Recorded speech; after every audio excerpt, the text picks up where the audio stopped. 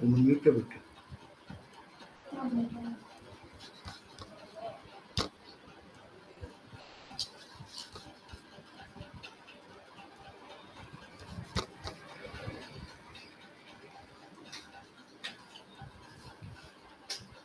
So, good morning, one and all.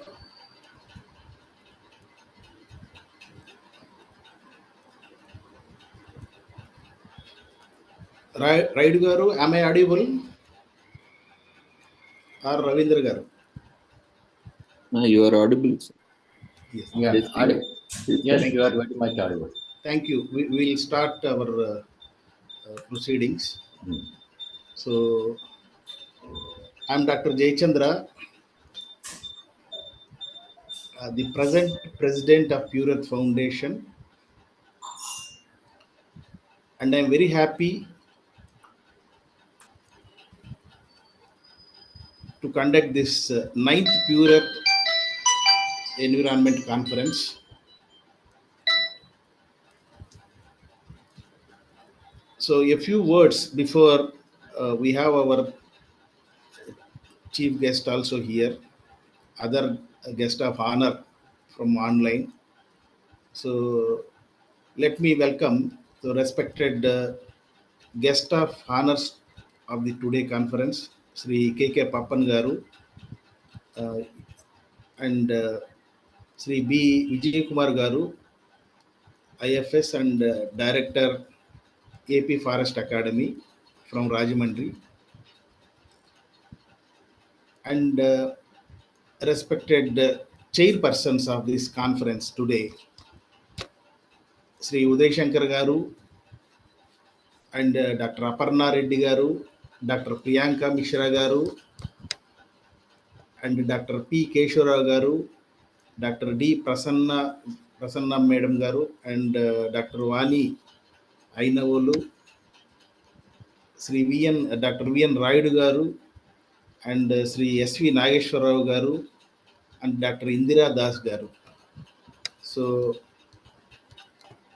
and respected faculty members, distinguished guests from different professions, and scholars, and my dear students, I welcome you all to this ninth Pure Earth Environment Conference, which is being held on virtual mode. So this is the ninth national level conference with the focal theme of environment and forests. A few words about this conference. Before the conference, the Pure Earth Foundation was found in the 2018, and one of the founder of this foundation, Sri K.K. Pappan Garu,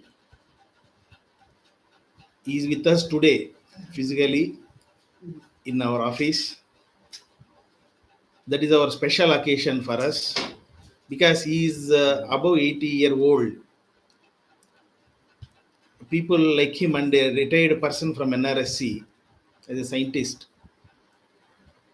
and several All India service officers and retired bureaucrats, scientific consultants, engineers, information technology experts, like that, a 50 plus life members we have in this foundation today. The Pure Earth Foundation, the name itself will reflect that our activity is something related to Earth.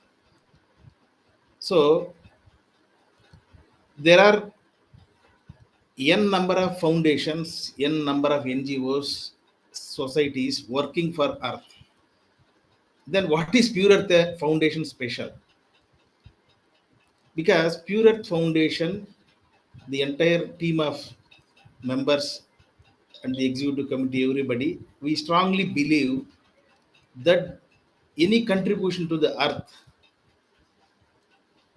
will be effective and result oriented if the contribution is from individual perception, than a society, than a country, than a state, than a community. Because individual will be more responsible and more the practically it will be the results will be visible. Community comes, the responsibility is a question mark. Best example is, you all know, every year past several years, the government, state governments, particularly Telangana state, Haridharam project, crores of plants sapling being planted. Only we see in the newspapers the number of species planted only, but number of species survive. 2015 may crores, 16 may crores, like that. We see so many things. That is a government program or community participation, so many ways. Then what we feel is, even as an individual, even every student involved in not only planting trees, any activity that gives a positive result on planet earth. If that kind of, that means what we strongly understood is, we need a lot of education personally, individually, for every individual. So then we thought of a good opportunity we want to extend to all the young generation, that is students who are studying in colleges, schools. Even this conference, a school student we had earlier in the few conferences, a few sixth class boy also from Chennai presented. He also won the awards also. That means it is not just for a particular age, but somebody who is in education, not in not profession, they have so many other opportunities. So that way, one of the major activity the Pure Earth Foundation we took up as this, organizing national conference every year, twice, in the month of April and in the month of November.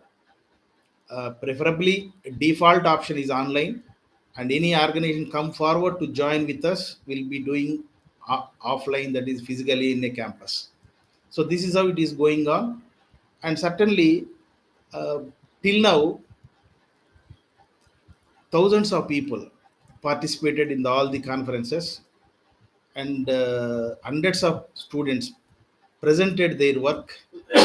And this most, every conference we get the first timers only, first timers, and maybe some percentage of the experienced students also.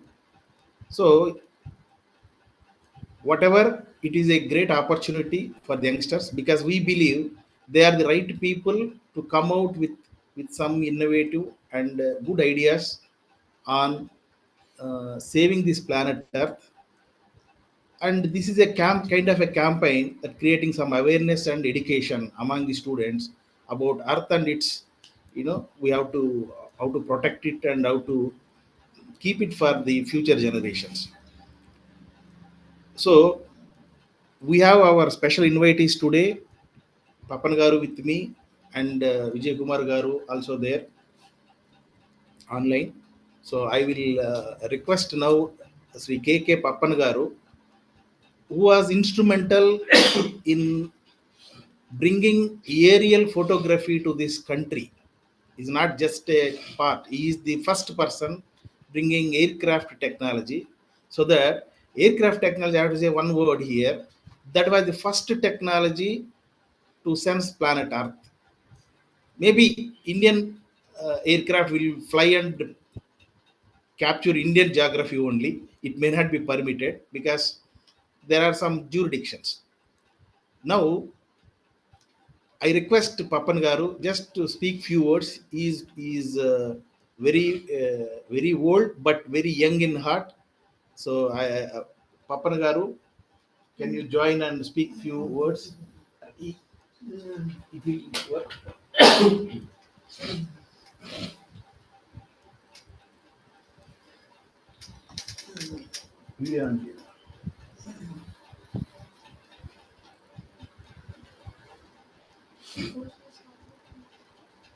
Oh, wait. No.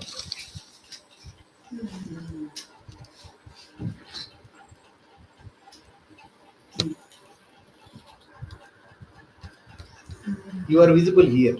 Okay. Yeah. Yes. Yes.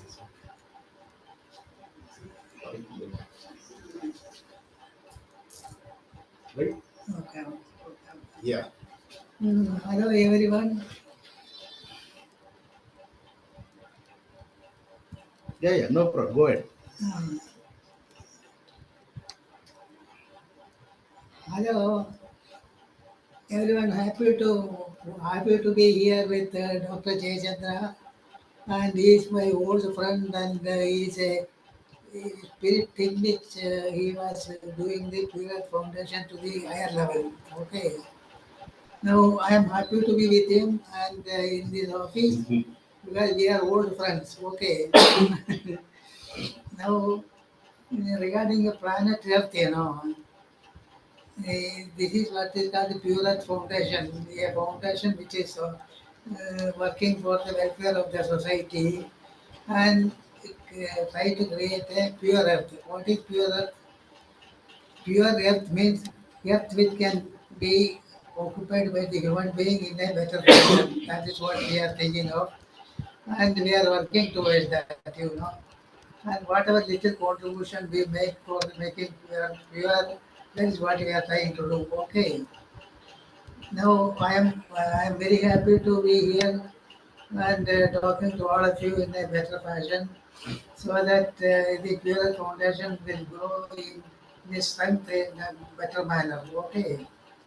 So I would like to say that we are happy to be associated with this Pure Foundation for the long time to come.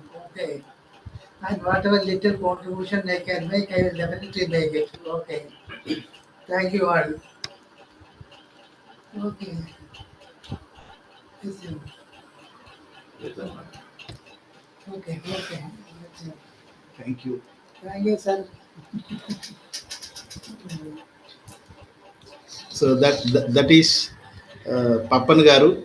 So actually, his health and his age that is not permitting everything, but he with passion, all the way he walked into this office with so much interest to see the youngsters presenting today. So he want to be silently see the students how they present. So that reason, and thank you. I call him Master Ji, Master Garu. Very thankful to you. And now we have today our Sri B. Vijay Kumar Garu. Vijay Kumar Garu, are you there? Because these names, I requested Vijay Kumar Garu to join at 9:30. Maybe another 2 minutes, 1 2 minutes he will join.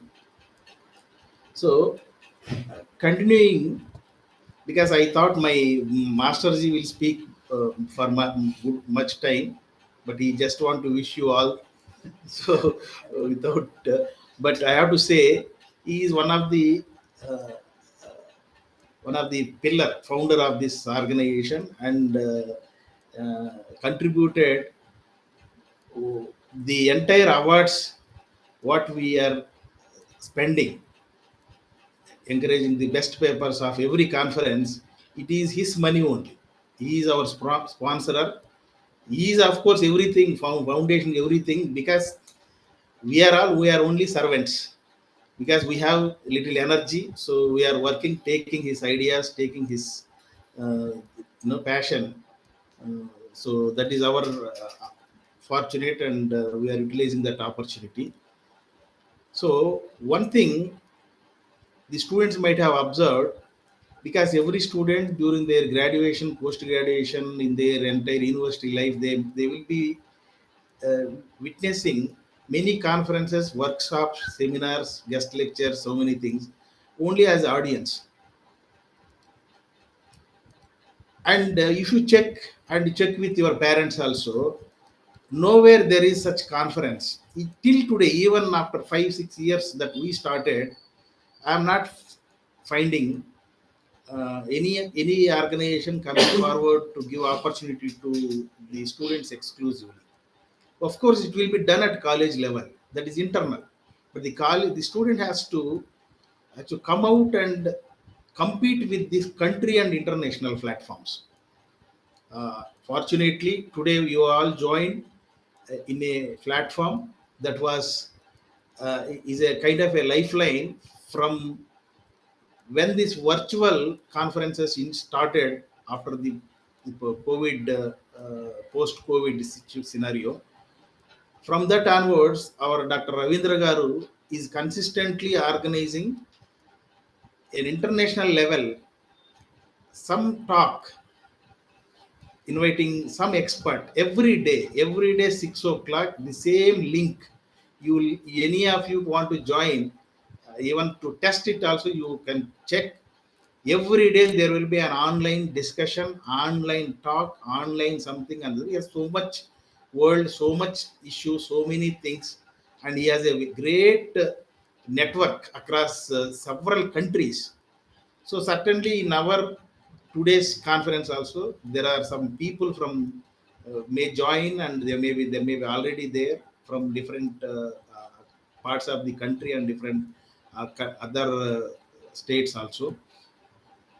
So what we observed is, so everywhere students just given taken as a audience, and then the professionals and the faculties or the scientists, only the government, for example, an administrator, an officer, only these people will be speaking. Students are always audience. So we thought, let the students be given an opportunity so that their mind and their ideas and their innovation. You see today the social media, something new, you will find it is achieved by youngsters only. So many things. Suppose everybody knows going to school or college normal cycling. You will see one or two videos fitting with a battery or a something and charging that and going without. See, this is the innovation that the young minds has. What it is he is doing is not only enjoying that kind of ride, he is also contributing to the environment. How many of us are responsible when you are on the road? You see, if 90% vehicles, they maintain standards, less than 10% or that single digit percent is enough to spoil the entire city full of that whatever fog, whatever the pollutants, because they don't have responsibility. They are not educated. They are illiterates in some way. So this kind of awareness from every individual is important. See, a government imposing or an organization or somebody is, you know, dictating terms will not work long run. That is the reason we strongly believe. Again, I am repeating. Individually, if one realizes the value of planet Earth, just to I am checking. I request that Vijay Kumar Garu, if you are there, please you can stop me. Yeah, sorry, I could see him. So now without any more discussion, no problem. We have much time in the whole day whenever it is possible. I am very happy to see him.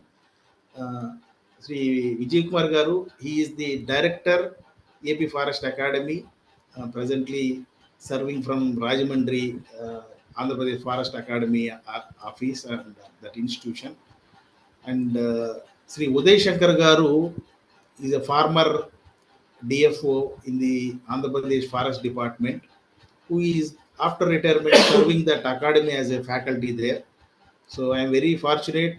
He is also a good friend of mine, and the passion that Sri Vijay Kumar Garu has towards this academics and all, and he was blessed that he got that academy to administrate that academy and take that academy into next levels. So their combination, Uday Shankar Garu and Vijay Kumar Garu, certainly they will create some model in the country forest department in utilizing all the modern latest technologies, including that GPS, remote sensing, satellite technologies, everything. So now I request Vijay Kumar Garu, please take over, give your uh, on this occasion of environment and forests. We feel very happy that you are the right person to speak few words on this theme. So thank you, sir. Over to Sri Vijay Kumar Garu. Please unmute, sir.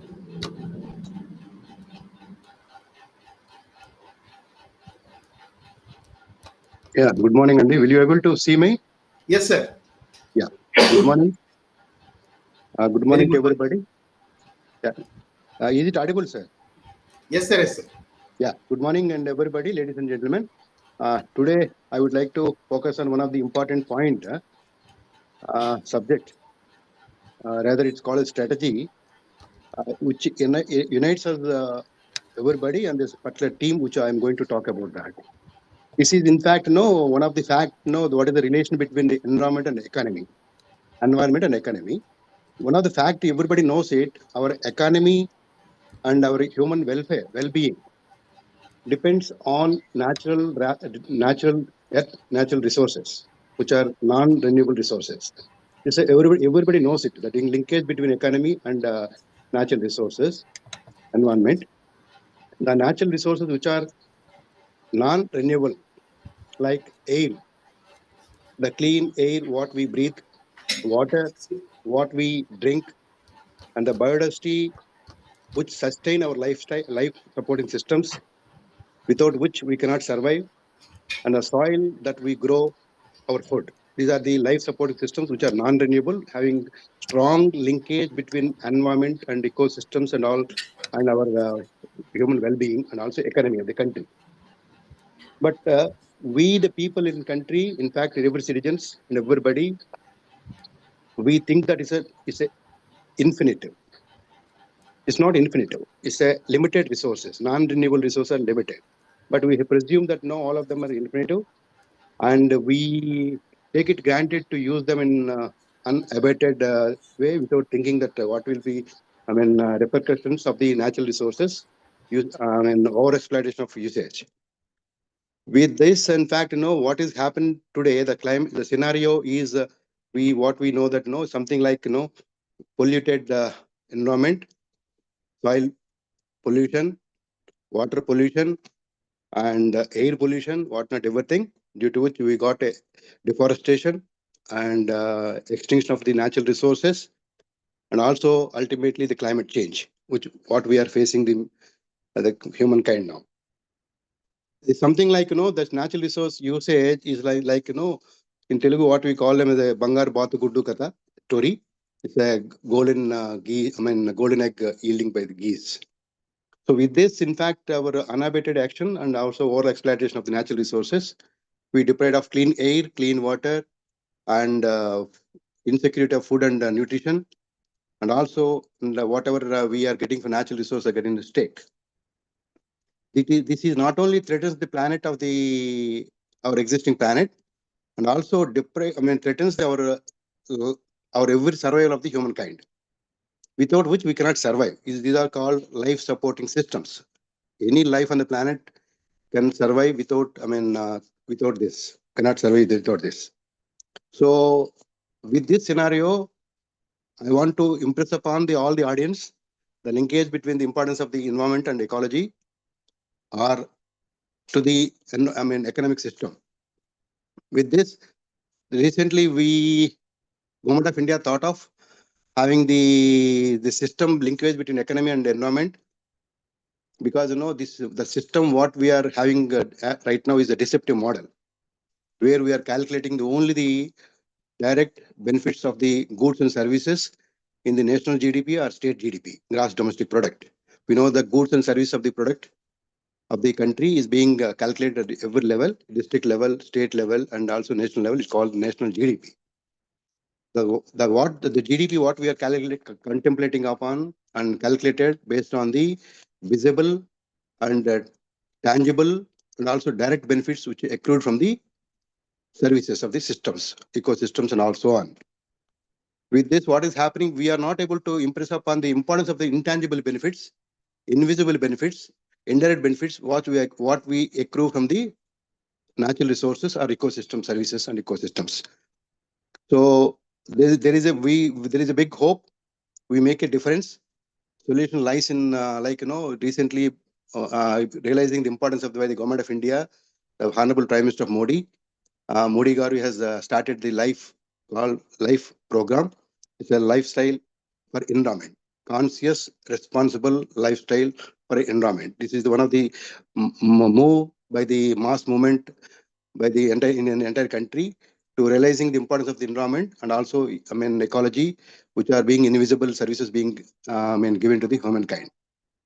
Recognizing this economic value and also market value in terms of monetary value, that is called in terms of cash, money, which accrued from the ecosystems, environment, which are invisible to be valued for the benefit of the humankind now. Unless we calculate these invisible, intangible, or values, money in terms of market value, monetary value, these intangible, invisible, and these benefits of the ecosystems or nature, non-renewable resources, in terms of money, are we citizens of the country, policymakers and bureaucrats, and everybody will not be able to realize the importance of these values of the nature capital in terms of economic, so that they will not be able to realize the benefit.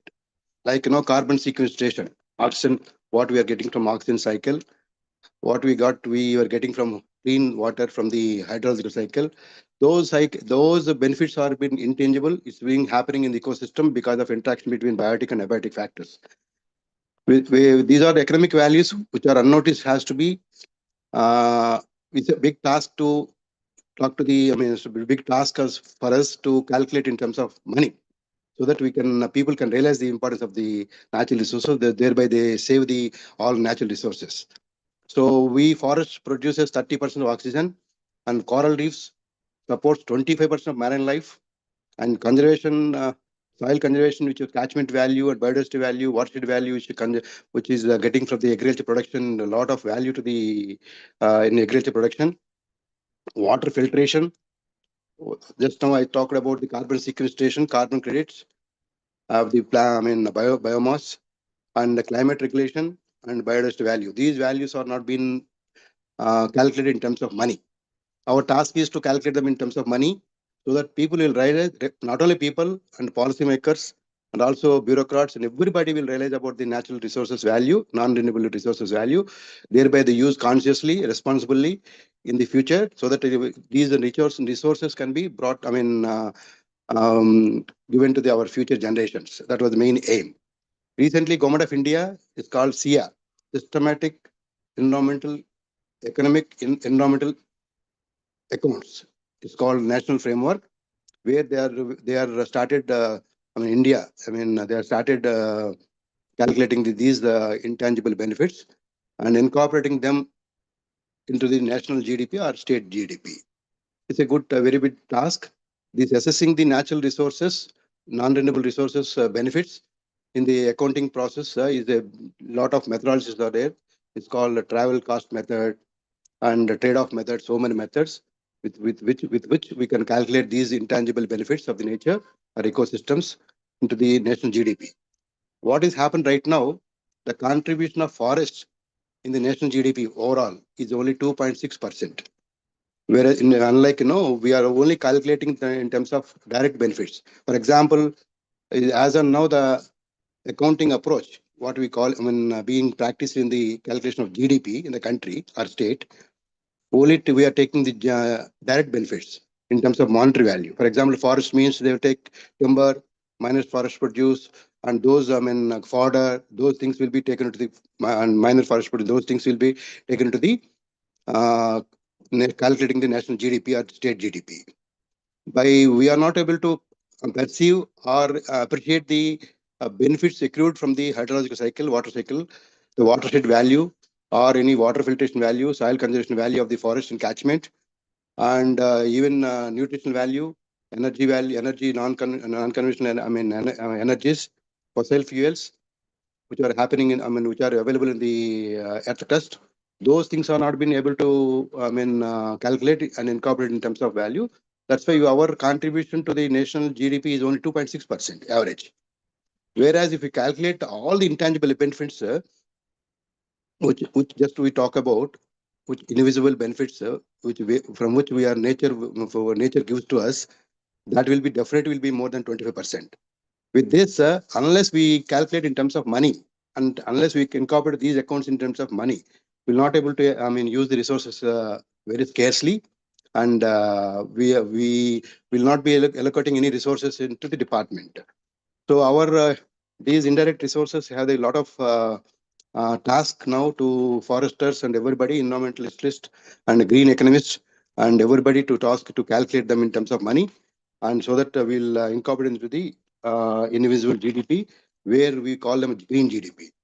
Our sustenance of the sustainable use of the natural resources on better resource allocation will be, will be in line when we calculate these green GDP and green accounting process or green ecosystem values into the economy, so that people will be cautious and using the natural resources in and also in the resource allocation will be better in terms of allocating to the better resources to the nature capital, that is called non-renewable energy sources like soil, air, water, forest, and biodiversity.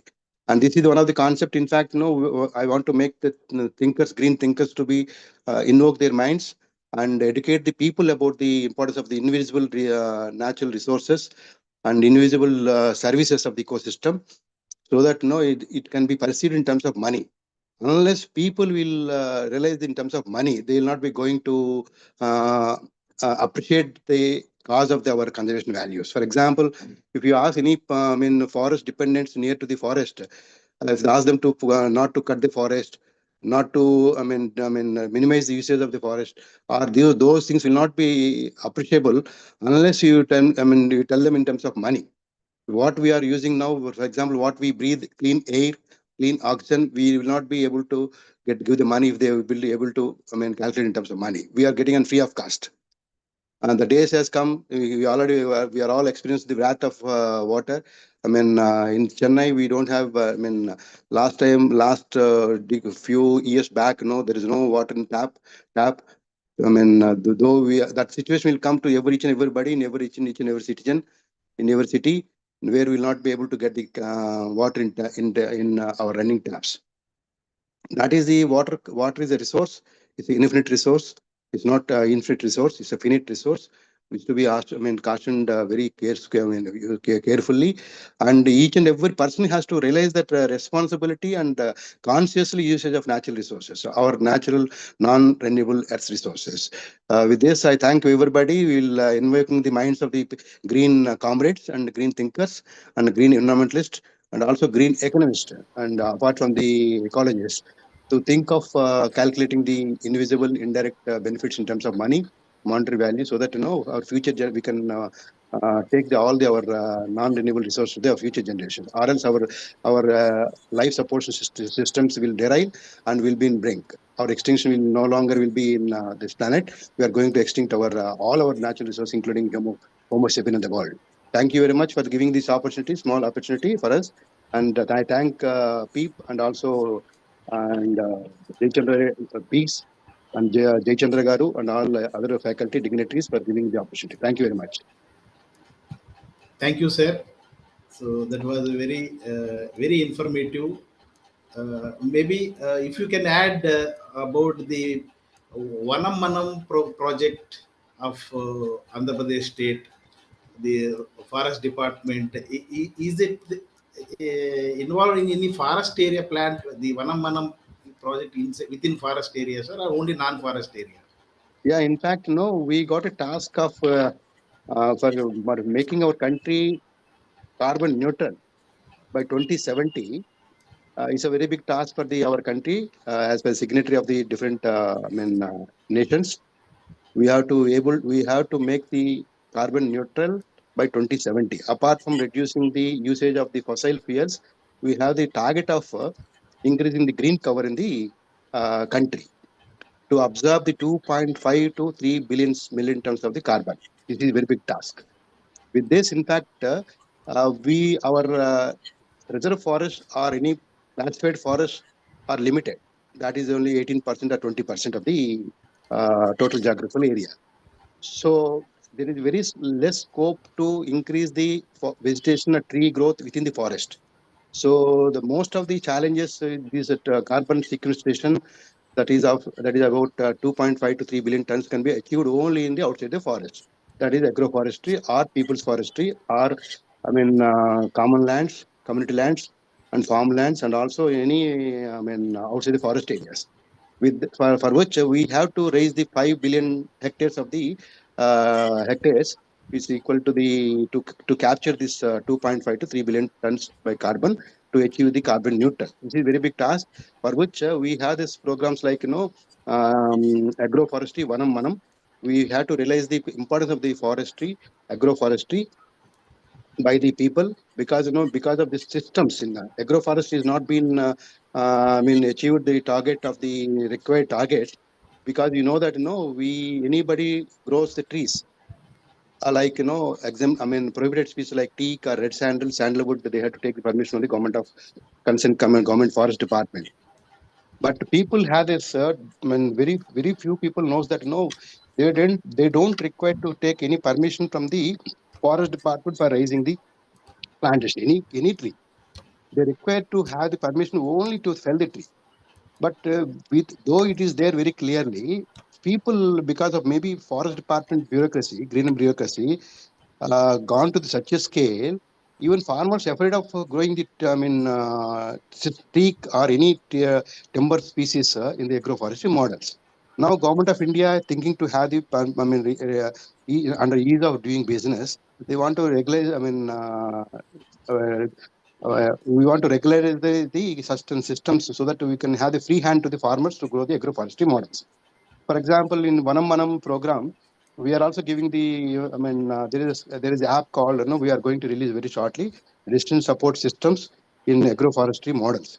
Whenever a farmer wanted to raise the any tree crop in their farmlands, they can register with this app, mobile app, so that once you register with mobile app, and where we'll capture the lat long and farmers details and all, so there will be access to the what are the species they want to grow, what are the species that are available, which will be suitable for that area, and also what are the agroforestry models that are available to the farmers in that area.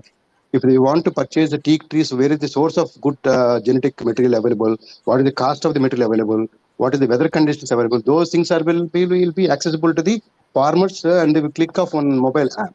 So these are the one of the activities. We want to encourage the people to grow the more trees in the common lands and farmlands. Into Vanam Manam program, we will be educating the people, and also we are also conducting a lot of programs in school children and colleges. This is the program where we want to educate the people about the forestry, not forestry, vegetation, tree growth outside the forest. Yes, sir. Jayachandra Garu, anything more? Sir, thank you. Thank you very much, sir. Any doubts? In fact, So- anybody wants to so- ask? Any participants? Yeah, that's what I just want to ask you something. Can I So, can I ask a students, question to? So you can ask a question. Sir has a lot of experience.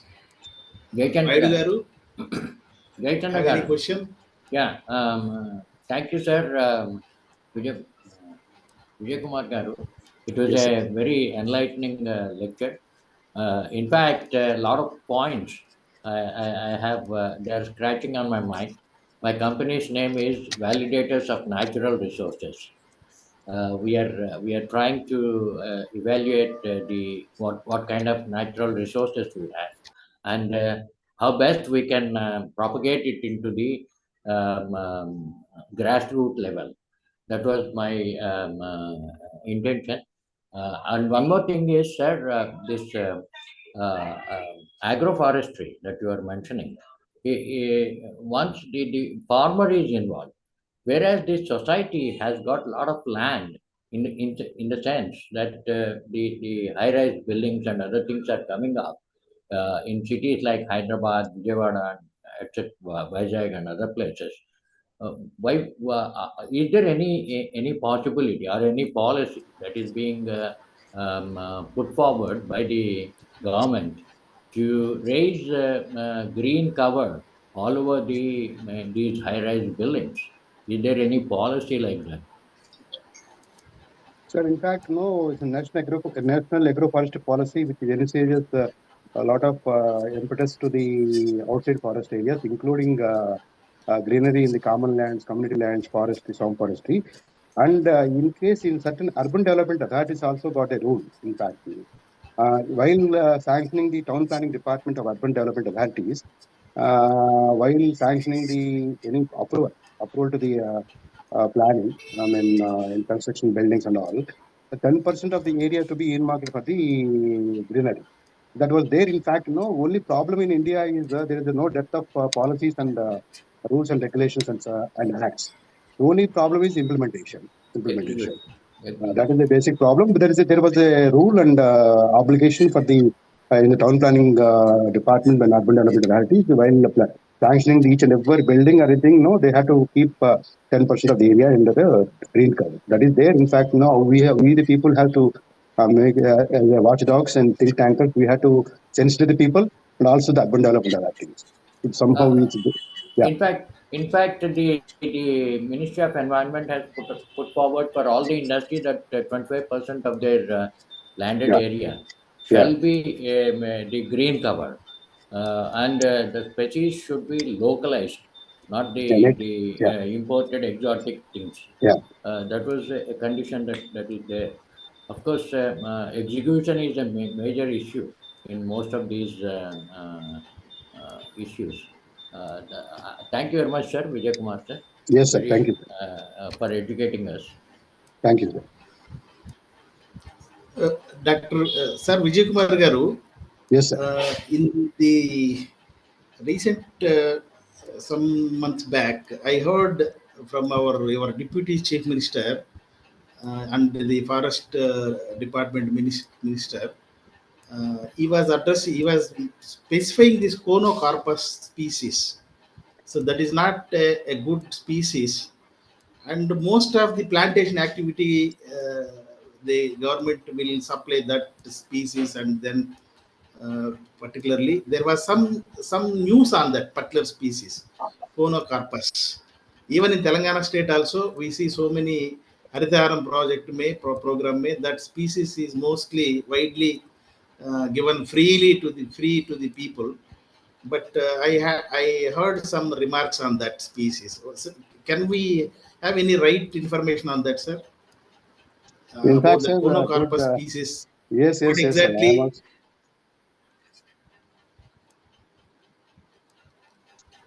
yeah. Yeah, sir.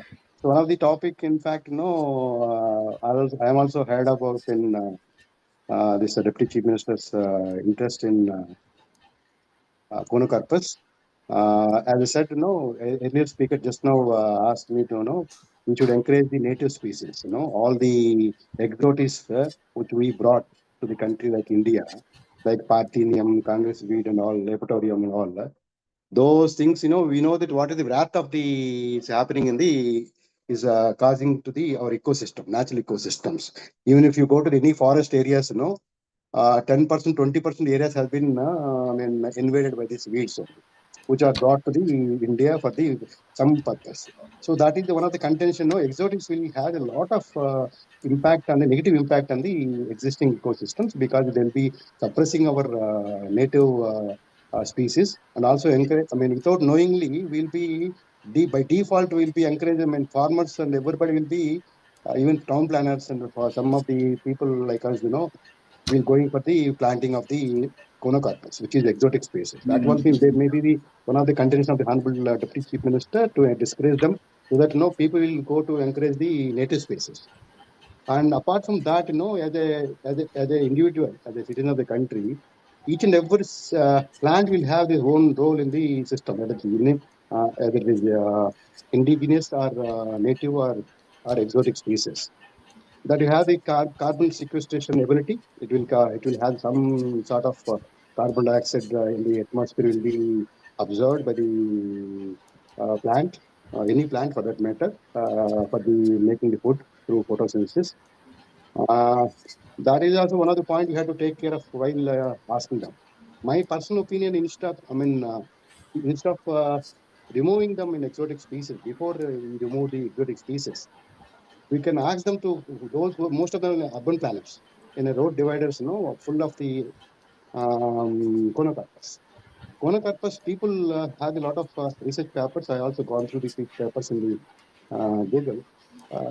They will have that pollen grains will have impact on the respiratory tract system of the human beings.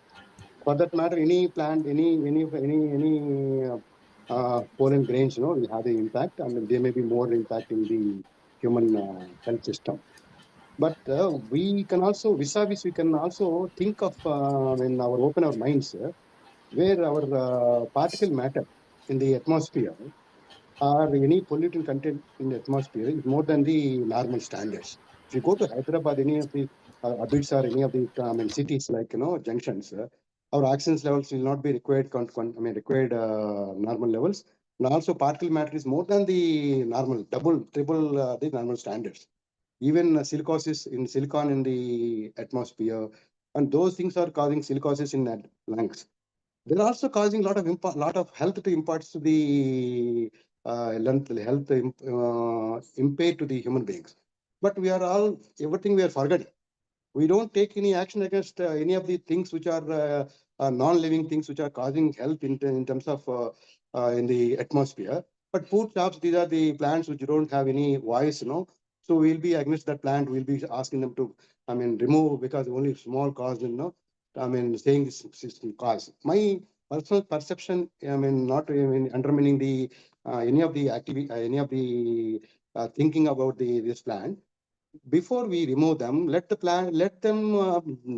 plant double the trees, double the native species in that area, or in some other area, in compensating the compensation of this removal of this Conocarpus, and we can go for the further any removal of it. That was my idea, because every plant has its own gives the lot to the humankind for the in terms of carbon sequestration. That's what my idea, in fact. Thank you.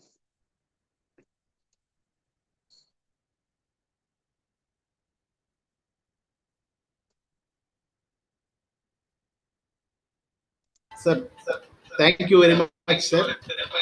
So, for your valuable speech today. So, we are very enlightened. The participants of this conference today at this moment, whoever there, they are very fortunate to have your detailed information. So, with this, the special address by Sri Vijay Kumar Garu.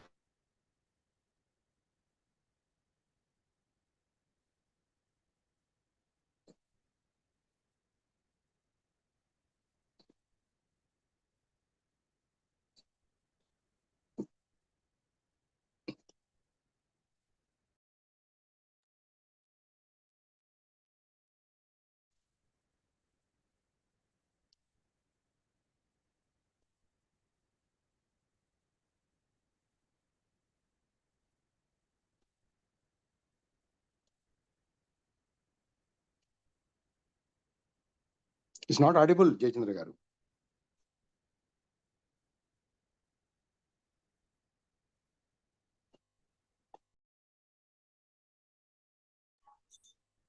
I think he lost net connection.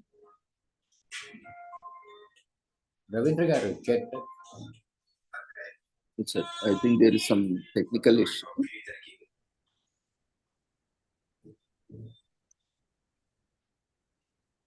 He is connecting from other device.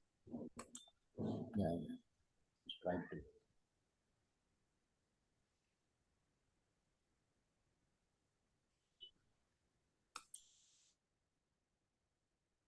Jayachandra Garu.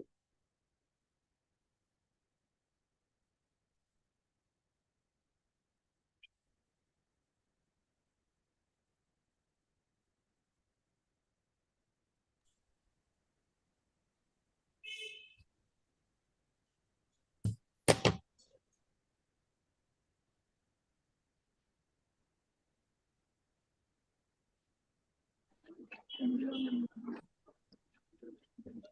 back. Yeah. Ravindra garu. You are audible now. Please Yeah, continue. yeah. So yeah. So Vijay Kumar garu, that was a small technical network issue here. Yes, sir. Yes, sir. Yes. Thank you very much Welcome, sir. for your valuable time. So, and you agreed immediately, because generally we have to come in person and invite you or put a letter across your office very officially. But beyond that, that shows your passion towards this kind of programs, particularly supporting the youngsters. So this is the conference of youngsters.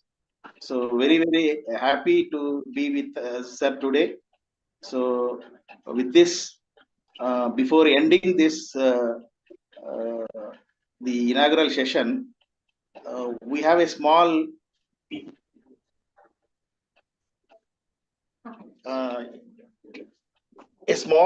felicitation for our founding member Sri Pappan Garu, because we are very honored that he is here physically with us. Why it is not coming, Amma?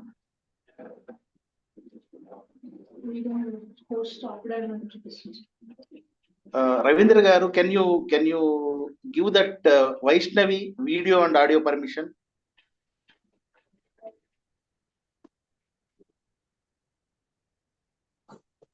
P. Vaishnavi, sir. Yeah. P. Vaishnavi.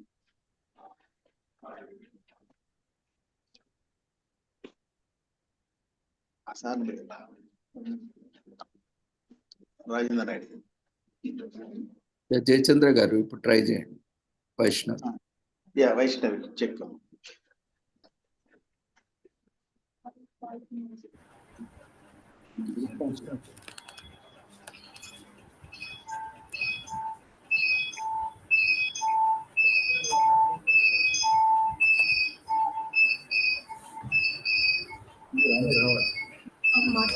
Vaishnavi audio mute చేయండి. You can use any one audio. Audio mute. Audio mute.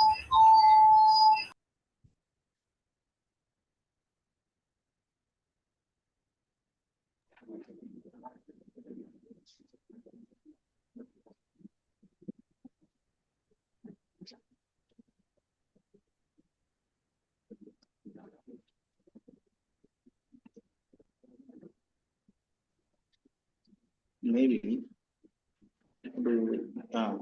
unmute change. Yes.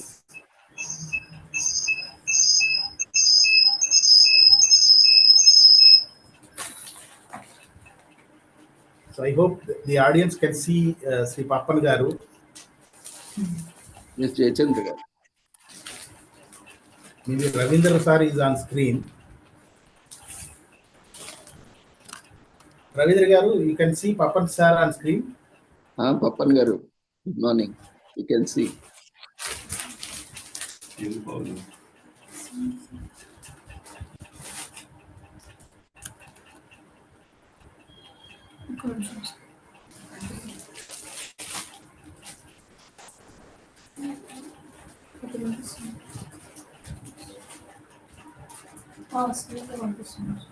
అక్కడ హాస్పిటల్లో పంపిస్తున్నాం sir.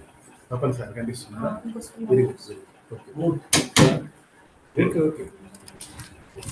మీరు చేయండి.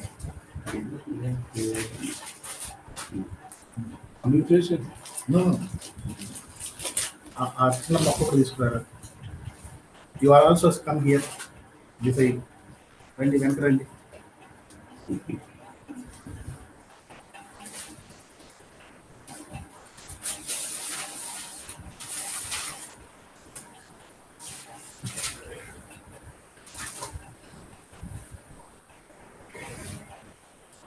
Please కూర్చోండి.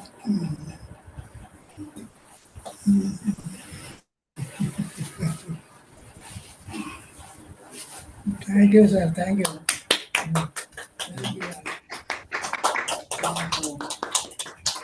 This is an article. Okay.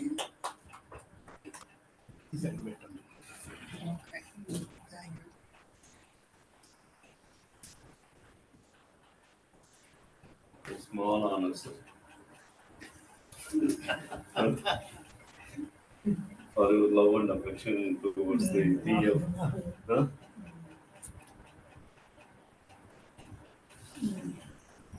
This system, it is not audible. Huh? Ravindra garu, am I audible? Yes, sir. Jayachandra garu, voice వినిపిస్తుంది. వినిపిస్తుందా sir? వినిపిస్తుందండి. Okay, very good. Okay. Okay, no, this is fine. This is fine. But మాకెందుకు computer audio sir. Sir కనిపించట్లే. వినిపిస్తుంది చాలు. Yes, it is audible. Is audible. So before we move on to this, the paper presentations today, we are very much in time to complete our inaugural session today. But why we are Raidu garu is on screen? So okay. So it is great honor for me, particularly as convener for all these 9 conferences being organized from Pure Earth Foundation. And every time we had special guests. In every situation, every occasion, all our guests of honors, so they encouraged us every time. So I must thank Sri Uday Shankar garu, because without whom I couldn't have got the contact of Sri Vijay Kumar garu. So first Vijay Kumar garu for accepting this invitation from our foundation over telephone. And thank you very much, sir, for gracing this occasion. And Papan garu is, of course, is our person, the foundation, but at his condition, physical condition, he has to only simply take rest at house. But all the way want to see this, how it is going to happen. The students, youngsters will speak in the conference. So he'll be with us most of the time today. So Masterji, thank you very much. So with you we are always with a lot of energy and all support from him. Without him, practically I was also along with him in bringing up this foundation. So, and one more person we have to remember him, Sri H.C. Mishra garu, who is also the founder member. He was no more. Recently, few months back, he was expired. And so we are fortunate. So, of course, there are nearly around 50 people, life members are there. Their consistent support for this particular program, particularly any other activity by Pure Earth Foundation has maybe have some issues. Somebody have some objection in some any proposal or any activity. But this project or this program of encouraging youngsters to come out with their innovations and ideas on all environment and earth related, what could be done for the future, because their generation, their grandchildren all want to live in this planet happily, comfortably, in a good environment and good conditions. So that is the reason it is our responsibility we feel and we take to give them some opportunity like this. That is why unanimously this activity was supported by all the Pure Earth Foundation members. Once again, I thank, like every conference, I thank all my life members of Pure Earth Foundation for this consistent support. And actually, Sri M.V. Krishna Rao garu, he was supposed to be here today, but unexpected travel. He is traveling to some foreign country today. So that is the reason he could not join today. But his cooperation, because we feel his absence today, but certainly because of a sudden thing, we cannot postpone everything. That is the reason with his support only we are continuing this conference, though he is absent today. Uh, and of course, Raidu Garu is our life member and very active executive member also, including our Ravindra Garu and our Rajendra Naidu Garu is also with us here.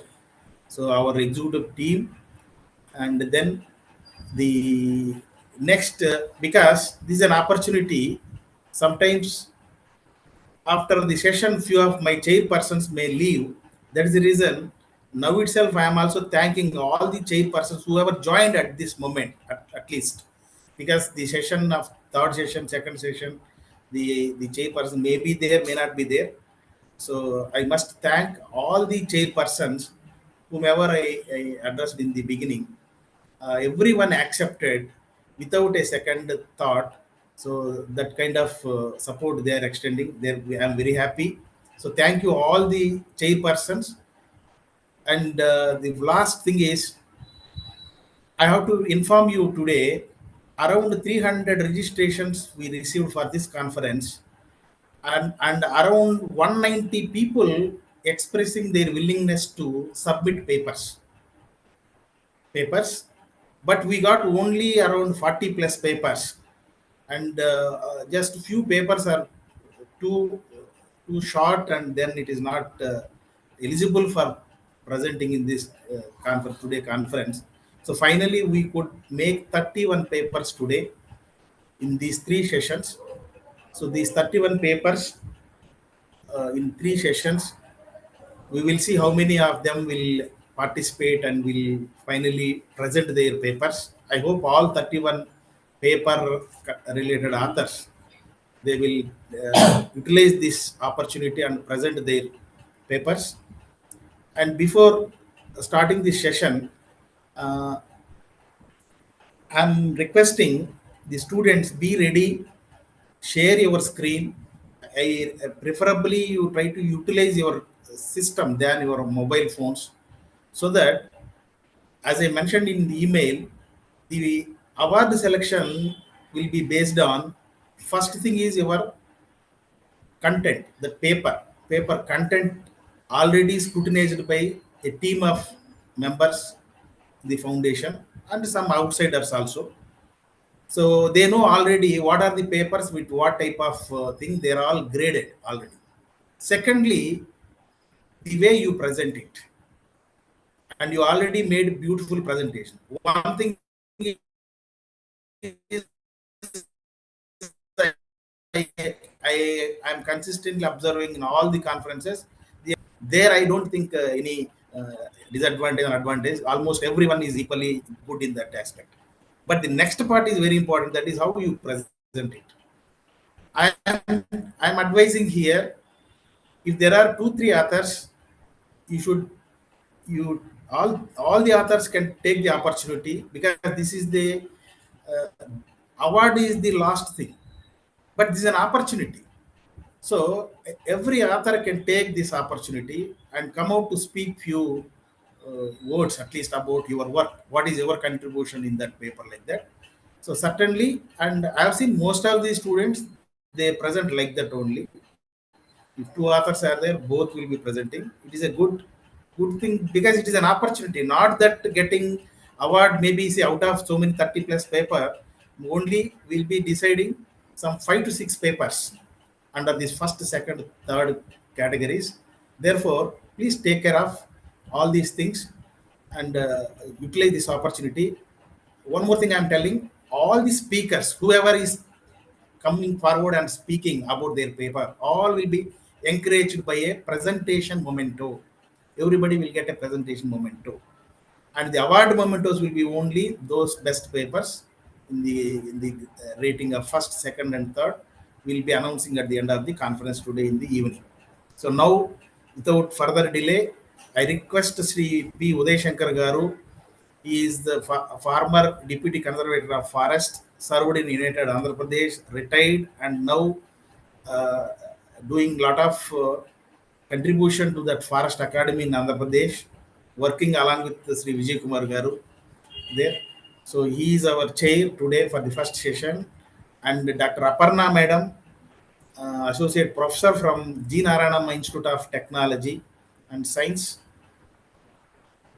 And Madam is a continuous support, though she is not a member of our foundation, but more than a member, her service is continuously extended towards our organization. From our first conference to till date, every program schedule will have minimum 5+ papers from Narayanama College. That is just because maybe some other faculty also there, but I have to mention Dr. Aparna Garu in the first place. The other faculty also, whoever is helping, supporting, and mentoring that students. So welcome, madam. Please join us this session. And Dr. Priyanka Mishra Garu, she is also known to me because it's a national conference. I'm very happy with just WhatsApp request, madam instantly agreed and taking time to participate in this conference as a chairperson in this 9th period environment conference. Priyanka Mishra Garu, she is in this planning and architecture and planning college in this Bhubaneswar. She is also associate or assistant professor there. So thank you, madam, for joining us today. So these three chairpersons will take forward this session.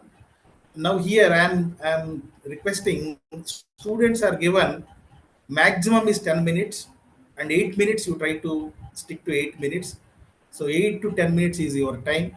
So probably I will call or the session one of the chair also can call the students. And so now I will leave it to Sri Uday Shankar Garu. If you want me to call these students, I can also do that job, sir, or you can take care of your session. And end of the session, please sum up, give your remarks. Then I'll take personally from all of three of you about the rating of that whatever number of papers in that session. So till that, as per the schedule, 12:30 you have the time.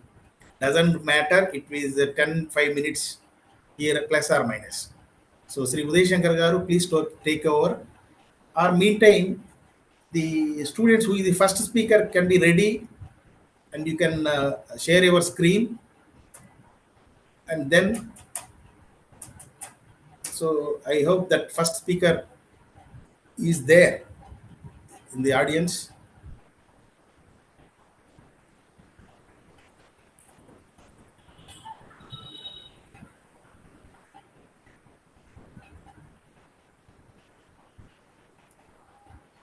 Pranati and Ridhima, are you there? Role of forests in environmental and climate changes by M. Pranati and Ridhima from G. Narayanama Institute of Technology and Science. Aparna madam is on the name of G.V. Reddy Garu.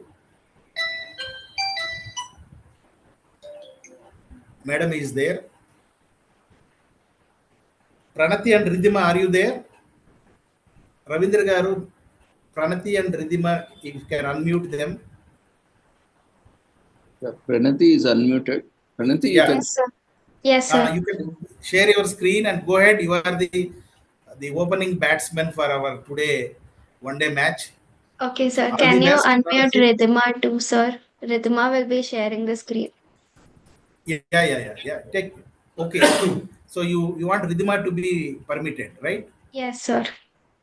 Yeah. She also made co-host. Okay, sir. Thank you. Go ahead. Ridhima, you can share the screen. You can introduce your paper, all these things. Till that, don't wait. That is your paper. You may have a lot of knowledge on your work. Yes, sir. That is Good how you morning. have to. Yeah, go ahead. All the best. Good morning, sir. Good morning, everyone present. A very warm welcome to our esteemed experts, Shri P. Uday Shankar Garu, Dr. Emma Parna Reddy Garu, and Dr. Priyanka Mishra Garu. We are honored by your presence here today. Welcome to our presentation on the role of forests in environmental and climate changes. My name is Pranati, and today, along with Ridhima, we'll be exploring how forests impact our environment and what can be done to protect them. Let's begin by understanding why we chose this topic. The world is at tipping point when it comes to climate change, and forests are one of the most powerful tools to combat it. They act as carbon sinks, regulate the climate, and support biodiversity. However, the alarming rate of deforestation and the loss of biodiversity highlight an urgent need for action. Our aim is to emphasize the balance between development and conservation, ensuring sustainability for future generations. Forests don't just contribute to environment stability, they also sustain the livelihoods of millions of people. Understanding their importance is critical for addressing global challenges. Abstract. Forests are fundamental to ecological balance. They act as carbon sinks, regulate the global climate, and also support biodiversity.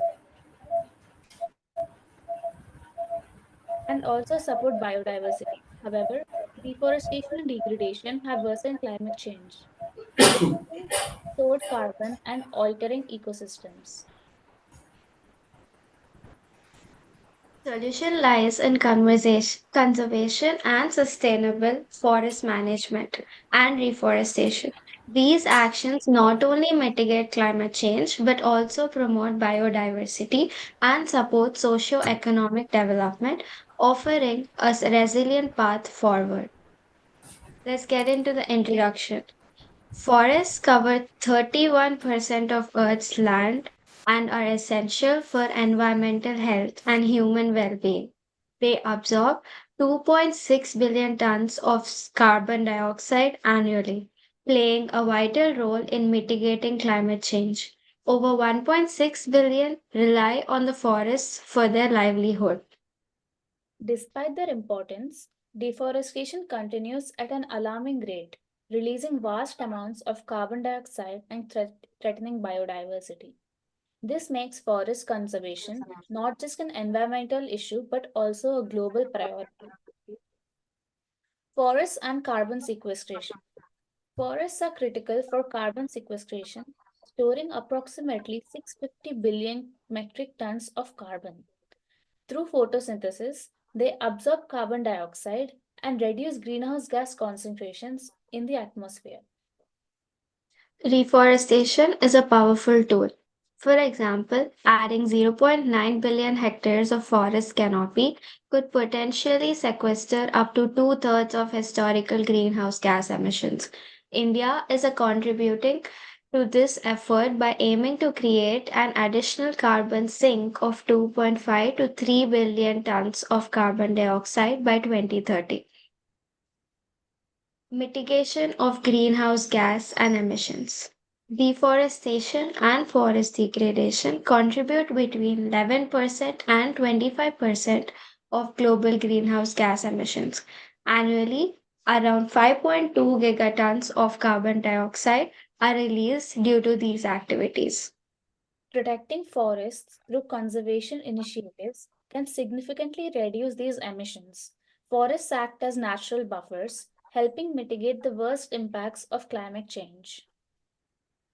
Biodiversity and ecosystem services. Forests are biodiversity hotspots, housing 80% of the world's terrestrial species. They ensure ecosystem resilience by maintaining habitats and supporting species survival. Beyond biodiversity, forests provide essential ecosystem services like soil fertility, water regulation, and habitats. However, deforestation threatens these services, leading to ecological imbalance and species extinction.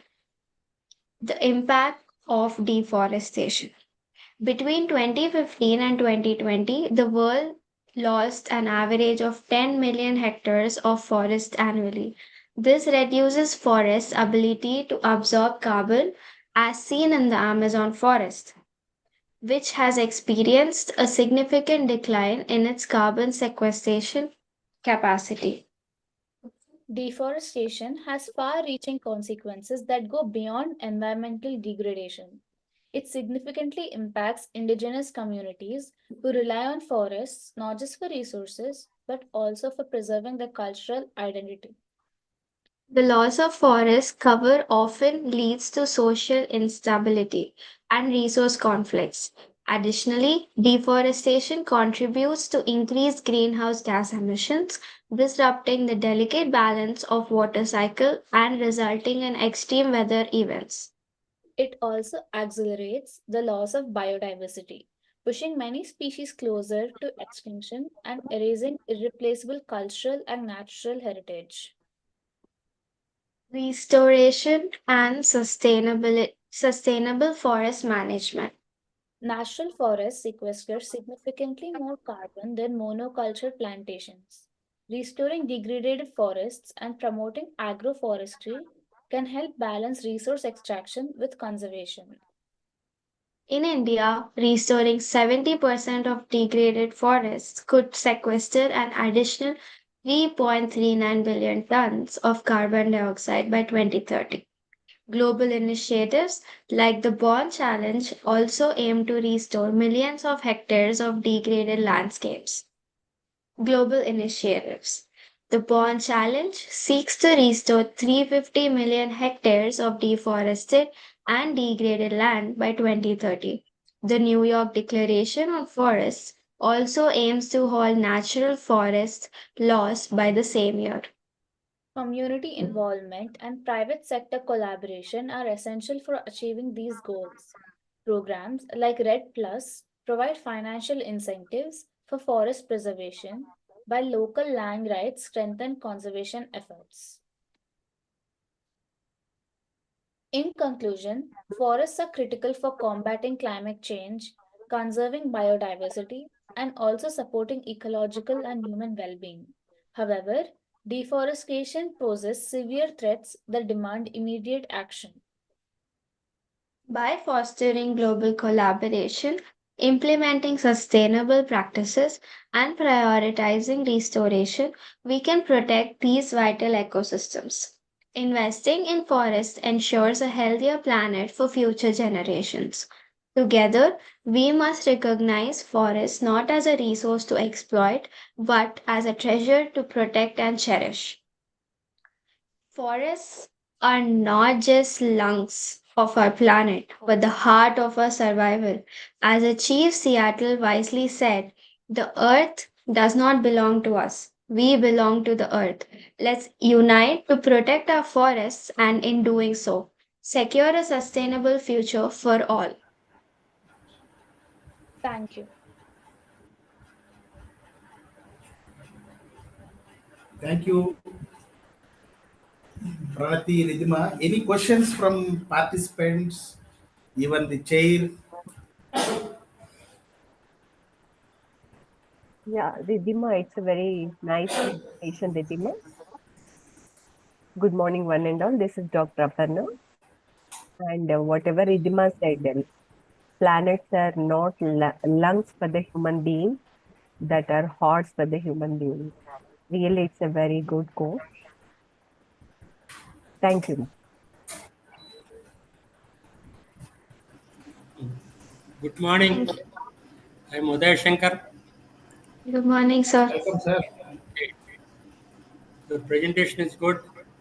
I think nowadays students are able to gather information because of internet. A lot of information. Okay, you have gathered a lot of information also. But one thing is missing. You are explained that forests are very important for climate restoration. But why forests are declining? What are the social causes, particularly with respect to India? If you dig deep, then young students can understand better and not to degrade forest.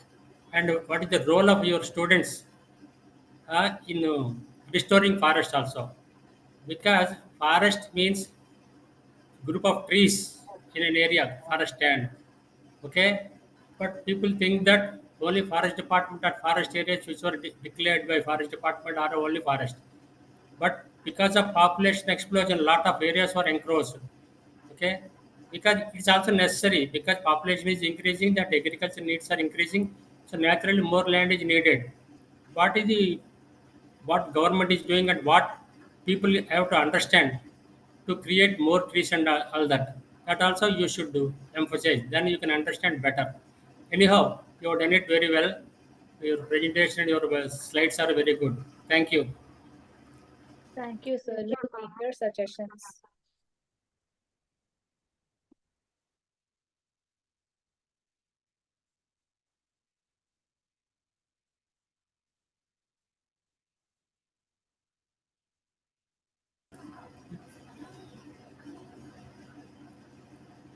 No questions are there. I think next presenter can start. Yeah, maybe Dr. Priyanka Mishra, madam, you have any comment on this first paper?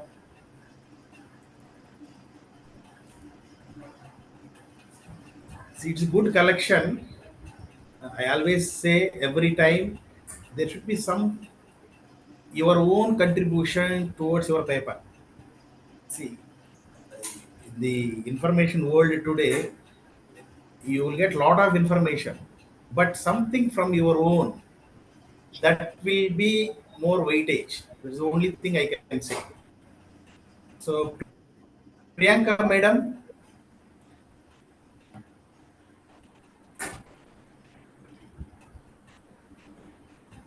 okay. Anyhow, we will call the next paper importance of forests for human life and biodiversity on planet Earth by Srividya, Madhavi, and Srija. They're all from Government Degree College for Women, Begumpet.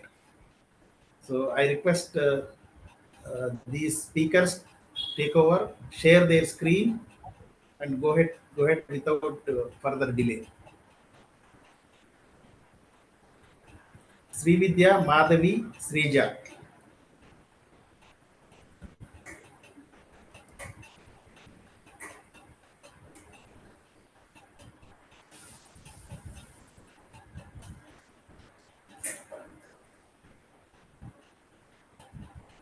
Can't see your names, ma. If you are available on the conference, you can raise your hand.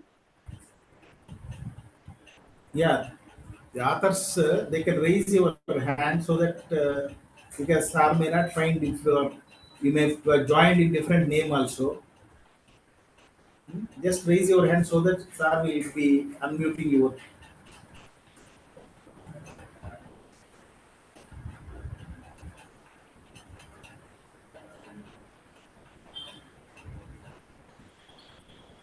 The next paper be ready so that if they come we will take again. No problem. I'm not finding these names there.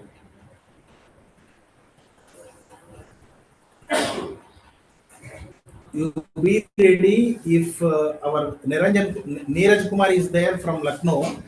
We invite his paper titled Review on the Effect of Climate Change on Crop Productivity by P. Neeraj Kumar, a research scholar from BBAU Lucknow. Neeraj, Yes, sir. Good morning, sir. go ahead. Yes, sir.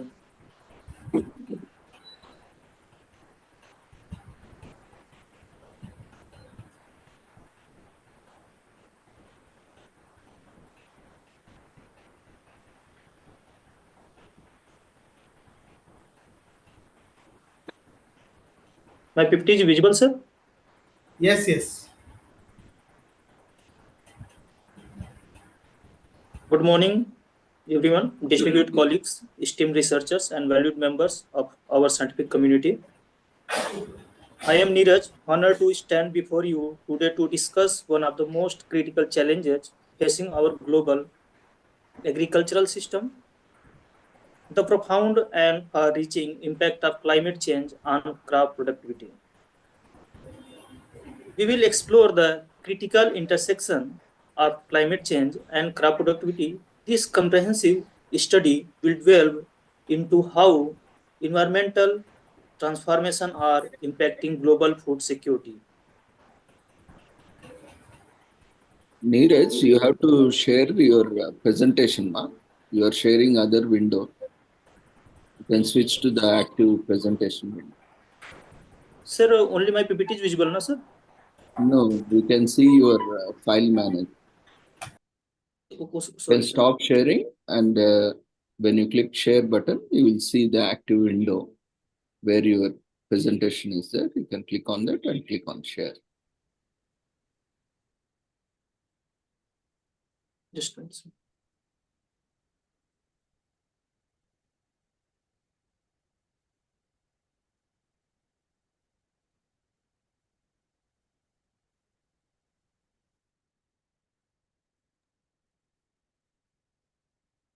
You can see your desktop.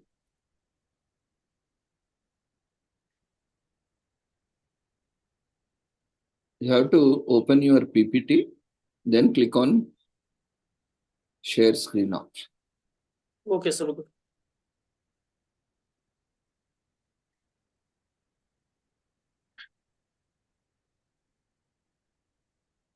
Now, sir, PPT only visible, sir? You can make it full screen. Now, is it okay, sir? Yeah, now it's fine.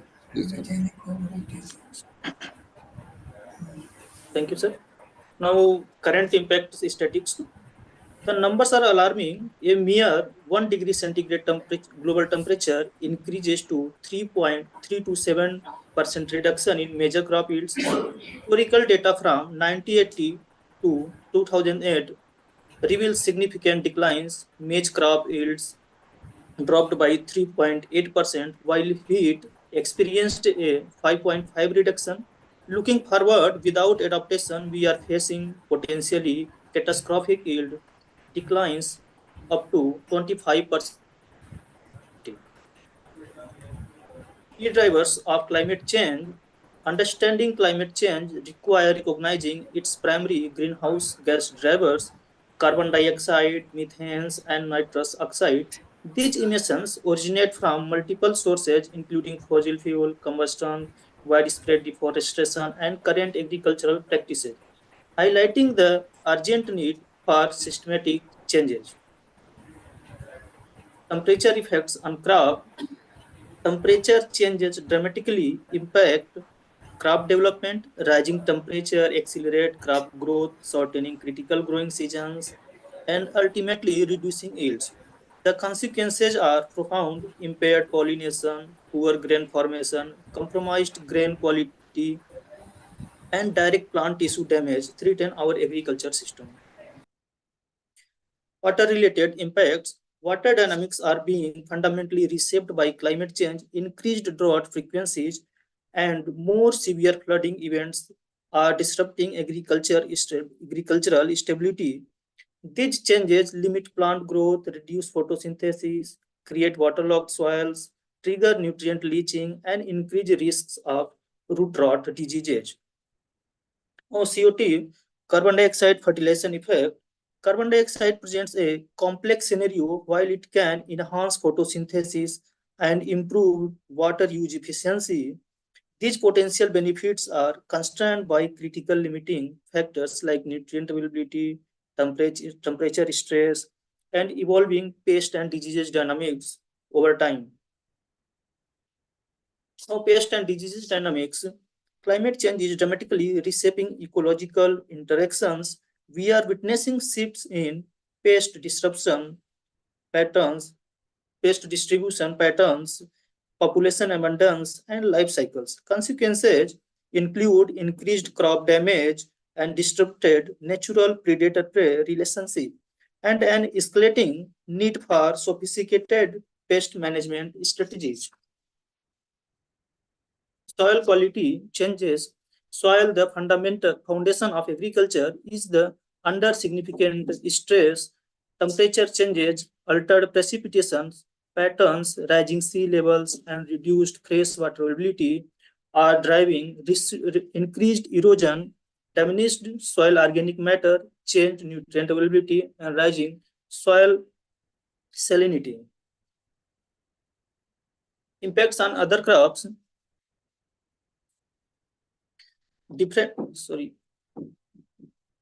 Regional variations on cereal crop.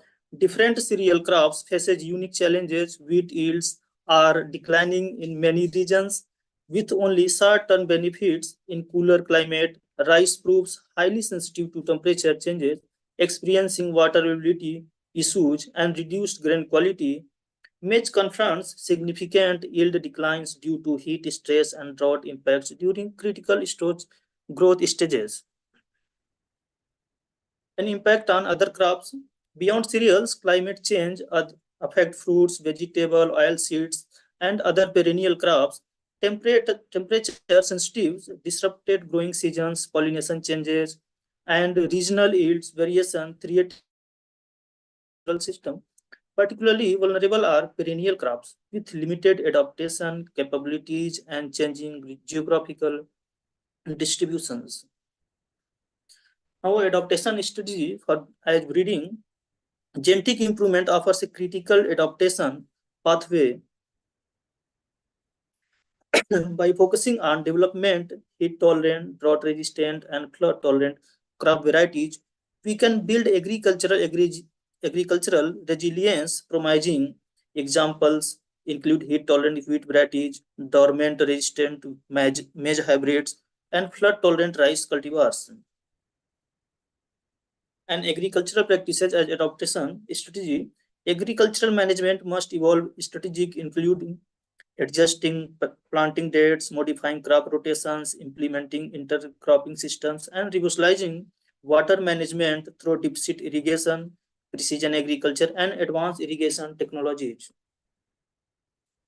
Conservation agriculture as adoption strategies.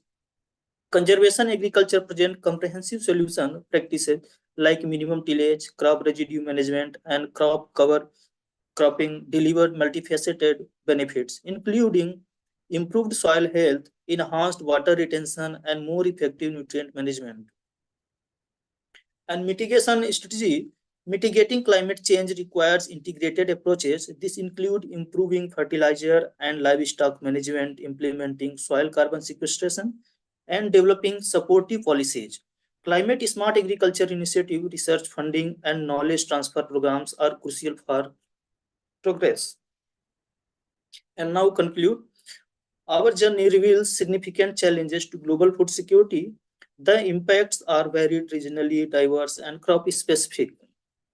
Addressing these challenges demands a multifaceted approach, emphasizing continued research, strategic policy recommendation, implementation, stakeholder engagement, and robust international cooperation.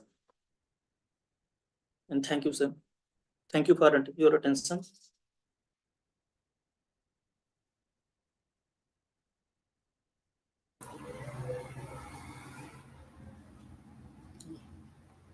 Okay, Neeraj Kumar, I think topic is very simple, but you have explained in a very broad manner. Basically, we are not for agriculture background people, and most of the participants are also not agriculture backgrounds. We may not understand that perfectly. But however, you have done a very good job. Thank you. Thank you, sir.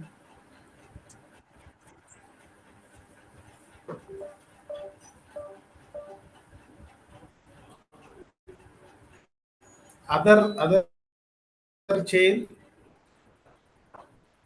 our audience, any question? Yeah, Neeraj Kumar, it's a good presentation on effects of climate change and crop productivity. So we got to know many points from this. Thank you.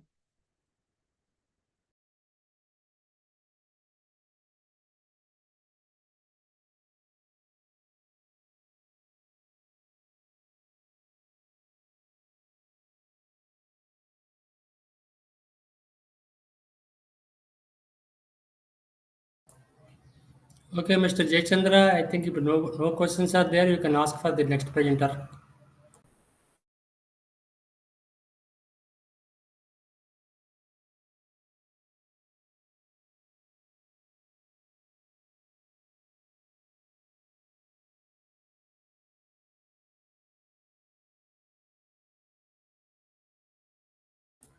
Mr. Jayachandra, please respond.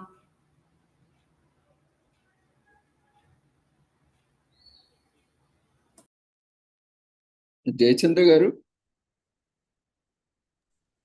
Contact. Sir, Ravindra. If the presentation is over, we can call next presenter. The next presenter, I'm expecting that second.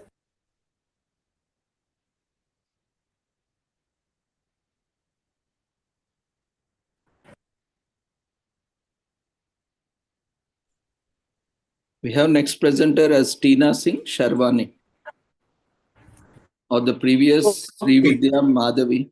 Yeah, climate change. Sharwani and Divya from Indira Priyadarshini Government Degree College for Women.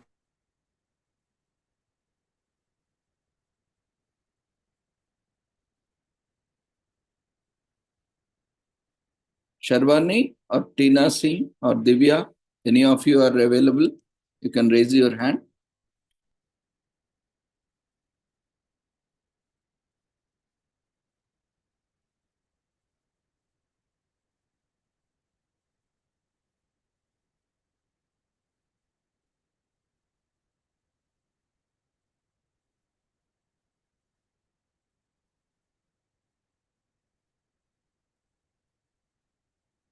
Jayachandra garu, I think we can move on to next presenter. Why she is there? I have seen her.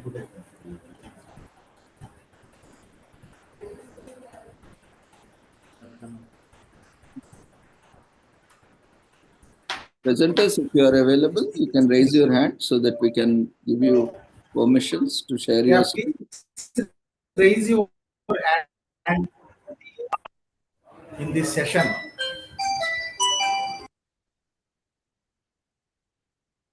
Or you can respond in chat box.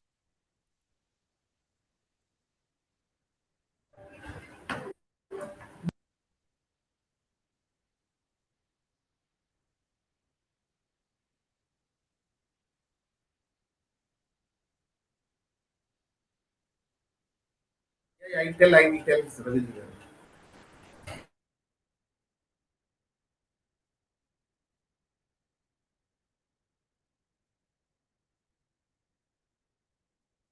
We can't hear you, Jayachandra. You are muted.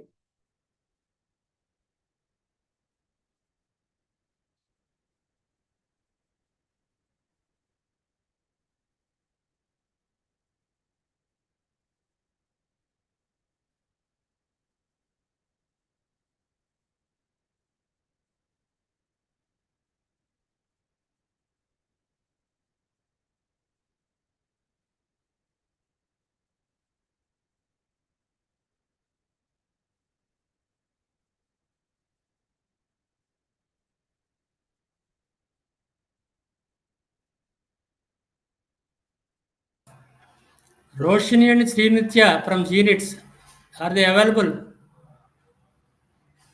Roshini and Srinitya, actually the fourth presentation is for them only. I didn't find Sarvani in that list.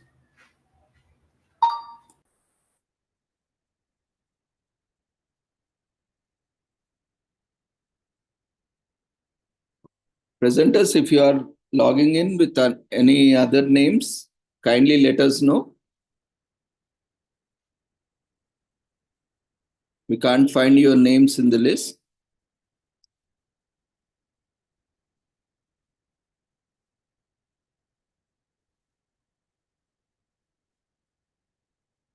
I think we can move on to next presenter, sir.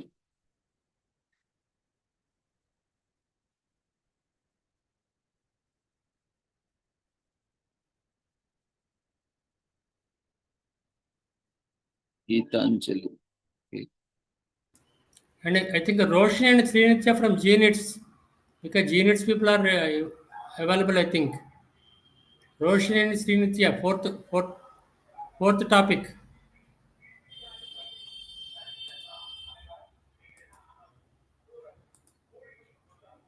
Biodiversity and environment management.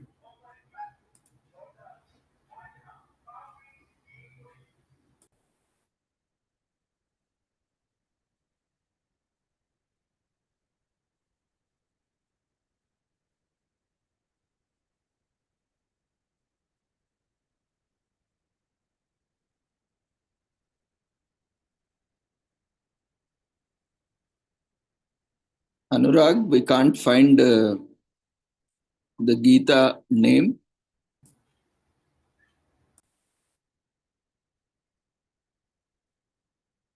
The presenters are with you. You can use your system.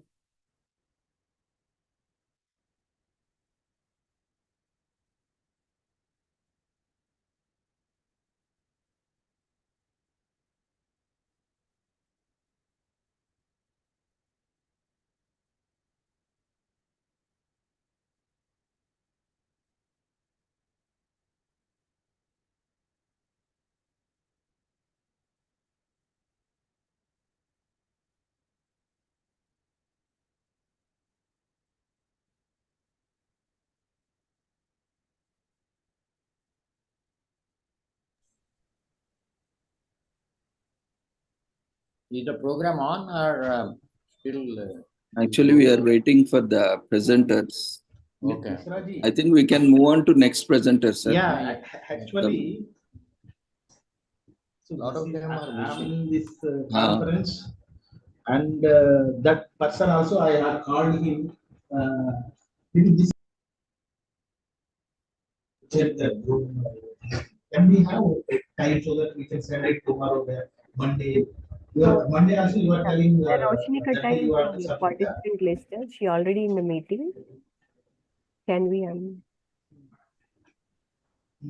Sorry, ma'am? Roshni Katta. Roshni. Okay. Yeah. Rohini Katta. Rohini Katta. Yes. Come here. The possible things we will get. Okay, ma'am. Yes. Rohini? Can Yeah, you even respond? you Unmute have to yourself. come here because certificate I want to give your name, proper name and everything. You just do that. Actually, she should have that names, that experience and all these things. Here you can send the names, and for both same period, you want for a different period also. You think, no, that is why. That is why at 5 years. Rohini, you can start your presentation with the permission of chair. What is the topic, Roshni?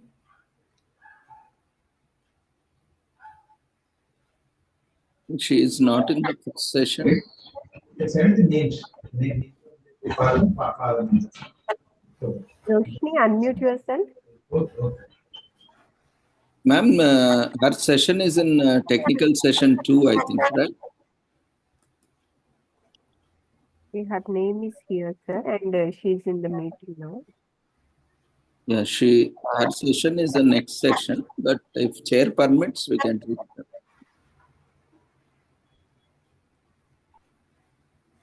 No problem, sir. If any others are ready to be present, then we'll call that person. We call them. Udeshankar Garu, shall we permit? Definitely. Whoever comes, I think we can hear from them. Okay, with the permission of chair, then you can continue, Rohini Katta. Okay. What is the topic?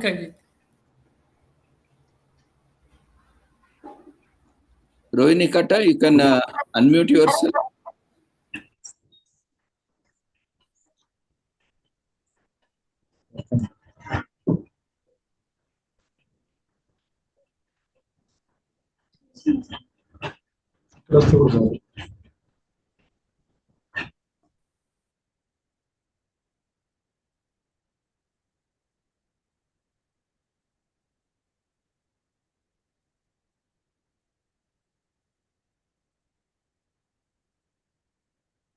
Rohini?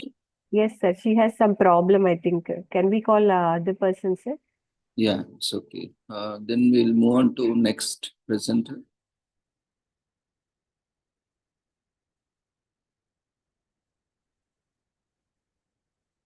N. Sai Prashanti.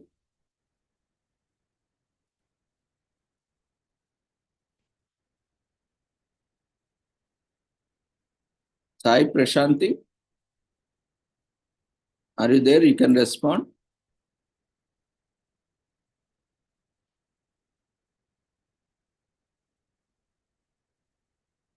R. Manaswini, GNITS.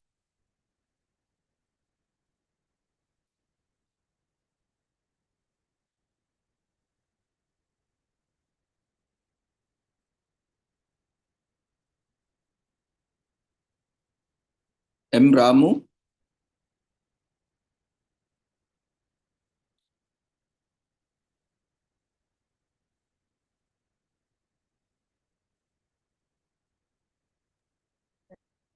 Yes, M. Ramu seems to be here, sir.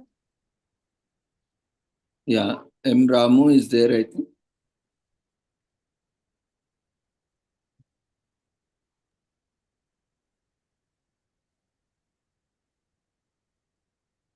So his presentation is AI enhanced forest cover classification and change detection using remote sensing. Is it right, Hello? Ma? Yes, M. sir. Ramu? Am I audible, sir?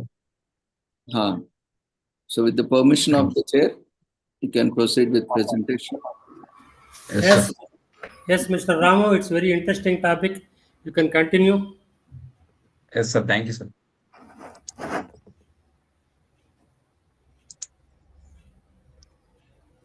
Sir, is my screen visible?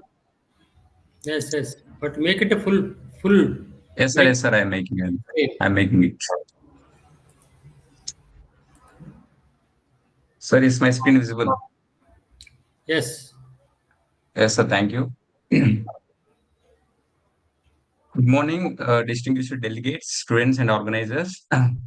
First of all, I would like to thank for the organizing committee for giving me the opportunity to present my work in this esteemed 9th Pure Health Environment Conference. It is honor to be the part of gathering of passionate individuals dedicated to addressing environmental challenges. Today, myself, Ramu, I am currently pursuing MTech in Indian Institute of Information Technology, Design and Manufacturing, Kurnool, in the Department of Computer Science and Engineering. And today, You can on your video also. Sir? Your video also you can on. Okay, sir. Okay, sir.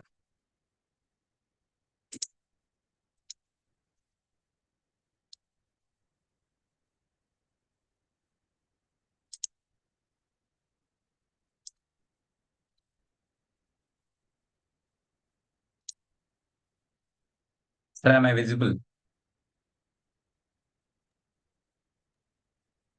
Yes, ma. Please continue. Today, I am here to discuss my research titled AI Enhanced Forest Cover Classification Change Discussion using remote sensing. This research is part of my academic project also, where I am here to address the critical environmental situations like deforestation, forest degradation, etc. Like overcoming traditional methods by using AI, we can enhance the climate changes well, and we can monitor the sessions also. However, deforestation and forest degradation remain persistent challenges that require scalable and effective monitoring solutions. And traditional forest monitoring methods, such as in recent times, such as ground surveys and satellite imagery, are often limited in their scope. To overcome these limitations, my research focus on monitoring this degradation and forest changes. Moving on to the outline of my project, or my outline of my PPT. This is the outline of my PPT.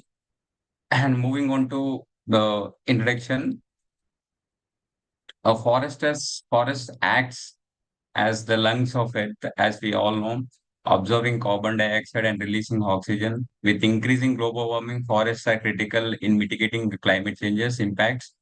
The perfect example for this climate change is Delhi is now mainly focusing on this climate. They are offering the holidays for students work ethics for these climates. Deforestation contributes approximately 10 to 15% of global greenhouse as emissions annually, exacerbated global warming. Forests are also biodiversity hotspot. Losing them threatens species extinction and disputes ecosystems. Human activities like logging, agriculture, and urbanization are accelerating deforestation and necessitating effective tools to monitor and mitigate these challenges. Why it matters when it comes to deforestation of these my work is that effective forester monitoring enables policymakers to enforce conservation laws, allocate resources for reforestation, and design strategies to combat climate change. The applications of my work is that forest monitoring tools can be used in environmental impact assessment, conservation projects, and carbon trading programs. These are some limitations for the traditional work. Ground-based surveys required sustainable human effort, often taking months or years to assess forest conditions in large areas. This delay can lead to irreversible damage before interventions are implemented. Satellite data often provides us outdated information due to some cloud cover or processing delays. For instance, Amazon rainforest fires in 2019 could not be fully assessed in real time due to these traditional methods. Current monitoring methods are reactive rather than proactive, leading to delayed response to deforestation and forest degradation. These are some technological opportunities like advancements in satellite imagery. Like I have used Landsat 8 images for the experimentation to get the results. I have gone through some 3 models. I will discuss in the future slides. This provides the data at resolutions that were previously unavailable.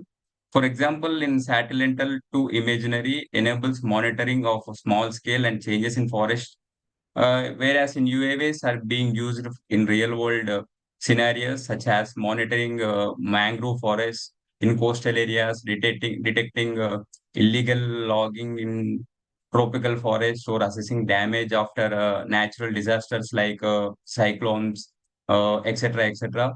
AI systems are employed globally to analyze large data sets, such as we can once these are deployed or these are been monitored, we can uh, uh, see the changes in the forest and monitor the forest without any human need. For instance, in Indonesia, AI-driven systems have been used to identify high-risk deforestation zones and predict potential hotspots for the forest fires. So this is why AI plays the brutal role in the forest monitoring. Uh, so I am focusing mainly on these aspects so that we can monitor these systems without any damage. These are the objectives of my framework. Forest cover classification can help identify which areas are experiencing degradation and prioritize them for conservation efforts.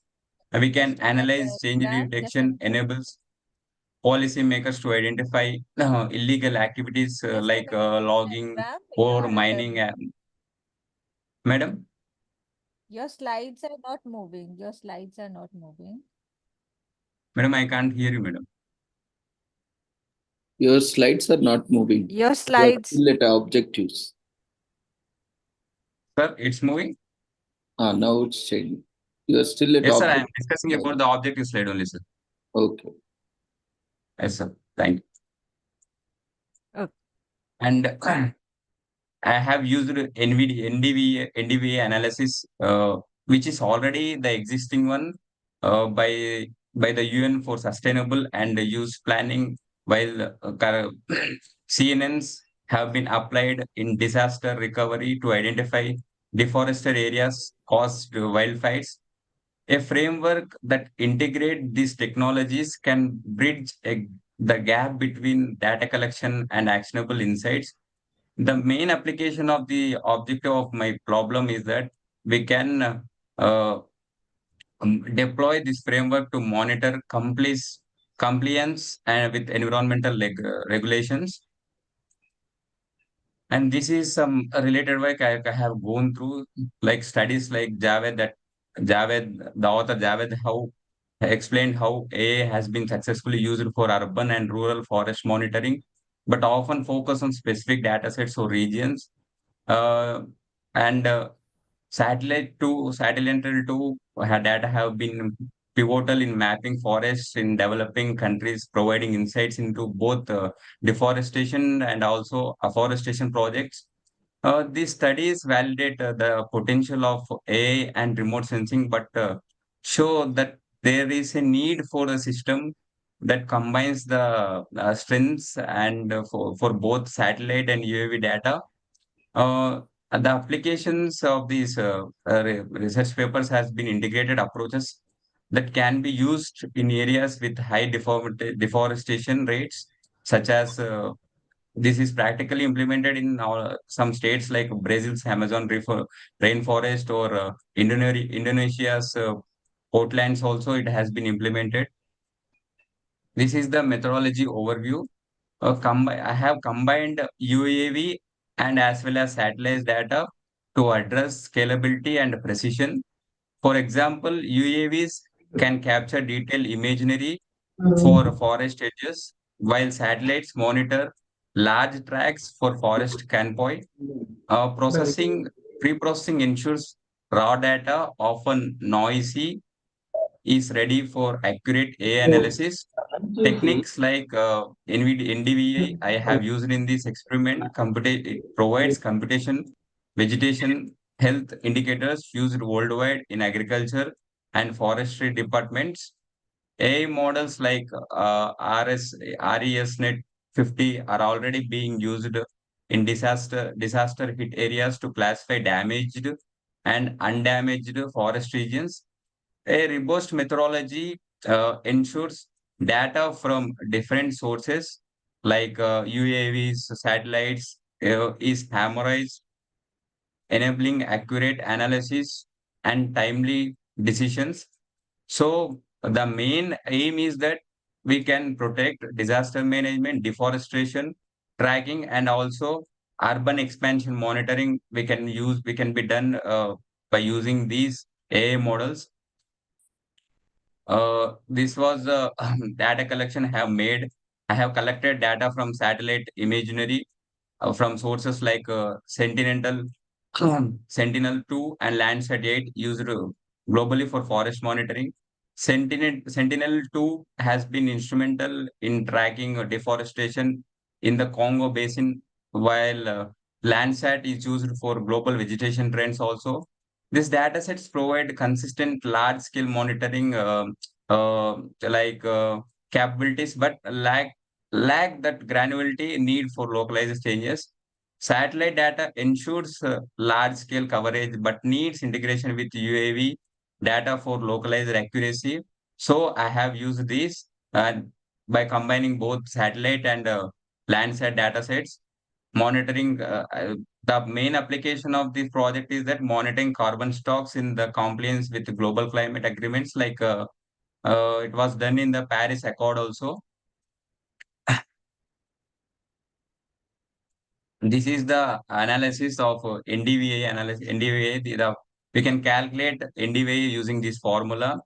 UAVs are widely used in precision agriculture and forestry. For instance, drones have been deployed to monitor illegal deforestation in Indonesia and map mangroves in Bangladesh also.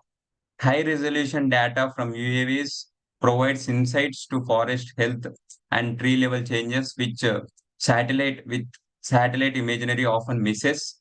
UAVs fill the gaps left by satellites, offering real-time localized data collection, detecting illegal logging, monitoring reforestation efforts, and identifying infestation can be done using these UAVs and NVIDIA analysis. This was the results that I have got in my experimentation. I have trained 3 models named Deep Lab 3 Plus and UNIT and NDVI. Sorry.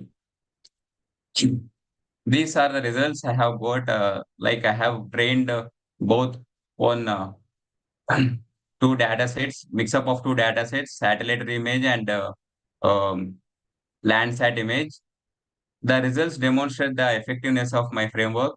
For example, when comparing models for forest cover classification, ARCINET forest cover classification, ARCINET achieves an accuracy of 94.8, significantly outperforming NDVI only.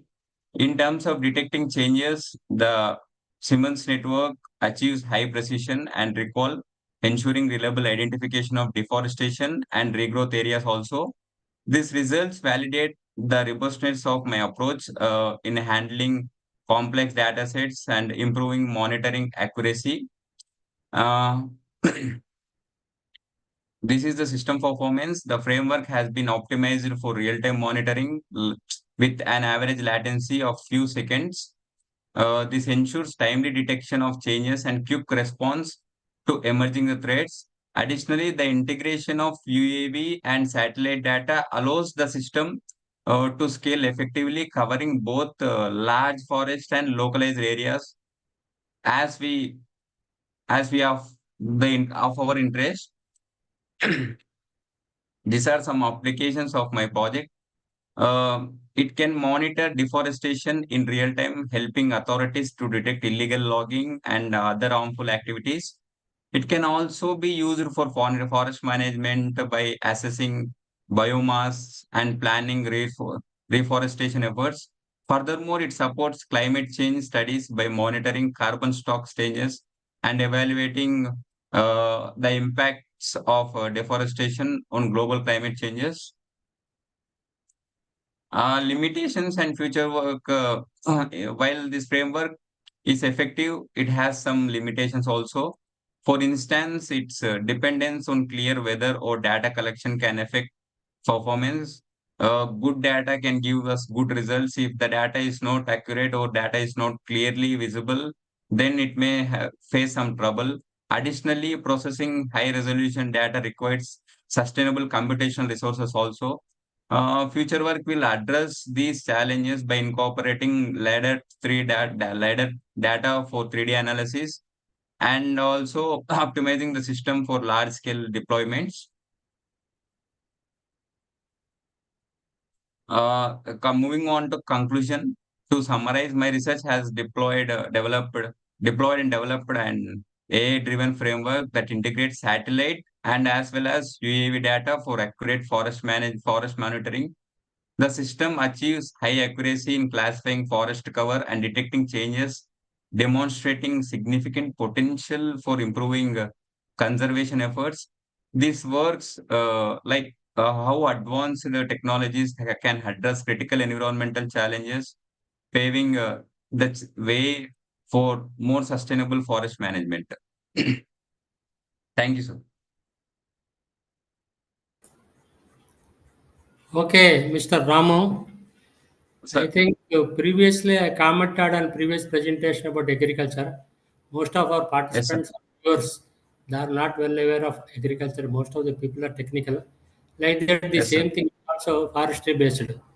Being a forest sir. officer, as a forest officer and worked in IT for 19 years and still continuing sir. my as faculty, there are a lot of things to be discussed in this presentation. You have given a lot of information. Okay, even Yes, sir. our host, Mr. Jayachandra, is a doctorate in remote sensing. I think he is also having a lot of questions and all that. Okay. However, you have given me good presentation, but I want see some of the people they don't know what is NDVA, what is UAV. You must explain something about that. Not the correct forum. Okay. But real time, Yes, sir. I don't understand because for this analysis, artificial intelligence is coming up for in every field. Even in remote sir. sensing, also I have seen this in 20 years back. Some Yes, sir. softwares they have developed with Yes, sir. artificial intelligence algorithms and all that. Okay, but now artificial intelligence is everywhere. It Yes, sir. only analysis part only it helps. Okay, so instead of Yes, sir. using our brain, I think previous experience it will use and all algorithms to Yes, analysis, sir. analyze and it will give correct analysis so that it can, the result can be done faster. As per my Yes, sir. experience, when we started remote sensing analysis in forest department in 1996, we have entrusted this work to big companies. For one Yes, sir. scene, they have taken 1 year analysis. Yes. But Yes, now sir. in our department, they are doing it 1 day, one scene 1 day. Okay, that is Yes, sir. not the power of the computers are increased and the number of satellites are increased. Even this climate, even lot of satellites are there. So even if you don't have Indian satellites, you can purchase from outside satellites also. And a lot of Yes, sir. resolutions are coming, lot of bands are coming, spectral bands are coming. That is not the problem. Even computer power Yes, is sir. also increased and this techniques are also improved. Lot of research is being done.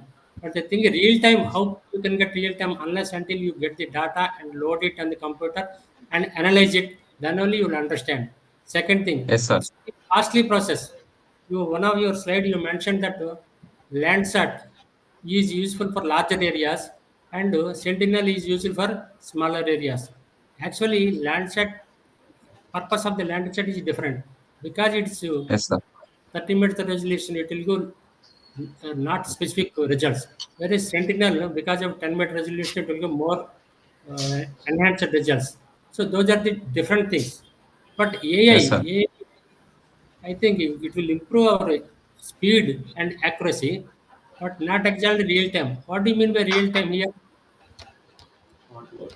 Sir, Real time. What is meant by real time?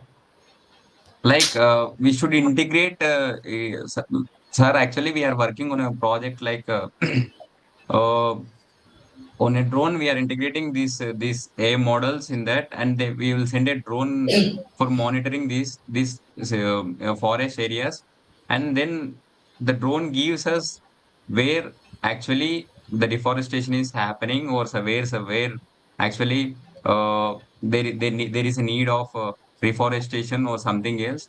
So we are working on that, sir. So Okay, that okay. I understood drones, UAV. So unmanned aerial vehicles surveys. unmanned area will be, sir. Yes, sir. That is costly. That is not possible in developing countries, and no doubt they Yes, sir. are. And you cannot roam with the UAV far into the jungles.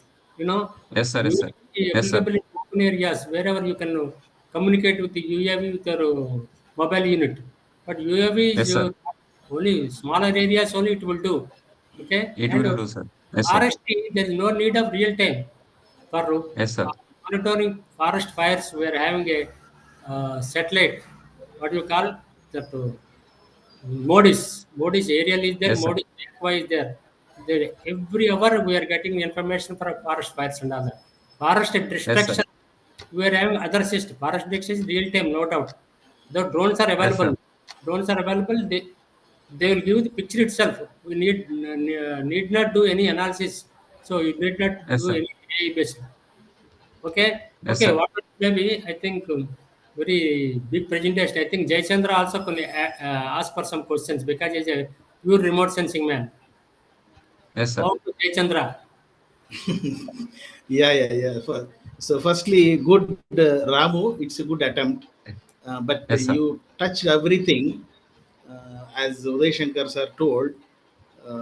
See, for example, forget about Uday Shankar and myself. Yes, For sir. the other students, a task that you have taken on any small study area, could you show an NDVA image, a satellite of Landsat image, or what area your study area, something, because Yes, sir. this Yes, is a sir. vast Yes, sir. subject.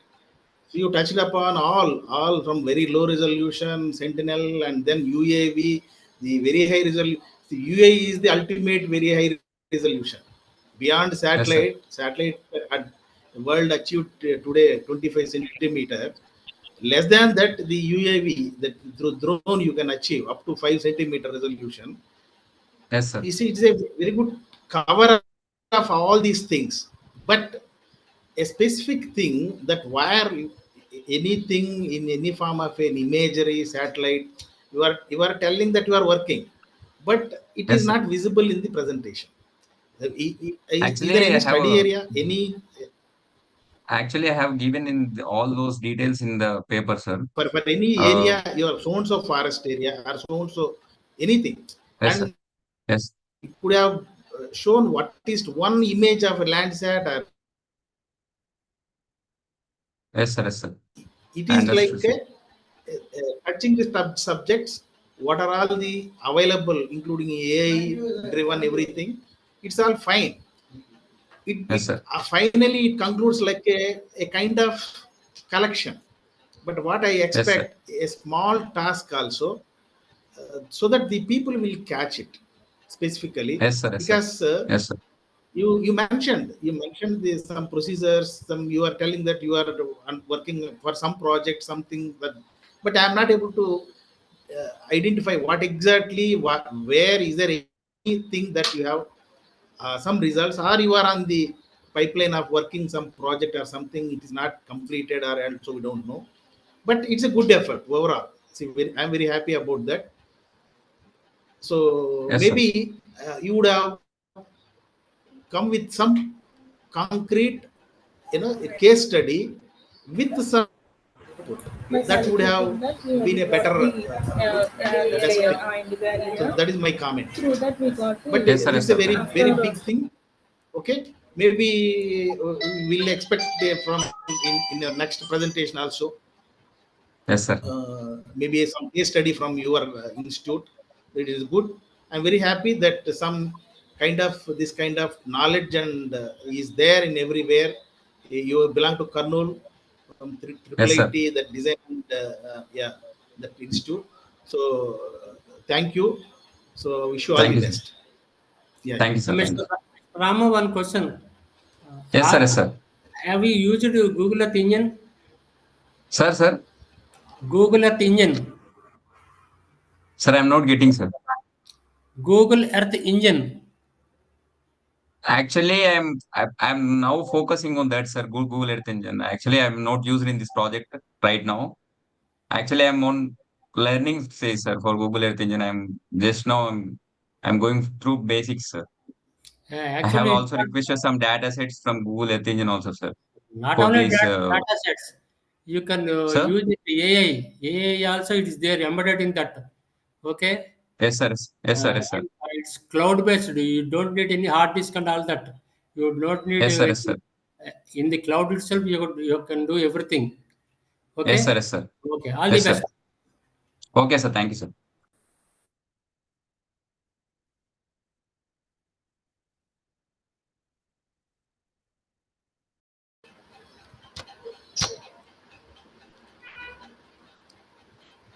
See, any speaker, see, because we have come to seventh paper now, and the second paper, number 4, number 5, number 6. Anybody, Sai Prashanti, Tina Singh, Trividya, Manaswini from GNITS, any of you are there, please, raise that hand there, icons, and Ravindra Garu will give you permission. Sir, is my voice clear, sir? I'm Manaswini, sir, from GNITS. Yeah. Go ahead, Manashwini. Go ahead. Madam మీకు permit చేస్తారు madam, అందరికీ వస్తుంది కదా.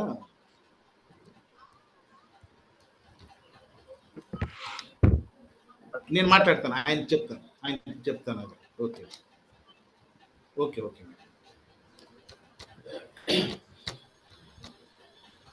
Can I start, sir? Yeah, Manaswini, you can start. A very good morning to respected judges and my fellow participants. Just a minute, na. Share your screen. Amma. Yes.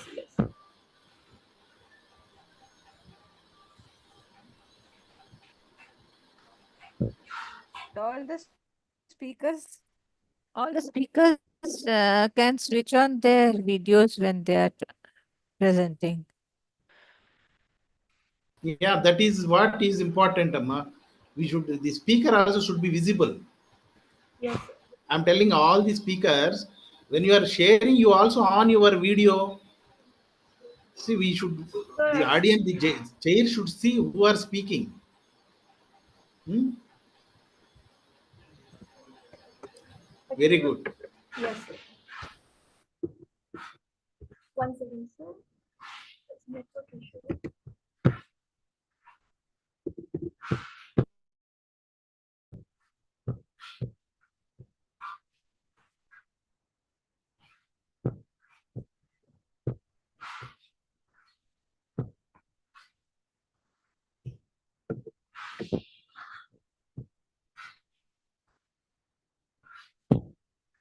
Okay, Manaswini, start.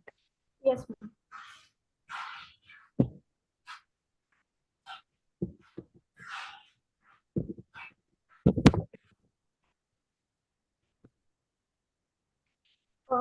A very good morning to respected judges, my fellow participants. I am Manaswini from GNS, and firstly, I would like to extend my heartfelt thanks to the organizers of this Pure Earth conference for giving me this opportunity to present my paper over here today. So, firstly, I would start on impact of urbanization, industrialization, and infrastructure development on forest cover. So, this is the topic of my research paper.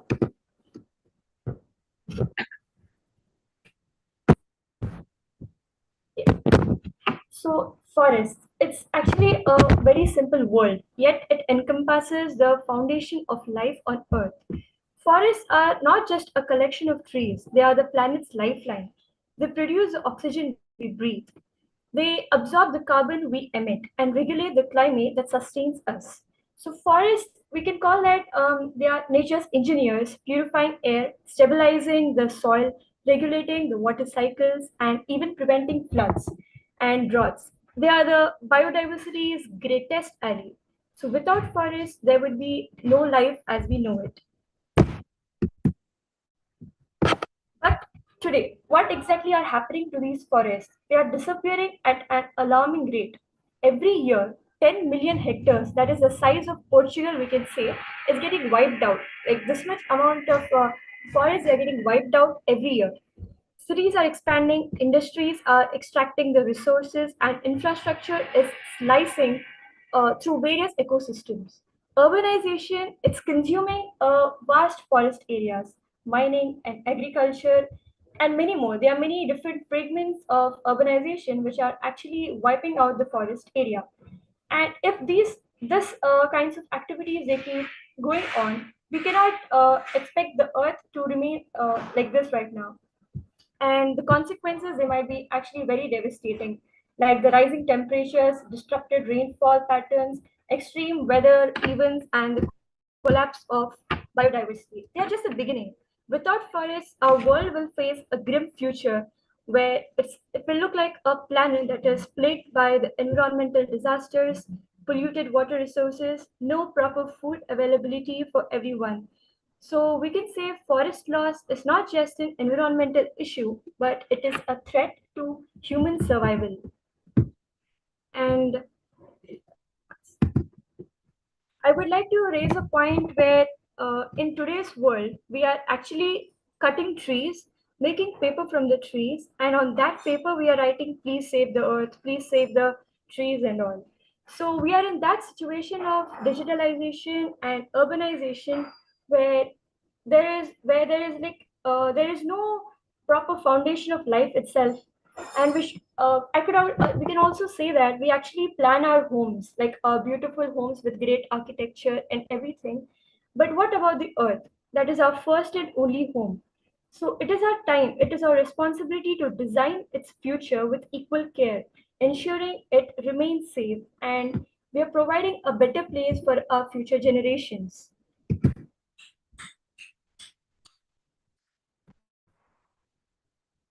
And for this, the solutions, it is in our hands. Before that, I would like to also specify some case studies which I have worked on about the Amazon rainforest and the Western Ghats. And in these cases also where the biodiversity is completely vanishing, right now itself. Like the glaciers are melting, and due to the excessive deforestation, where the half of Amazon forest is actually, it's like as I have shown in the picture, it's actually vanishing. So many species like the Indian elephants in the Western Ghats and many other animals, they are getting extinct. We are calling them as endangered species. There were past days where we could find crows everywhere. Now we can't even find a crow, a single crow which near our houses or anywhere. So all these are the consequences which are actually starting now to show up due to these effects of urbanization. And the solutions, it is actually in our hands. We have the power to change the course of history, to restore what we have lost, and to create a sustainable future. And some of them are like the steps we should include are sustainable urban development, where we must design the cities that coexist with nature, develop more green spaces, urban forests, and smart planning, like raising vertical buildings. Instead of building many individual houses on a large sector of area, if we are raising all vertical buildings where in a small amount of area many people can live, like apartments. And next, bringing up with eco-friendly industrial practices. It is important that industries must adopt sustainable practices like reducing the emissions, recycling resources, and committing to reforestation. Because they are not just they're not just doing deforestation, but the pollution, it is also polluting the environment, the soil pollution, water pollution also, and the community empowerment. Since we are the young generation now, where it is important to bring awareness among this generation to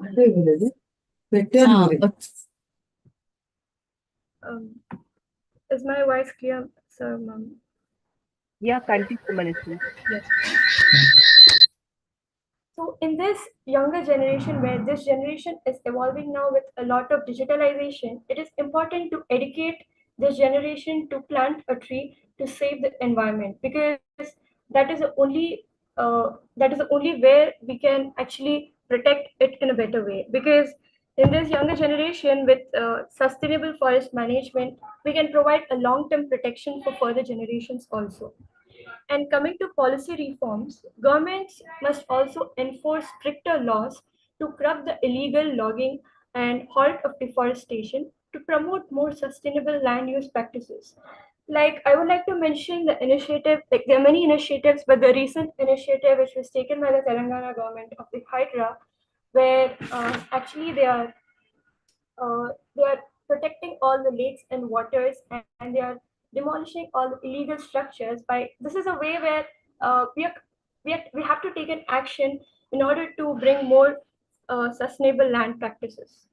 And also we can go with technological innovations using AI and satellite monitoring and many data analytics, where we can track the areas where large amount of deforestation is taking, and we can implement quick and corrective measures. Forests are irreplaceable treasures. Protecting them is not just a choice, but it's a responsibility. And it is very important that since we can't afford to wait. Our future, it depends on sustainable development that respects nature, and forests must be at the heart of the vision. So, in conclusion, I would say our future is intertwined with the future of our forests. Protecting forests means protecting life. Let's take action today before it's too late. Because we lose our forests, we lose everything. Thank you.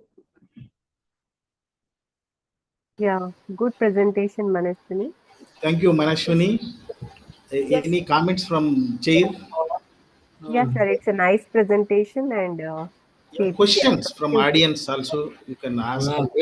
Very good, Manaswini. You can You have done a very chat box. crisp presentation. Yes. One question I want to ask.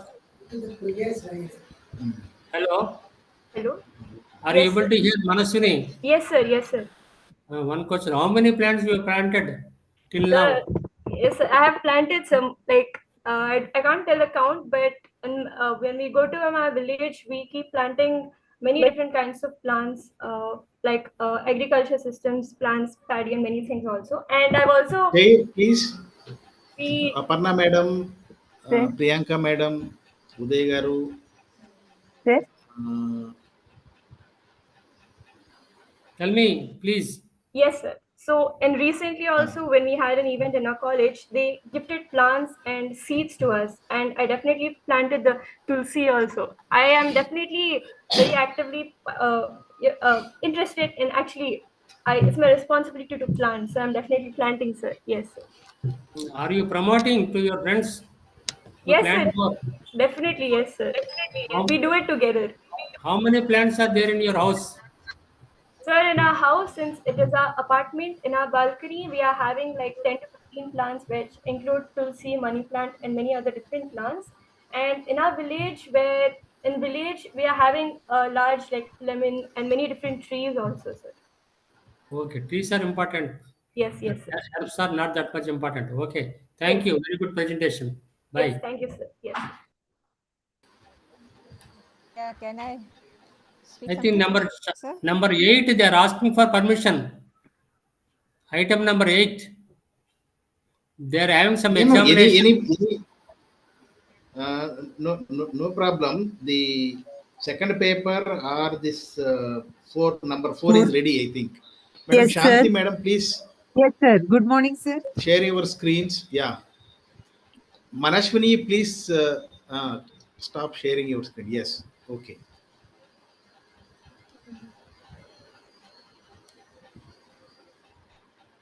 Ma'am, you should be sitting like this, like that.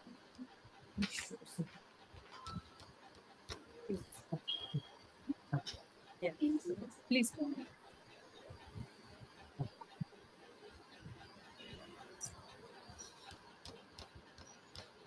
Morning, sir. Am I audible, sir? Yes, go ahead. Good morning, sir. Third year from college. My guides for this project are Gitanjali ma'am and Dr. Shanti ma'am. Today we'll be presenting our project on climate change mitigation and adaptation. Thank you for giving me this opportunity to discuss this topic. So let's begin. This is a field-based project where I and my teammates visited the Meteorological Department of Hyderabad and conducted a few questions and got various insights of how Meteorological Department actually works. So as we all know today, climate changes are very significant. These are affecting our day-to-day lives. The main cause of climatic change are greenhouse gases and pollution. The increasing concentration of greenhouse gases such as carbon dioxide, methane, nitrous oxide has accelerated the process of global warming. To combat this, we all need to come together and find various solutions, and it is also everyone's responsibility to look after this topic. So, looking at the history, John Tyndall sir and his colleagues recognized first the relationship between carbon dioxide and concentration of carbon dioxide and Earth's temperature. It began in the 19th century.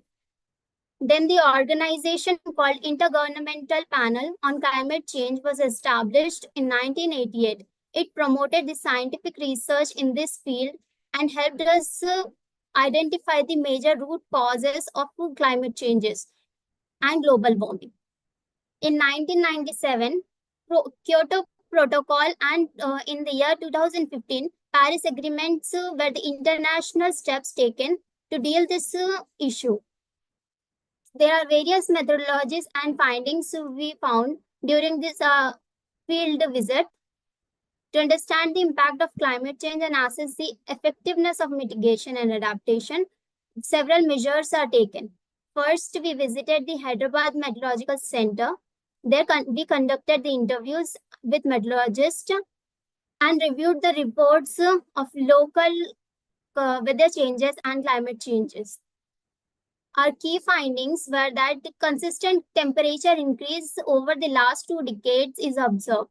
The causes for temperature increase are various. The main cause is the pollution, the emission from the vehicles, two-wheelers and four-wheelers. Often people do not actually go to servicing their vehicles. This increases the greenhouse gases from the pollution. Okay. Monsoon pattern shift causing intense rainfall and flooding were observed. Crop changes are observed due to climate changes. Rising frequency of extreme weather events like heat waves are also seen. Strategies for mitigation and adaptation are, first of all, the mitigation is what are the steps we take to prevent further global warming, to reduce its harmful effects on our day-to-day life. First is urbanization and deforestation. Many people, modernization has led to many harmful effects like excess use of devices and pollution causing products. Adaptation is when we are trying to deal with the consequences of this flood management. Government and central and state governments are taking various measures to deal this. Early warning systems and better preparedness against extreme weathers are also done. So I would like my friend to continue this.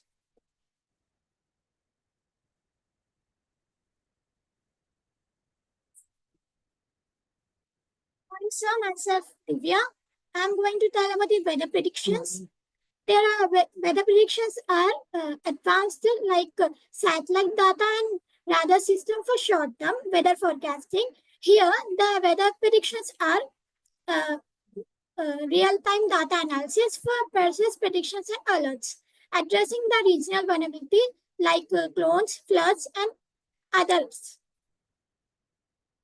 The climate prediction is focuses on projections, longer projections, and typically relies on the general circular models which simulates the Earth's climate system, which includes the atmosphere, ocean, and ice. To predict the long-term climate trends under different scenarios, there are many steps are taken in which data collection. We observe that the data collections are from weather stations, satellites, ocean waves is gathered. In modeling, climate changes stimulate various climate systems, and this includes GCM, which provide the projections based on different GHG emissions. The scenario analysis is different strategies like businesses as usual, and hence the mitigation strategies are modeled to understand how these emissions will impact the climate predictions. There are the future consequences are positive and also negative. In the positive consequences, the impacts are the better disaster preparedness like floods, hurricanes, improved planning like agriculture and energy. This will enhance the safety and economic efficiency. The negative impact includes inaccurate precision can lead to financial losses or poor decision making, in which the other one is climate change makes the extreme weather harder to predict. As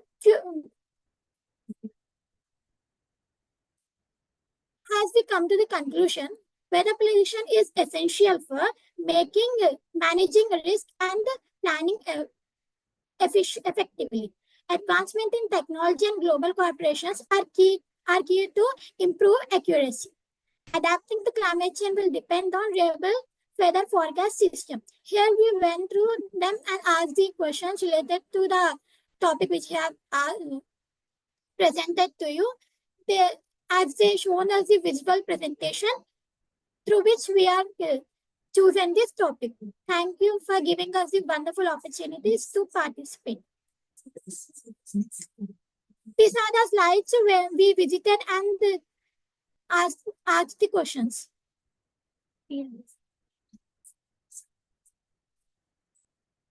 Field visit pictures includes. He's a person who actually explained us about the weather predictions and climate changes and etc. Thank you for giving us these opportunities to participate.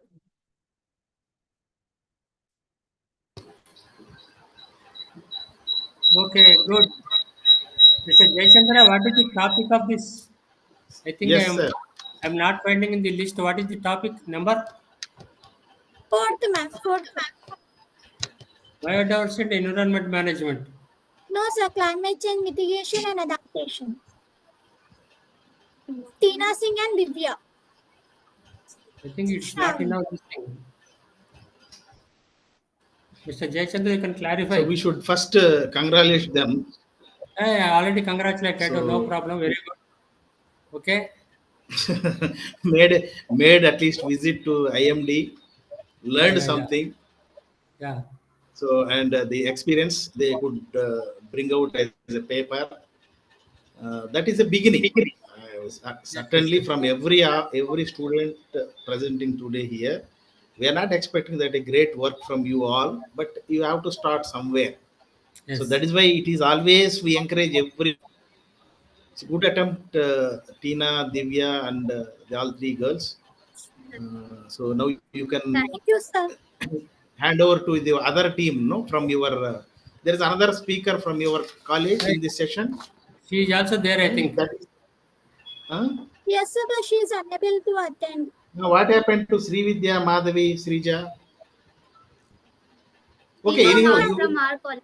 okay. Maybe if they try on their own through their mobile or whatever, if they can present. So you can stop sharing your screen. Let us give it to others. Okay, good one. Okay, Mr. Jayachandra, clarify me. What is the number of this in my sharing session? Sir, number of? What is the number of this topic? It's fourth serial number, sir. What is it? Where Roshni and Srinitya? We'll take, sir, some more. This total 9 papers are there. Yes. In this total, but we have covered now 5 papers. No. What about the last one? Last one, I think I'm not able to find it in this list. What no 9? Fourth one is different. Climate change mitigation and adaptation. Fourth one. Okay, sir. Program schedule there is a slight change. They were added here. Okay. Then it's a last minute correction. So, okay. Climate change. Yeah. I understand what is that. So this is a correction. They have came to the fourth, and that fourth paper shifted to that another session, sir. Okay, understand. Okay, you can call us next. That's why. So the next speaker who is ready there, please raise your somebody hand. starting. You will be permitted. They're saying that they're having some examination.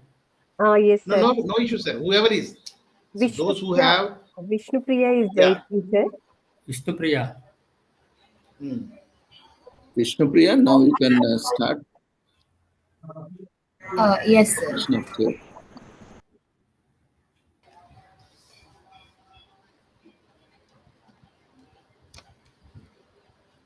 On your video, Supriya, Vishnupriya.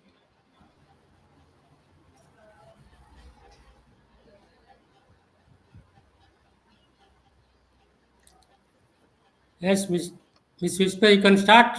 It's a very good topic. Share your screen. Your photo is shared, but your presentation. Yeah.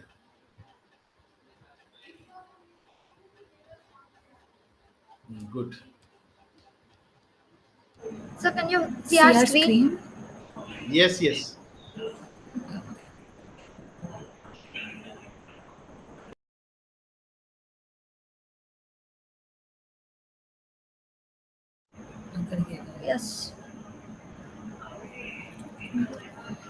Good afternoon to everyone present here.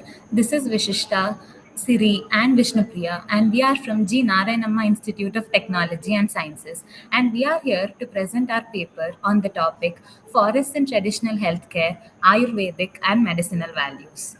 Before we go ahead with the topic, we would like to first talk about why we chose this topic. With increasing use of English medicine and its adverse side effects on our health, we would like to educate people, especially the younger generation, about traditional medicine, that is Ayurveda. So this paper Why don't you on your video, Vishishta? Yeah. Sir, actually, three of us are sitting, The right? So chair we're want not. to see you people here. See, presenting with Sir, you. three of That us is are how. sitting, right? So we're not Very good. able No to problem. adjust Good, the good. camera. No. Whoever presents, come to the middle, or just shift your camera to that side. That's all. No problem. Now you are speaking. We could see. The judges want to see you. Okay. Okay. Maybe you are doing good job. So then, how they will connect to you? Yeah. If don't be in remote. Go ahead. Please go ahead. Yeah, okay, sir. So, this paper explores the vital role forests play in traditional healthcare, particularly in the context of Ayurveda, an ancient Indian medical system. Forests serve as a reservoir of medicinal plants used for millennia to treat various ailments. This research highlights the medicinal value of forest resources, focusing on key Ayurvedic plants such as neem, ashwagandha, and turmeric. This paper calls for the conservation of forests and the promotion of sustainable health practices to ensure that the benefits of Ayurveda are preserved for future generations. Introduction: Ayurveda and traditional healthcare. Ayurveda, a traditional system of medicine from India, has been practiced for over 5,000 years. It talks and emphasizes natural remedies derived from plants, herbs, and minerals. Unlike modern medicine, which often targets symptoms, Ayurveda treats the root cause of illness using natural remedies which are primarily plant based. Forests, a source of medicinal wealth. Forests, especially in tropical and subtropical regions like India, are rich in biodiversity and home to numerous medicinal plants. These plants are crucial to traditional healthcare systems, including Ayurveda, Unani, and Siddha. The link between forests and Ayurveda. As modern research increasingly recognizes the medicinal value of these plants, preserving forests becomes crucial. Forests are not only ecologically important but also essential for the continuation of traditional healthcare practices like Ayurveda. Conservation efforts are necessary to protect these resources for future generations. The branches of Ayurveda. For many of us, the understanding of Ayurveda is limited to herbal remedies and warm oil massages. But the science of Ayurveda has an astoundingly detailed scope of looking at a person's total health, and it includes everything from internal medicine to external health. So, Ayurveda has 8 major disciplines that are collectively known as Ashtanga Ayurveda, or the 8 branches of Ayurveda. Kaya Chikitsa, internal medicine; Shalya Tantra, surgery and wound care; Shalakya Tantra, ENT and eye treatments; and Kaumari Bhritya, pediatrics and obstetrics; Agada Tantra, toxicology and poison treatment; Bhuta Vidya, psychiatry and mental health; Rasayana, rejuvenation and vitality; Vajakarna, reproductive health. Some of the key Ayurvedic plants include 1. Ashwagandha, often referred to as Indian ginseng, is a shrub with a unique horse-like odor, hence its name. Referred to as Rasayana or rejuvenator in Ayurveda, it is considered one of the most vital herbs for restoring energy and promoting overall health. It is used for stress relief, reproductive health, and has anti-cancer properties. Some Ayurvedic applications and products include powder, capsule, and decoctions. Ashwagandha is often combined with other herbs in Ayurvedic formulations to address specific health concerns. For example, it may be paired with Brahmi for cognitive enhancement or with Shatavari for reproductive health. 2. Neem, often referred to as miracle tree, is a versatile plant native to India. It has been a staple in Ayurvedic medicine for centuries due to its remarkable healing properties. Nearly every part of the neem tree, starting from its leaves to its bark, are utilized for medicinal properties. It has antifungal, antiviral, and inflammatory properties. Its bitter taste is associated with cooling and pacifying excessive pitta or body heat. It is used for treating many skin, dental, and gut health issues. Major products include oil, toothpaste, and tea. And ecological importance include neem flowers, which are a major ingredient in Ugadi Pachadi, that is one of the tastes in 6 tastes included in that Shadruchudu. 3. Turmeric, a vibrant yellow spice derived from the root of the Curcuma longa plant, has been an integral part of Indian culture and cuisine for millennia. Its distinct color and earthy flavor have made it a beloved ingredient in various dishes from curries to pickles. Turmeric acts as an anti-inflammatory, antioxidant, and immunity booster. Its applications and products include capsules, tablets, powders, oils, face masks. Turmeric holds deep cultural and spiritual significance in many Asian and South Asian cultures. Traditional medicine, culinary uses, symbol of prosperity and good health, folk beliefs and custom. 4. Tulsi, revered as the holy basil, is an aromatic perennial plant with deep-rooted significance in Indian culture and religion. It's recognized for its medicinal properties and is widely cultivated in home gardens and temples. There are three primary varieties: Rama Tulsi bright green, Krishna Tulsi purple, and Vala Tulsi white. Tulsi is a powerhouse of antioxidants, vitamins, and minerals. It is used to improve respiratory health, immunity, and acts as stress relief. Its major products are herbal Check teas your slides are not moving. and ointments. We could see only that. Yeah. Go ahead. Because what you are, is this slide you are addressing now? Yes, Yeah. sir. Previous one Yes, only sir. they are addressing. Tulsi, about Tulsi. Yes, sir. You can continue. You can continue. Okay. Yeah. Some of the other important plants include Brahmi, often referred to as the herb of grace, is a creeping aquatic plant with small oval-shaped leaves. In Ayurveda, Brahmi is highly referred for its profound impact on mental health and cognitive function. It is believed to nourish the brain, improve memory power, and to promote calmness. The popular uses of Brahmi are: it boosts memory with cognitive function, reduces our anxiety, and supports brain health, enhances skin health. Also, Brahmi is best for hair treatment and hair care for its ability to strengthen hair follicles.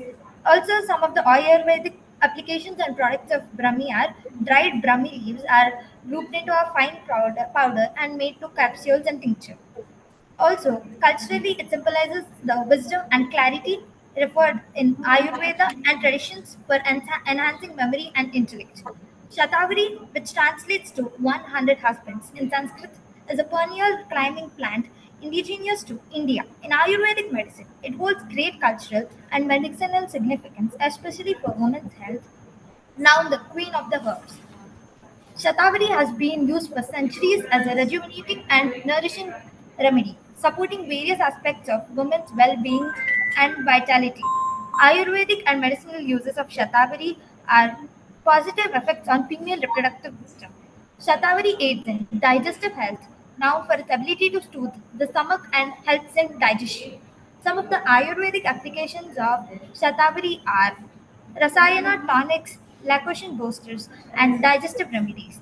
Some of the other plants which could be considered for the Ayurvedic purpose are amla, ginger, triphala, gugulu, and gudichi.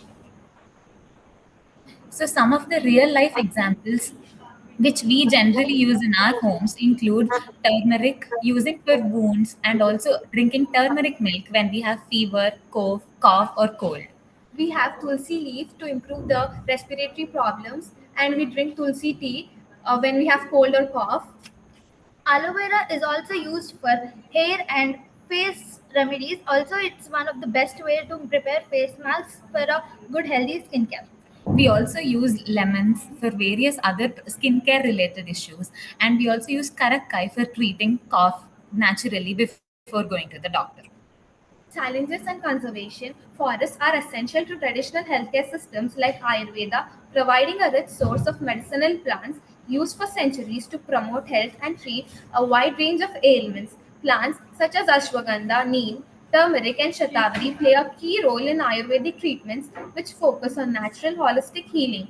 Ayurveda's sustainable approach aligns with nature, offering a balanced and eco-friendly alternative to modern medicine. Conclusion. However, the growing threats of deforestation and climate change put these forest resources at risk. Conserving forests is crucial not only for maintaining biodiversity but also ensuring that the continued availability of medicinal plants essential for both traditional and modern healthcare. We would conclude by saying that trees and forests are more than just environmental assets. They are a source of valuable medicinal compounds that support human health. The preservation of forests ensure that Ayurveda and other traditional healthcare systems can continue to provide holistic and natural treatments. In summary, forests are vital to both ecological health and human well-being. Protecting them not only sustains the environment but also preserves a rich tradition of natural healing that has benefited people for centuries. We would finally conclude by saying a quote from Hippocrates, which states, nature itself is the best physician, and Ayurveda is an important component of it, making all of our sicknesses and etc. treat very well. So thank you so much for this opportunity. And this is Vishishta, Vishnupriya and Siri signing off. Thank you. Thank you, Vishnupriya. How many people have used this Ayurvedic medicines in your lifetime now, till now?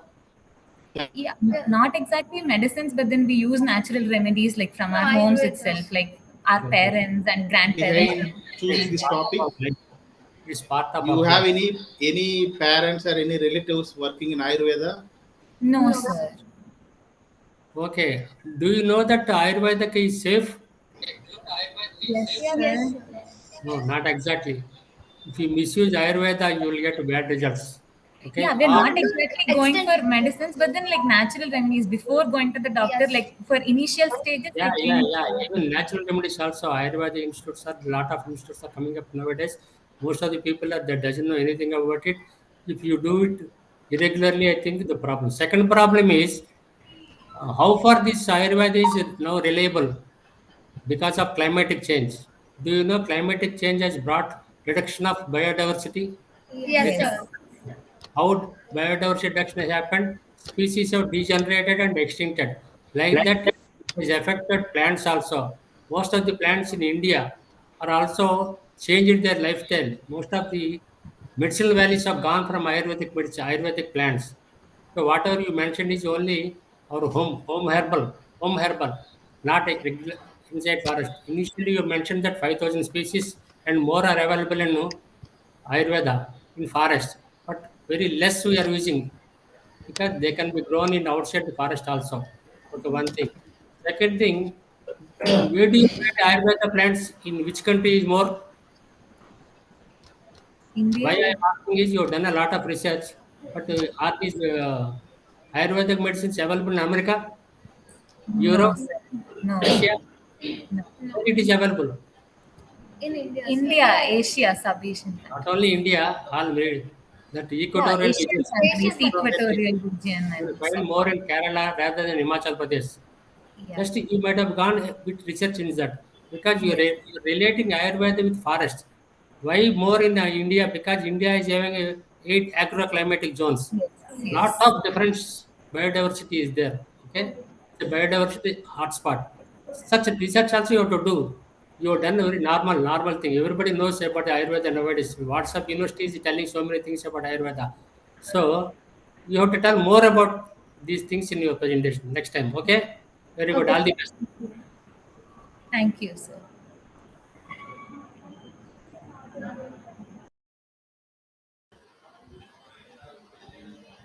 More question? Any more question to these three?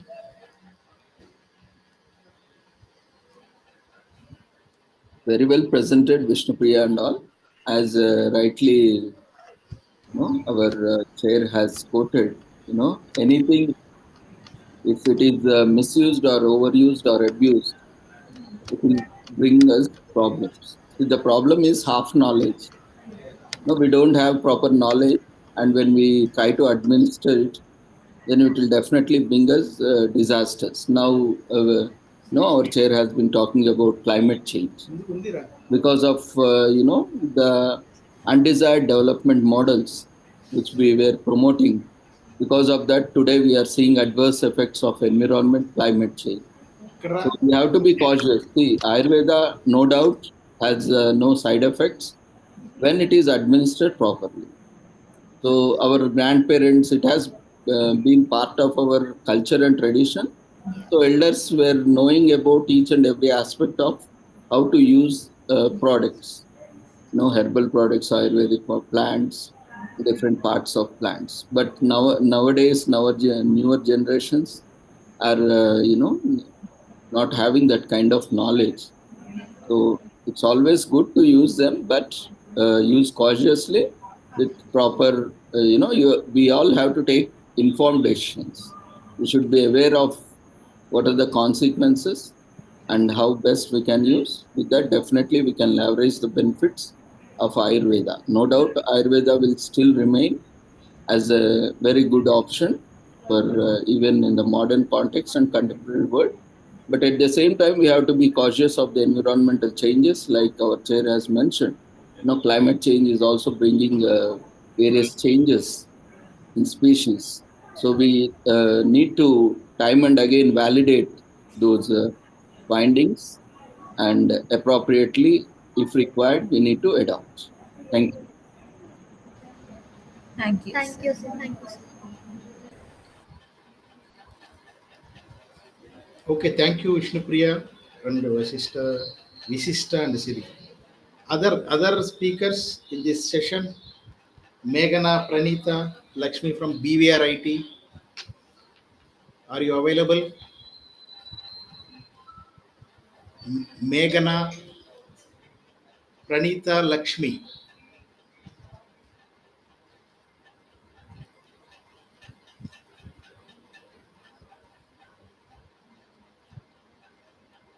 Or once again, that paper 2, Srividya, Madhavi, Srija.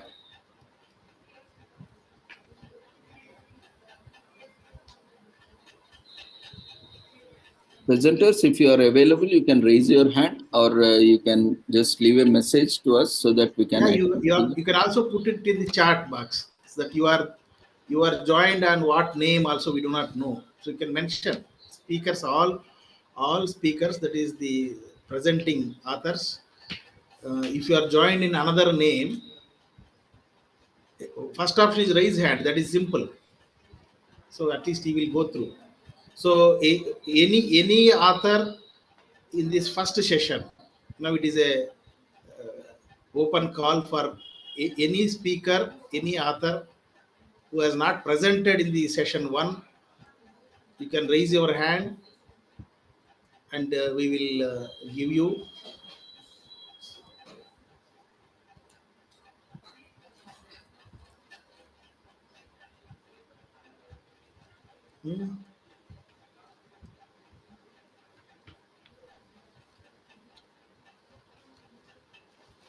So if there is no, I think 2 papers, they could not present, and 3 papers. Even Sai Prashanti, is she there? Sai Prashanti from Osmania University. So 3 papers out of 9. 3 papers are not there. Anybody from the Osmania University other than Sai Prashant, because that's a good topic. That's a very good topic. Jonas. I think it's not known to many people. Good topic, but now she is not there.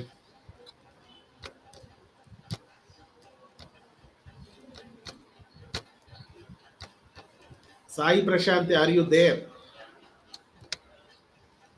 If you have joined any other name, you have to inform us.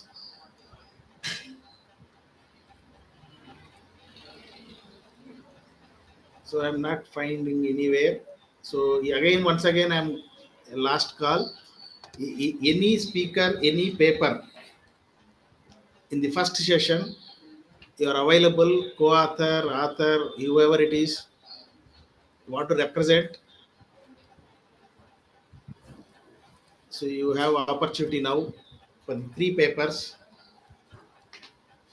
So otherwise we'll move on to sum up this session and we'll go ahead with our the next session like this. So then I request the 3 persons can give their comments. Dr. Aparna Garu, Uday Shankar Garu, you can give last conclusions. So Dr. Aparna Madam. Yes, sir. Please, Madam. Yes, sir. Good morning, one and all. Jayachandra garu, Uday Shankar garu, and Priyanka Mishra garu, and all other participants. Thank you very much for this great opportunity. I'm a part of this Pureit Environment Conference for the past 3.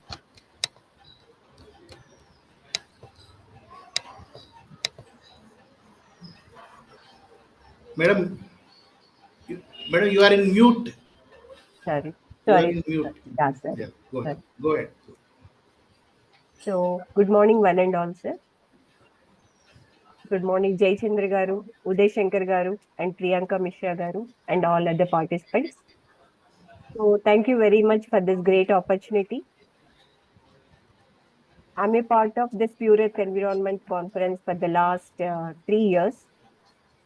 So, I got to know many things about the environment, which I don't know. Through these presentations, I got to know many things. And this conference gives giving a great opportunity for the students who are presenting first time and who don't know about anything about the presentations. So this is a very good opportunity for them.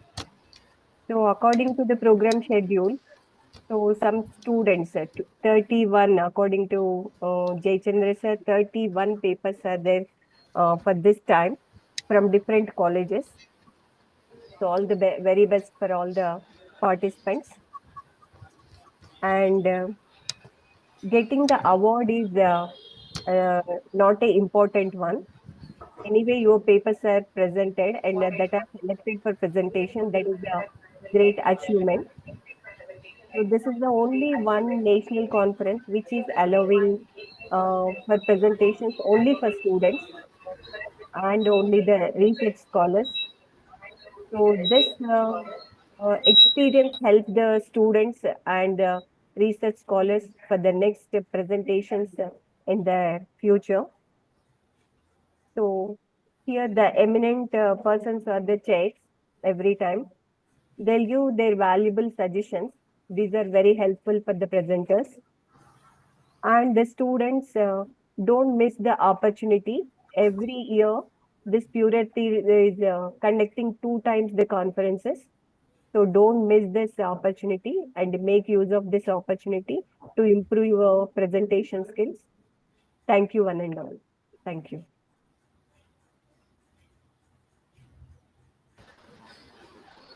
Thank you, madam.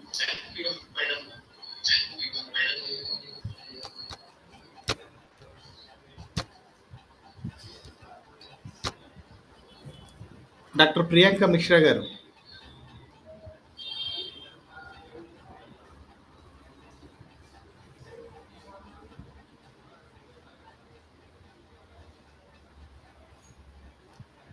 Dr. Priyanka madam.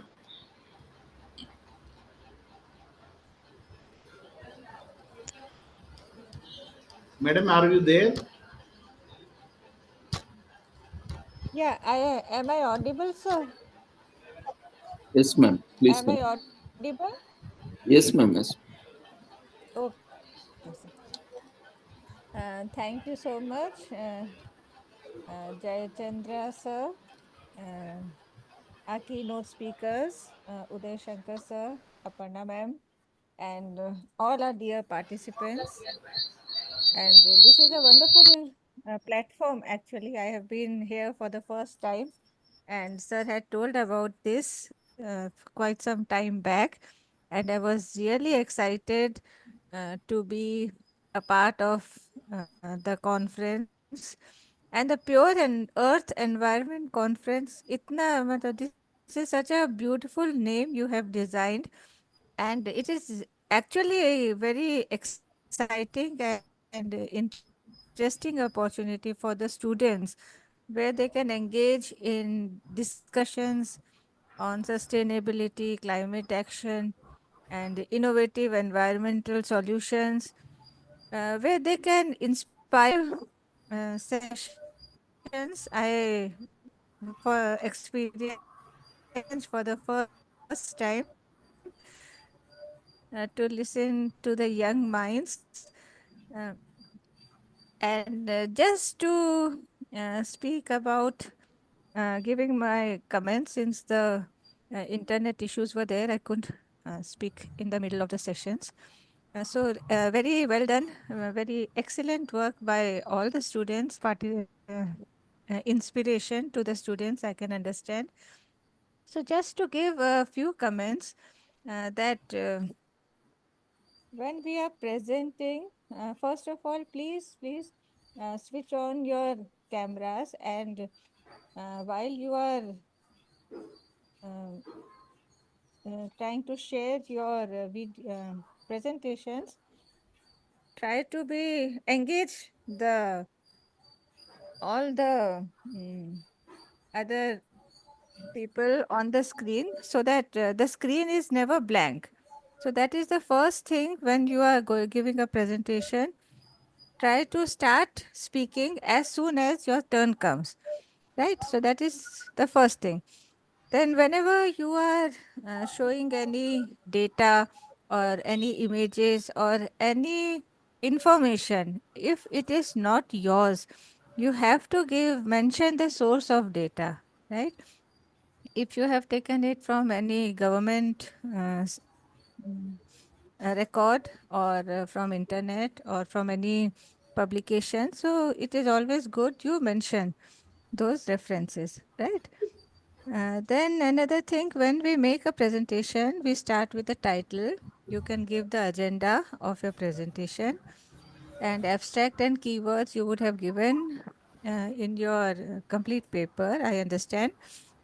So you start with your introduction and always give the need for the topic. Why did you select the topic? So that other listeners, they are aware that what is the necessity, that what is the main idea behind your intention to select this topic for your presentation, for your study, for your research, right? And then you start with your study area, your methodology. What is the methodology you have adopted? And then your results and discussions, how you have come, you have reached your results, and further discussions and conclusion.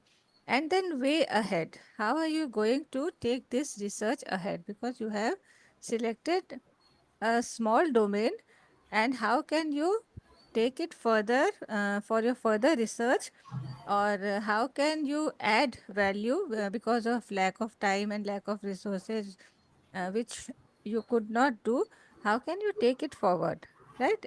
And what other aspects can be added in the research, then acknowledgement and references. Okay, so that is very much necessary when you go for any type of presentation. So you can do some research on that also. What is the format of your research, so that when you are presenting on any platform, and I understand this must be your initial experiences, but you have all wonderfully presented, and very confident, and the slides are remarkable, very beautifully curated.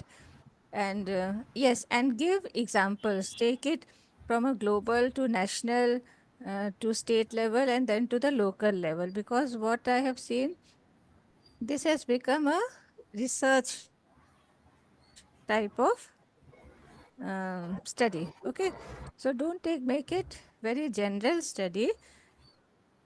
Start from general introduction, and then come to a study area. Take a small example, take a very small area, take a very small, suppose forest or green area in your neighborhood or near your city, where you can actually go and visit and do some study practically.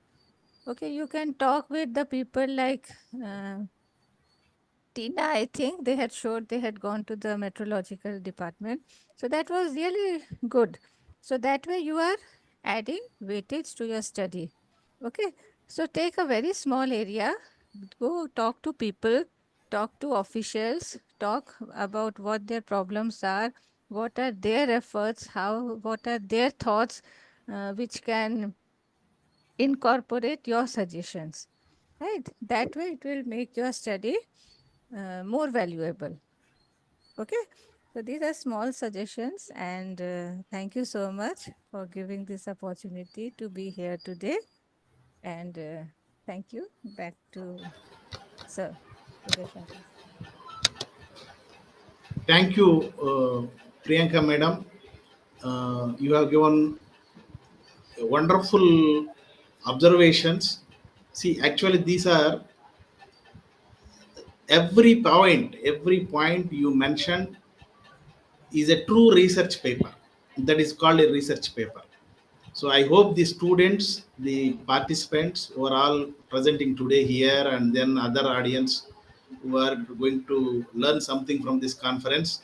So that is why we need to have this kind of advisors and experiences. A true PhD scholar, research scholar, how he has to go about it all. So you have beautifully covered everything, madam. Thank you again. So now we'll move on to the Uday Shankar garu. Please sum up, sir. Thank you, Dr. Jayachandra, for giving me this opportunity. I have been in this field since long time. So when I was a forest officer, I used to attend all forest conferences, wildlife conferences, environmental conferences. Then I moved to IT, and as you know, we used to participate in international conference on remote sensing, GIS, GPS, and all that. So many students used to apply. In those days, there is no internet. So naturally, whatever they learned through books, from experience, from interviews, from asking questions from their professor, they used to present very nicely.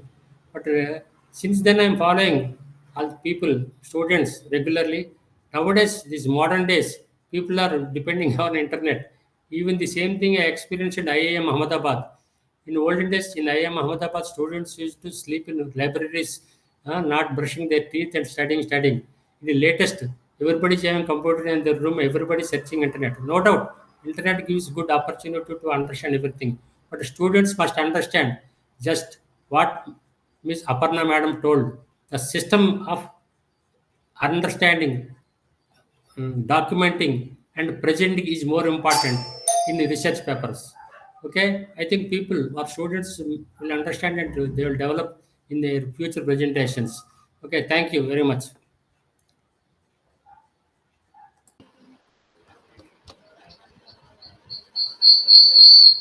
Thank you, Uday Shankar garu.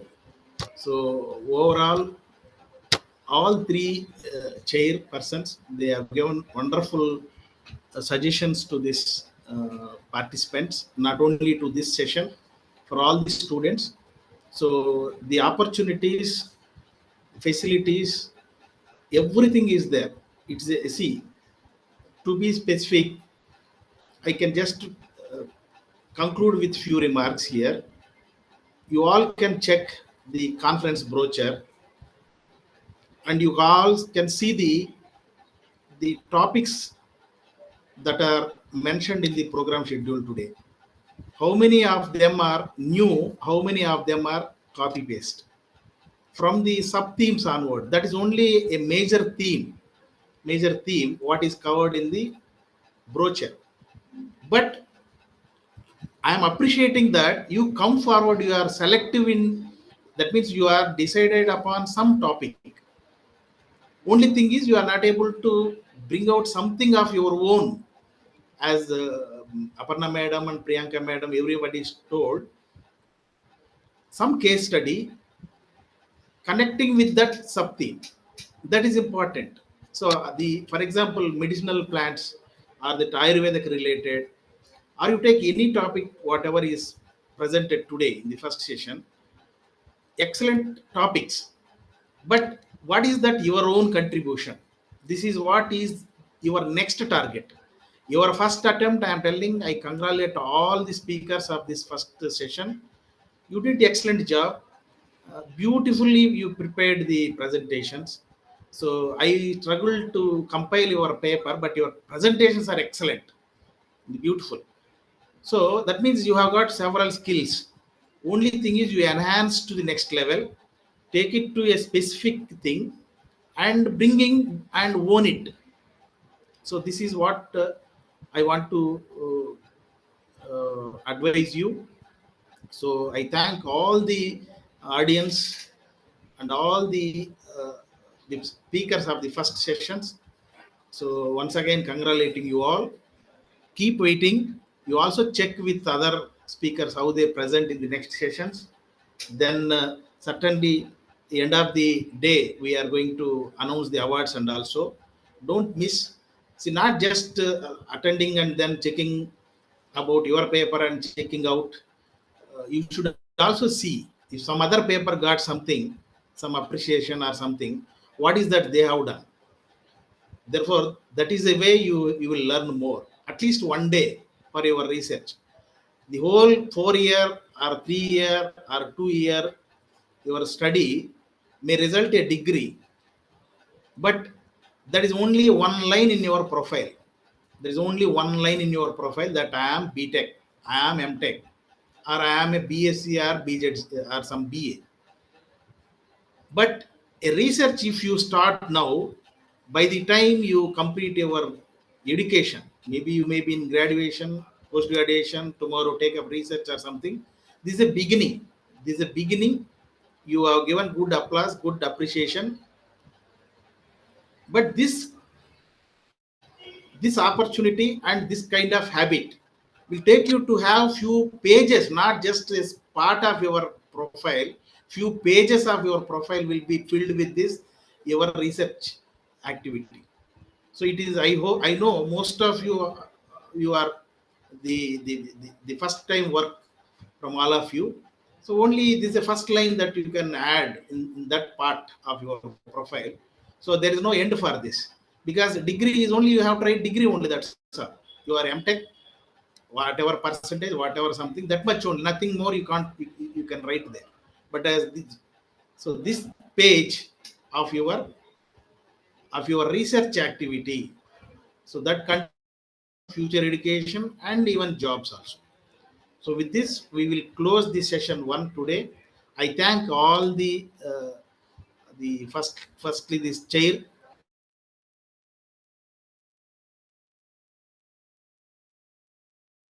accepting our request instantly and joining today and giving their valuable suggestions, everything. So thank you, Uday Shankar Garu. Thank you, Aparna Reddy Madam. Thank you, Priyanka Madam again. And I thank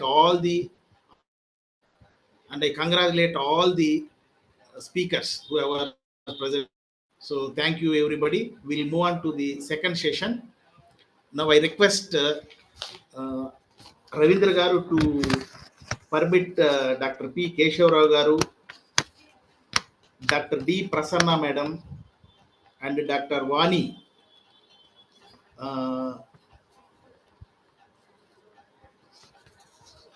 Dr. P. Keshavarao Garu. So he is actually the head of the Geospatial Division in NIRD, Rajendra Nagar, and he has done a lot of research in remote sensing and GIS, because he is from that domain. And certainly forest being major resource, and the remote sensing GIS technologies are very instrumental. So maybe is a right appropriate chair for our next session. Dr. Prasanna Madam is from Zoology faculty from Government Degree College for Women, Begumpet, and she has been instrumental in motivating students in her college towards this research and the paper presentation and all. And since 2 years, she has been associating with Pure Earth Foundation also. And Dr. Vani Ainavolu, she is also assistant professor in chemistry from Government Degree College, Kalvakurti. Madam, kindly take over this session.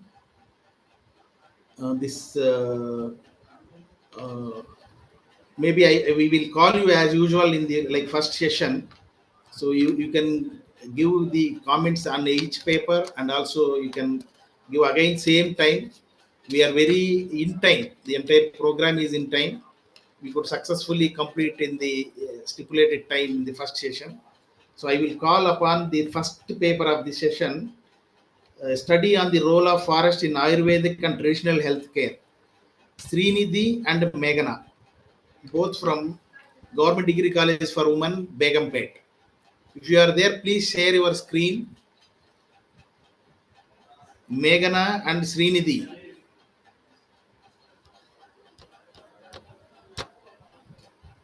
Jayachandra గారు, కేశవ్ గారు ఏ name తో ఉన్నారు? Sir Keshav గారు. Keshwara garu, sir, if you people joined in any another name, kindly mention in the chat box so that Ravindra garu will, even I am telling for all the presenters also, if you have joined an another name, you raise your hand or you please mention in the chat box.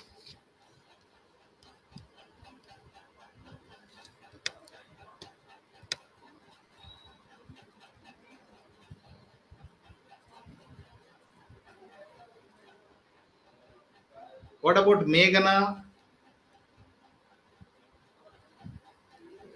Srinidhi, Meghana?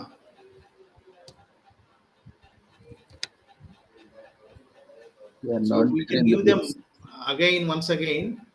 Even if the next author is ready, we will go ahead.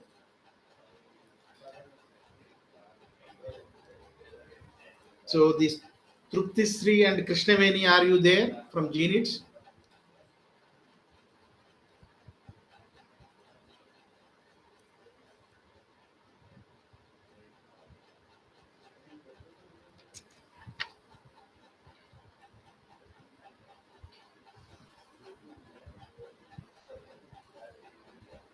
Truptisri and Krishnaveni.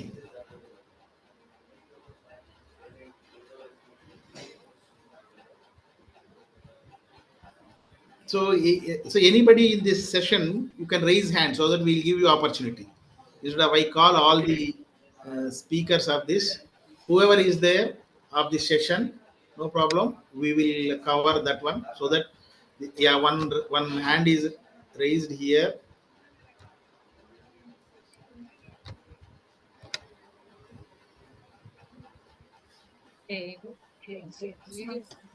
Yeah, please go ahead. What is your paper?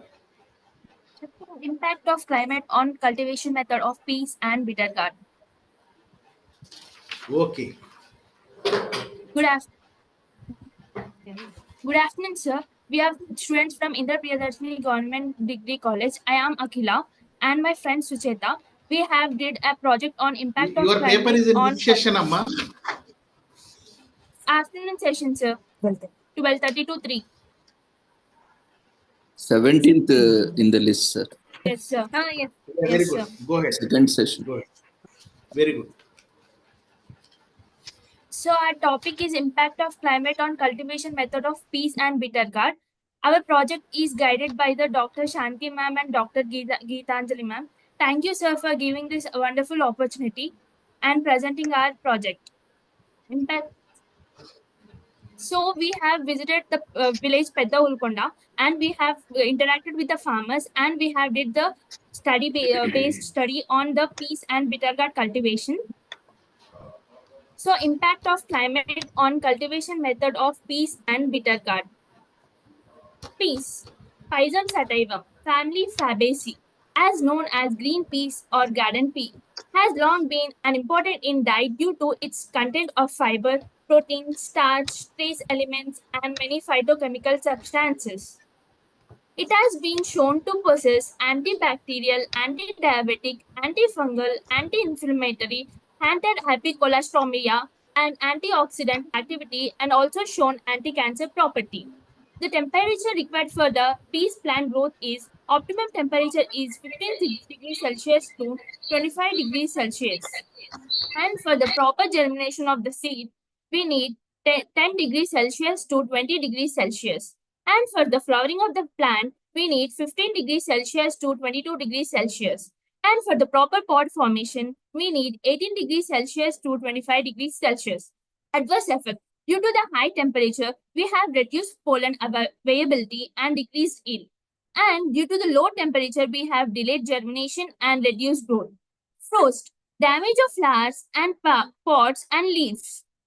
Moisture, optimum rainfall required for the plant is 1600 to 800.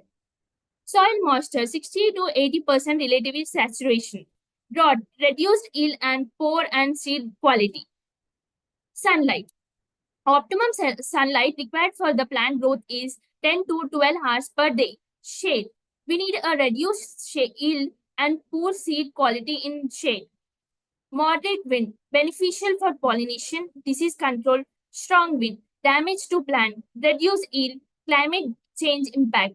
Raising temperatures. Altered growing seasons. Reduced yields. Changing precipitation patterns.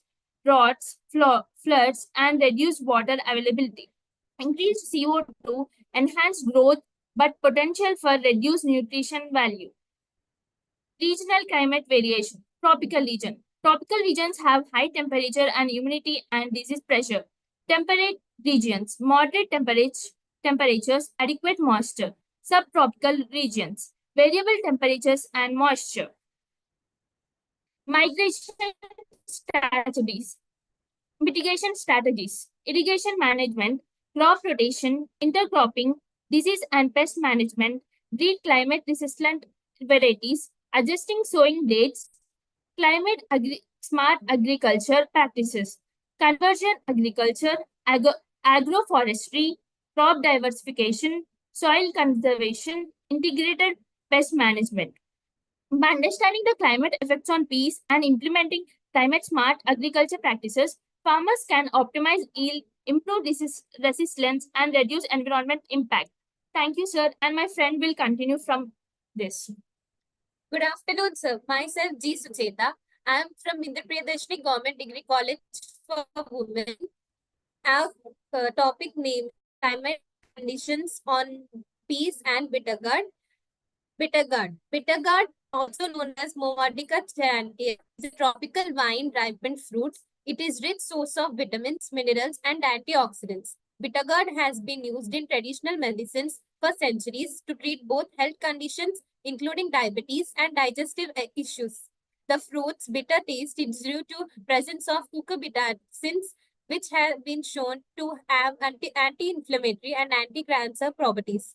Regular consumption of bitter gourd can provide numerous health benefits and support overall well-being. Climate effect on bitter gourd. Bitter gourd is a warm season crop sensitive to climate conditions, which significantly impact its growth, development, and yield. Here's a breakdown of climate effects of bitter gourd. Temperature effects. Optimal temperature, 25 degrees Celsius to 30 degrees Celsius. During germination, the temperature is 20 degrees Celsius to 25 degrees Celsius. Flowering temperature, 25 degrees Celsius to 30 degrees Celsius. And while fruiting, temperature is 25 degrees Celsius to 35 degrees Celsius. The adverse effects of temperature. High temperature. Due to high temperature, we can see reduced pollen viability and decreased yield. Low temperature causes delayed germination and reduced growth. Frost causes damage to flowers and fruits. Moisture. Moisture caused by rainfall. Optimal rainfall from 600 to 800 meters. Soil moisture 60% to 80%. Drought, reduced and fruit quality. Moisture causes increased disease susceptibility. Sunlight. The optimal sunlight required is 10 to 12 hours per day. Shade, reduced yield, and poor fruit quality. Wind. Moderate wind is beneficial for pollination and disease control. Strong wind damages the plants and reduces the yield quality. Climate changes impacts. Rising temperatures cause altered growing seasons and reduce yields. Changing precipitation patterns will cause droughts, floods, and reduced water availability. Increased CO2 enhances the growth, but potential for reduced nutrition value. Regional climatic variations. In tropical regions, high temperatures and humidity and disease pressure is increased. Subtropical regions, variability in disease, temperature regions, cool temperature, reduced yield. Mitigation strategies are irrigation management, crop rotation and intercropping, disease and pest management, breeding climate resilient varieties, adjusting sowing dates. Climate smart agriculture, CASA practices are conservation agriculture, agroforestry, crop diversification, soil conservation, and integrated pest management. Bittergourd climate tolerance. It tolerates the heat at moderate temperature. Drought tolerance, moderate. Flood tolerance, low conditions. Optimal climate conditions tolerance are temperature from 25 degrees Celsius to 30 degrees Celsius, rainfall 600 to 800 mm, sunlight from 10 to 12 hours. Thank you, sir. Through our field study, we want to suggest the farmers to grow bittergourd and peas according to their climatic conditions for higher yield quality. And further, we want to study about more yield quality, about different varieties of bittergourd.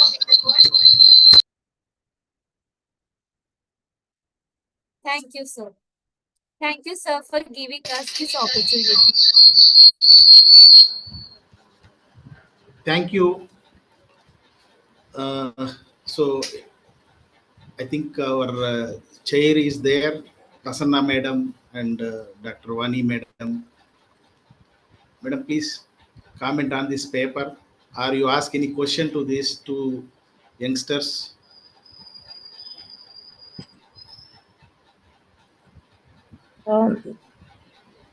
Sir, good morning. This is Dr. Vani. Am I audible, sir? Hello? Yes, ma'am. Please continue. Yeah. I just have a question. Madam, we are not able to hear you. Check your microphone.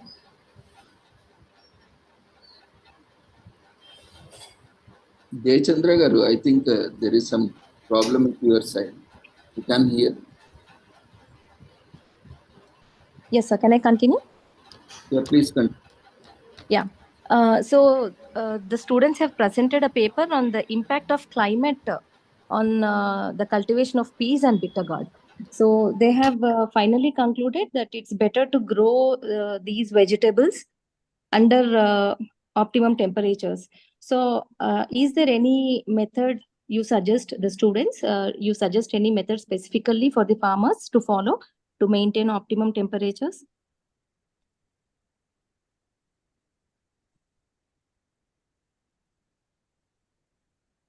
Hello? Ma'am? Yeah, your paper is actually it is a research paper. Like you have conducted some study on the field. Hello. We have done a field study on it, ma'am. Acha. And what are your what do you suggest to the farmers? What are your conclusions? Shade net, ma'am. We can go through the shade net farming, ma'am. In Yeah, the that's high what I was. temperatures in summers. These suggestions you have to incorporate in your paper. That would be even better, I think. Yes, ma'am. Ma'am. Yeah. When you are suggesting the methods they have to follow, it will be, the paper will be even better if you even give the suggestions also which methods they have to follow and all. That would enhance the paper actually. Yeah. Okay, ma'am. Good morning, sir. Jayachandra, sir. Madam. Yes, Good madam. morning. Good morning, everyone. I'm Dr. Prasanna. Sir, the paper, girls, that is very well done that you have visited the fields. But it is a sort of, the information which is collected, you presented as a little bit vague, I find. Right? So you need a constructive data, girls. When you have visited, you have to record the timings, whether it is in the mornings or it is in the evenings. And also you have to mention dawn or dusk and what are the hours you visited and from what time to what time these findings are. We Right? will add them in And the you can make, you have to record. That's Yes, ma'am. We will you add have them. to show. Ma? Sorry? We can add them in the reference. Ma'am, actually we have to click the GPS camera photos, ma'am. It will have all the information. That is ma'am. showing the Date, noon. Yeah, it yes, is ma'am. showing. We visited in the afternoon, ma'am, because farmers were unavailable on that day. That's what. Because From on now Sunday we have onwards. visited. Yeah. From now onwards, you do see that in the dawn or dusk time, you will find proper data, right? You do Okay, try ma'am. for that. Yes, ma'am. Okay. Now onwards, Yes, you ma'am. try to record the timings from which time to which time you visited in the fields, and you have recorded those temperature, whatever the humidity and all. Right? That is a very good paper, very well done. It is very encouraging for us to see you budding research scientists. Thank you so much. Thank you, sir. ma'am. Thank you so much, ma'am. Thank you, the chair, Keshav Rao Garu, Vani madam, and Jaychandra sir. Yeah, I want to check Keshwara Garu is there or not. Yes.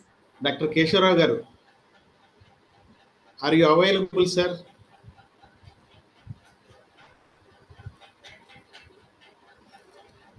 Okay, maybe he may join or whatever technical reason.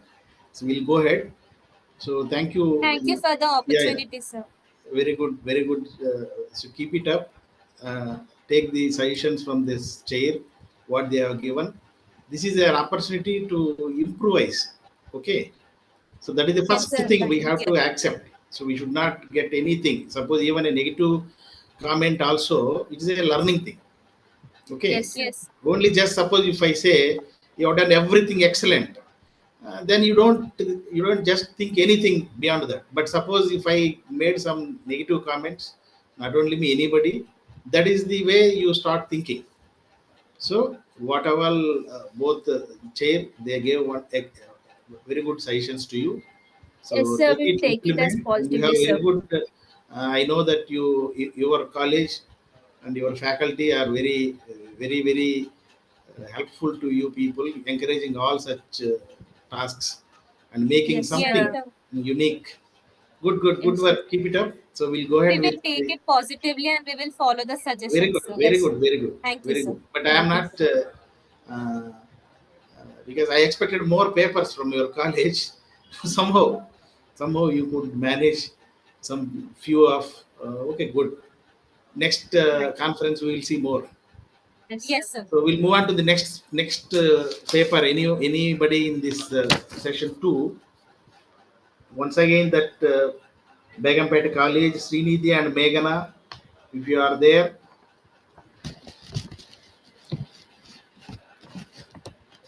And then Trupti Sri, Krishnaveni, and Humaira Ayesha, Sahera Begum and Ayesha. So I'm not seeing anybody from Begumpet College. Hello. Then I think our participant from UP, Usha, is there. So yeah, Harsh, what is your paper? Varnika. Hello, sir.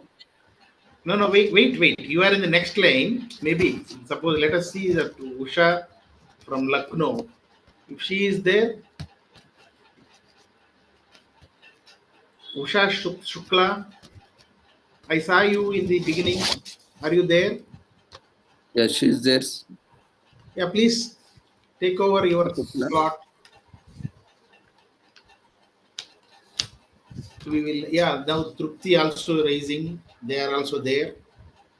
Or can we call Trupti?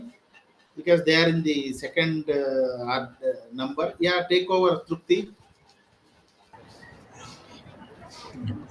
Share your screen. Yeah, go ahead. Okay, sir. Yes. Share your screen on your video and go ahead.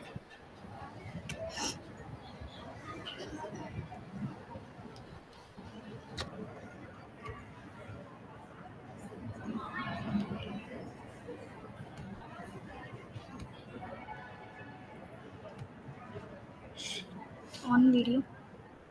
Did you on? Yeah, I guess.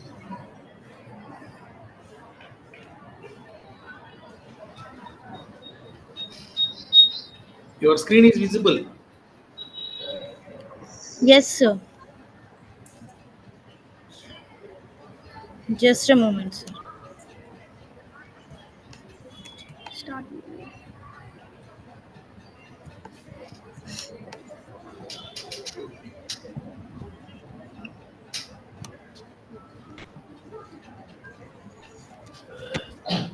Sir, actually, I'm unable to on my video, sir. Okay, go Yes. ahead. Okay, sir. Thank you, sir. Yeah. Yes. Okay. Just a moment.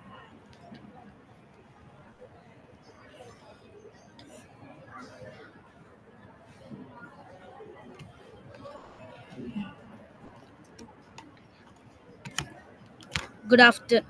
Good afternoon. I am Trupti. And I'm Krishnaveni.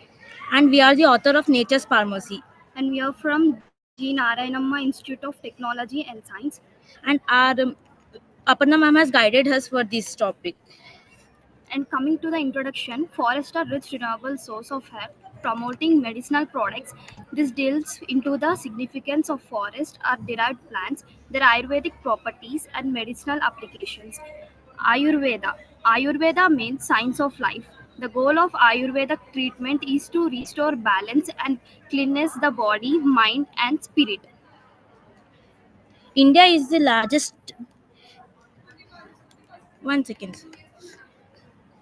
The India subcontinent is vast repository of medicinal plants that are used in traditional medicinal treatment. The alternative medicine in the traditional system and derived from herb and minerals and organic matters. Use of plants as source of medicine has been an ancient practice and in an important component of an healthcare system in India. Forest plays Forest offers numerous health benefits like improving hair quality, reducing anxieties and depression, improves mood, reduce stress, and cancer treatment, cultural heritage, many others. And coming to the advantages, it reduces stress, detoxification, reduces inflammation, emits toxics from your body, balances hormones, boost immune system, can help improve the overall health. And coming to the disadvantages, Ayurveda is pseudoscience, no immediate relief, may not cure at the worst stage of the disease, side effects from herbs. Through this, we can how people who should avoid herbal medicines. People who are going to have surgeries, the elderly and children, pregnant or breastfeeding women, people taking other medicines including hormonal contraceptive such as combined pills.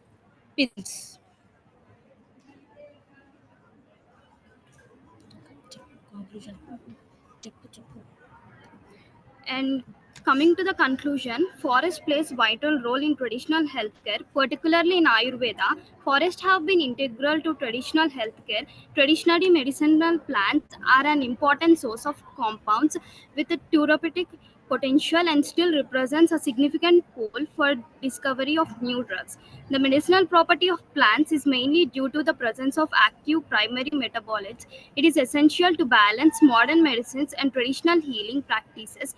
Both have merits and offering individuals a comprehensive range of healthcare options. Thank you. Thank you.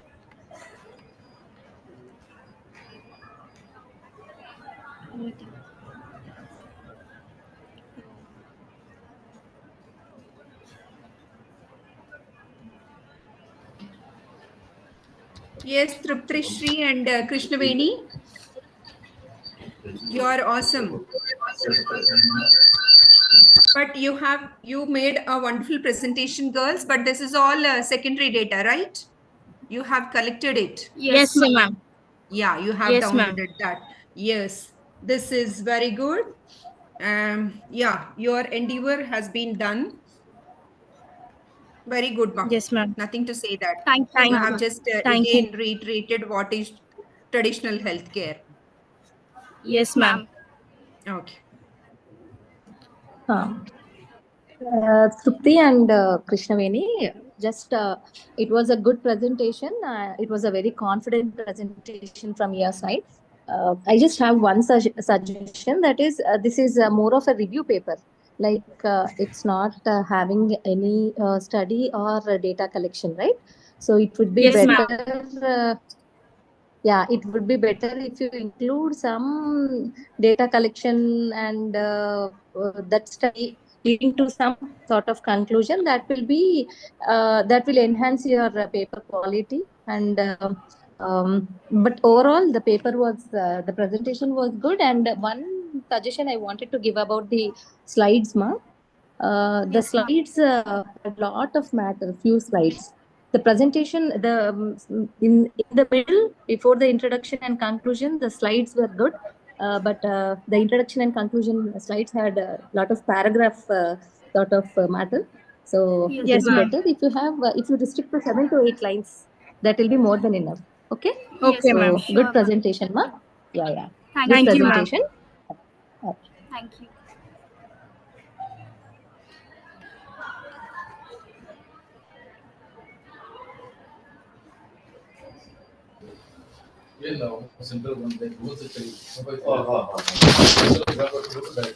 Madam, please go ahead with the next speaker, madam.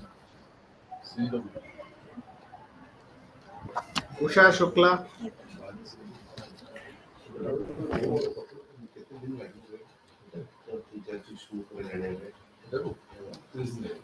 Usha Shukla.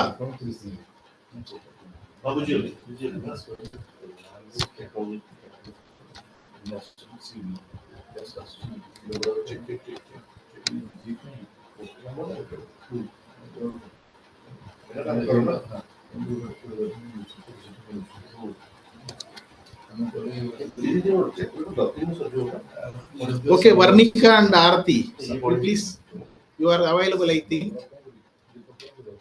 You can take over.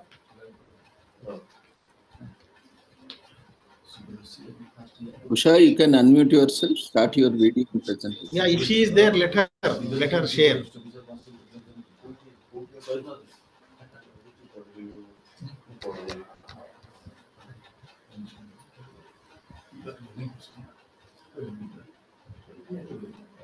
Ravindra Garu, whoever is available, please take them, sir.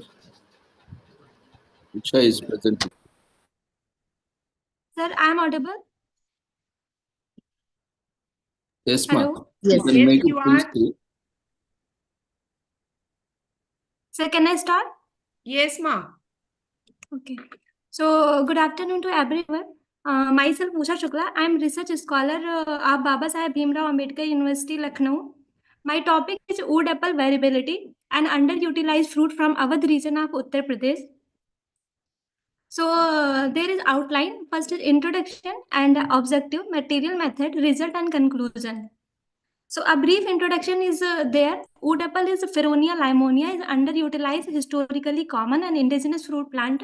It has chromosome number 2n equal to 18.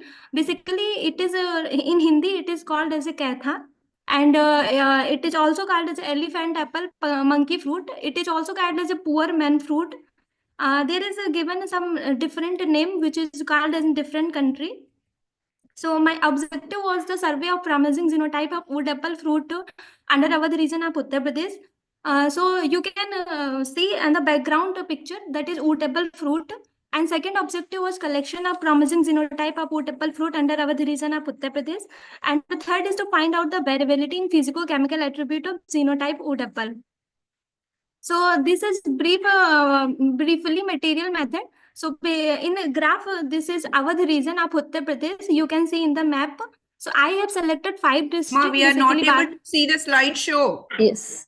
And also you. Please see that you are visible and your show is also. Ma'am, slide is not visible. Slide is visible. Now they are moving. Okay. Yes. And okay, I can start.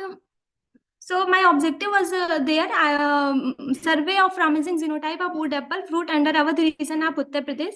And second is collection of promising genotype of wood apple under Awadh region of Uttar Pradesh. And third is to find out the variability in physicochemical attributes of genotype of wood apple. So this is material method. I have selected the Awadh region of Uttar Pradesh. You can see in the map of UP. And I have selected 5 districts of Uttar Pradesh of Awadh region. First is Barabanki, Lucknow, Bahraich, Ayodhya and Gonda district. And physiochemical analysis is done in the laboratory of Department of Horticulture, Baba Saheb Bhimrao Ambedkar University, Lucknow. So this is wood apple tree, and this is fruit collected from the different region of Awadh region of Uttar Pradesh. So basically, the wood apple tree, I want to give a brief importance. So we have wood apple tree is a forest tree, and it is good source of food and wood for the farmer. Wood apple tree is climate resilient tree. It is drought resistant, and wood apple tree is good for the pollination, shelter, gum, medicinal and nutraceutical properties, and it is for the fodder for the livestock also. So I have selected 29 genotype. So this is a passport graph, which is a different district that I have already told. So my result is given that I have selected for the qualitative and quantitative parameter. That is, first is the fruit length. If we talk about the fruit length, the first genotype 14 has found the maximum fruit length, that is 6.28 centimeter, and the genotype 28 has found the minimum fruit length, that is 3.26 centimeter. Next is fruit width. So fruit width is for genotype 14 has found the 6.31 centimeter, that is highest, and genotype 28 has found a minimum fruit width, that is 3.92 centimeter. Next is a leaf length. If I have found a leaf length, so minimum, so highest leaf length is found in genotype 25, that is 4.17 centimeter, and genotype 4 has found the minimum leaf length, that is 2.1 centimeter. Next parameter is leaf width. So I have found the genotype 25 has found maximum leaf width, that is 2.3 centimeter, and genotype 21 has found the minimum leaf width, that is 1.1 centimeter. So that is a spine length. If I have found in my research, so spine length varies from the 1.34 to 3.1 centimeter. So maximum spine length is found in genotype 11, and minimum genotype has found in genotype 22. Next is a fruit weight. So I have found that genotype 14 has found the maximum fruit weight, that 230.95 gram, and genotype 28 has found the minimum fruit weight, that is 106.59 gram. Next is TSS, total soluble solid. So genotype 22 has found a maximum TSS, that is 18.10 bricks, and genotype 10 has found the minimum TSS, that is 10.20 bricks. So acidity. So genotype 11 has found the highest acidity, that 6.1%, and genotype 22 has found 3.10% acidity, that is minimum acidity. This is reduction sugar, total sugar, and number of seed, pulp, weight, and acidity that I have found in my research result data. Next is pectin content. So I have found the genotype 7 has found the highest pectin content, that is 2.206%, and the genotype 10 has found the minimum pectin content, that is 1.10%. So my conclusion is that I have done my research, and I have found that genotype 14, that is collected from Bahraich district, and genotype 15, that is collected from Bahraich district, genotype 22 that I have found I have collected from Ayodhya district, and genotype 25 has been collected from Ayodhya district. That fruit are large in size, highest fruit weight, and fruit have high pulp percentage and thin cell thickness. And this genotype has also found the highest TSS, titrable acidity, total sugar percent, reducing sugar, and highest ascorbic acid content. So these germplasm can be conjured for the asexual propagation and can be proceed in future breeding program. Thank you, sir. Very well done, Ma. Usha Shukla, very well done. This is really very interesting and primary research, your research work. You might be working for what? Yes, ma'am, I am research scholar and working in fruits, wood apple fruit crop. Wood apple, okay. Okay, it is, and you are associated with this Ambedkar University. Yes, yes, ma'am. The Baba Saheb Bhimrao Ambedkar University, Lucknow. Yes, very well done. Even our students also studying in nutrition departments. So this work is very interesting, ma'am. The wood apple variability, and you have suggested a breed also, which to the farmers. Your work ma'am. is farmer friendly. Yeah, Yes, it is ma'am. very nice, very interesting. You can also further work on the infestations of pests of this, and also suggest some remedial methods, that too what you call as the herbal medications for that, so that it will be like organic fruit. As you said, it is a poor man's apple in Yes, your ma'am. area. Yeah. Yes, ma'am. Yes, ma'am. Yes, very well done, ma. Sure, ma'am. Very well done, Sure, Usha. ma'am. Sure, ma'am. Thank you, ma'am. Yeah. Firstly, congratulations, Usha. It was a very good topic. Not Thank you, only in your area, wood apple is underutilized in almost everywhere, and Yes, it's ma'am. really I really like the topic because it's the most unexplored fruit, as we all know. And Yes, ma'am. the data collected by you is also like it's very vast, and yeah, very good suggestions given by you. Those like which breed is good and all. So the Yes, ma'am. presentation, the slides, everything are very good, ma. Yeah, Thank you, ma'am. congratulations Thank you, ma'am. once again, ma. Yeah.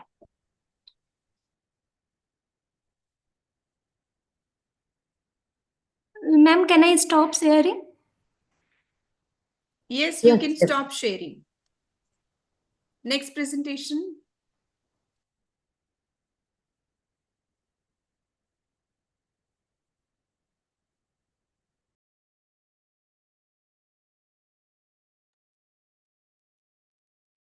Next presenter in the session, if you are available, you can raise your hand.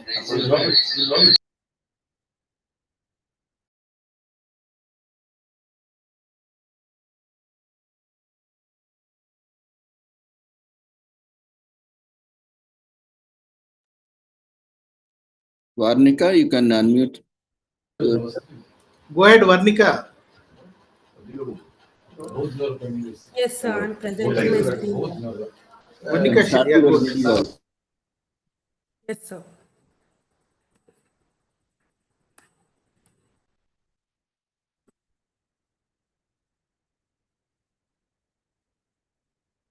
Sir, is my screen visible? Yes, ma'am. Please continue. You can make it full screen, Yes, sir. and now it's fine. Good afternoon to everyone present here. I would like to extend a warm welcome to our esteemed dignitaries and all participants. I am S. Varnika from G. Narayanamma Institute of Technology and Science. And today I am here to share my insights on a topic of global and national importance. My topic is disaster management in forest areas, a global and national perspective. Firstly, I would like to thank the ma'am for sharing tips on the presentation in the previous session. So now I'd like to include my reason of choosing this topic. I was an NCC cadet in my schooling days, and our school encouraged us to help disaster victims. This experience gave me an understanding of their struggles, and it inspired me to help them and ensure they are recovering and rebuilding themselves. Now, let us begin. Let us begin by understanding the consequences and the causes of disasters. Disasters are often caused by natural forces and human activities, a combination of both, leading to destruction, economical losses every year. Events such as forest fires, landslides, floods, and earthquakes have become increasingly frequent in recent decades. Factors like climate change, deforestation, and urbanization are among the key contributors to this alarming trend. Forest fires are uncontrolled fires that spread rapidly through the forested areas, devastating acres of land in a short period of time. These fires may result from a national ignition source or human activities impact. They cause long-term geological effects like destruction of biodiversity and climate change, including soil erosion. Some of the other disasters are floods, earthquakes, tornadoes, and landslides. These also pose serious threatening challenges in forest regions. These events lead to soil erosions, habitat destruction, degradation of water, significant economical and social challenges. These disasters demand effective management strategies to enable recovery and rehabilitation. Let us look at a few case studies I have gathered to understand the impacts and responses of disaster management. California wildfires 2020 and 2021. Wildfires in California have become more frequent and severe since 2018 by analysis. The causes of these wildfires are prolonged drought, high temperature, and human activities. These lead to long-term social, economical challenges and displacing thousands of residents and losses of infrastructure of local government and economics. Immediate response was taken by evacuations and coordinated firefighting efforts. Here's another case study about Kerala landslides. Kerala terrain is prone to landslide risk caused due to heavy monsoon. The impact of situation is environmental damage and soil erosion. The immediate response taken is real-time auditing and rehabilitation efforts. Kedarnath flash floods 2013. This case study highlights the need of effective disaster risk management with early warnings, community involvement, and resilient infrastructures. The flash floods are caused by extreme rainfalls and river blockages. In this case, we can see that they have taken pre-disaster precautions. But yet the impact wasn't small because there were over 800 deaths. This was due to delayed rescue. From the previous case studies, we have got to know that every case requires a proper disaster risk management framework, which consists of four stages: prevention, preparedness, response, and recovery. This cycle could help us reduce the impact of disasters. This cycle also consists of three stages: pre-disaster, disaster, and post-disaster, which can help us reduce the impact. You see that technology has a huge role to play in the disaster management. We could use tech innovations to enhance disaster preparedness with timely alerts, insights, helping community take action quickly. We could also use remote sensing and drones to enhance the disaster response with real-time data. The government role. Government is taking necessary steps and policy frameworks through NDMA, National Disaster Management Authority, NDRF, National Disaster Response Force in national levels, and SDMA, State Disaster Management Authority in state levels. These disaster management acts oversee disaster management in India, and the main objective is disaster prevention and preparedness. NDMA ensures disaster management systems are in place, train communities, and provide guidance for disaster risk reduction, DRR. And NDRF includes search, rescue operations, medical aid, and relief distribution, and coordination with local authority. NDMA is overseen by our respected Prime Minister, and SDMA is overseen by respected Chief Minister of respective state. Together, the NDMA and NDRF form integral part of Indian disaster management infrastructure, focusing on reducing disaster risk and ensuring effective and timely responses during crisis.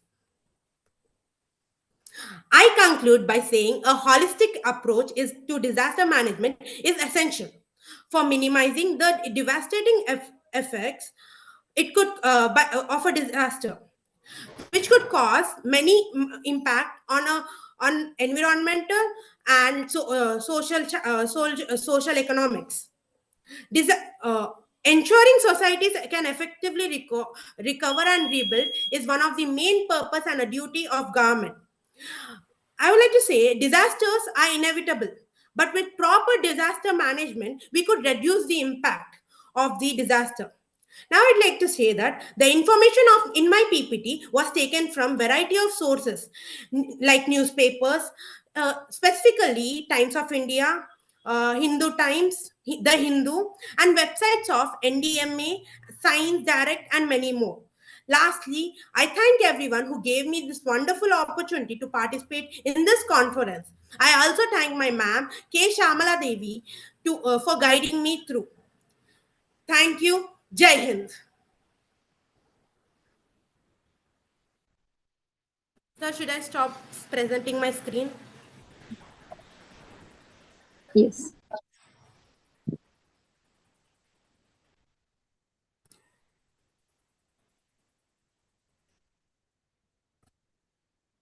Varnika? Yes, ma'am. You have chosen a very contemporary topic, which is need of the hour, because sustainability is to be focused right now. So the slides you have presented were good, and the information you collected is also interesting, and you have also provided solutions. But again, this is a review paper. It would be better if you have collected some numbers related to the disasters and or the reasons behind them and all. And if you would have suggested some solutions for those particular issues which you have raised. Yes, ma'am. Surely, ma'am, I would do it in the next one.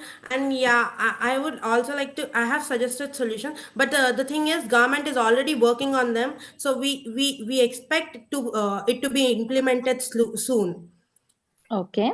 And also again, coming to one more suggestion regarding the PPTs, again, there is a lot of data in the PPTs that also you have to keep in mind next time. Okay. Okay, ma'am. So overall, it was a very good presentation, and you were very confident presentation. So congrats. Okay. Thank you, ma'am. Thank you, ma'am. Thank you, everyone present here. Yeah, Varnika, my suggestion is your paper is very good. Thank you, Actually, the disaster management, the disasters are different types of disasters are there. Geophysical, hydrological, climatological, and meteorological disasters. As you suggested, so far after tsunami in Vizag, there is no disaster in both the Telugu states, right? So the Kerala is the #1 state where, Odisha. Odisha is the state which is combating these disasters, and it is the #1 state which is ahead in India. So very well done. Your paper is good. You have also given the 4 pillars of disaster management, the mitigation, preparedness, and response and recovery. Yeah. The Ministry of India also, there is a disaster management authority in India, which is ahead in working on these disasters. There are so many projects. You can go to the website and you can apply for that. It is really wonderful that you have chosen it. Okay, ma. But next time you try to work on one single disaster. It may be Odisha, it may be, you have suggested Kerala, Kedarnath, so many, right? But you would have collected one disaster and you would have presented all those details regarding it. Okay, ma'am. I'll take care of that in the next one. Thank you for your suggestions, ma'am. It is good. Right, ma'am. Thank you. Okay, ma'am. Thank you, ma'am. Thank you, everyone.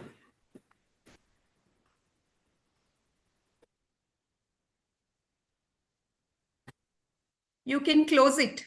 Next presentation, girls. Okay, ma'am.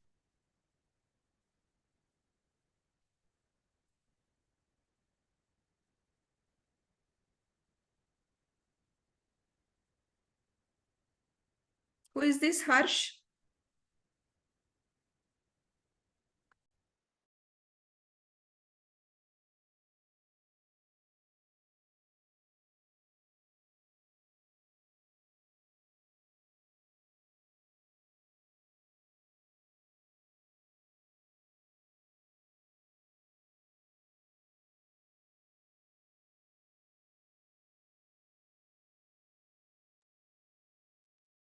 You can start your presentation, ma. Who is this, Harsh? Turn on your video. Harsh, you can unmute yourself, start your video. What's your name? Hello, ma'am. Ma'am, my name is Harshita. Am I audible, ma'am? Yes, ma, you are audible. You can. Okay. See that your PPT is visible. Yes, ma'am. Yes, ma'am.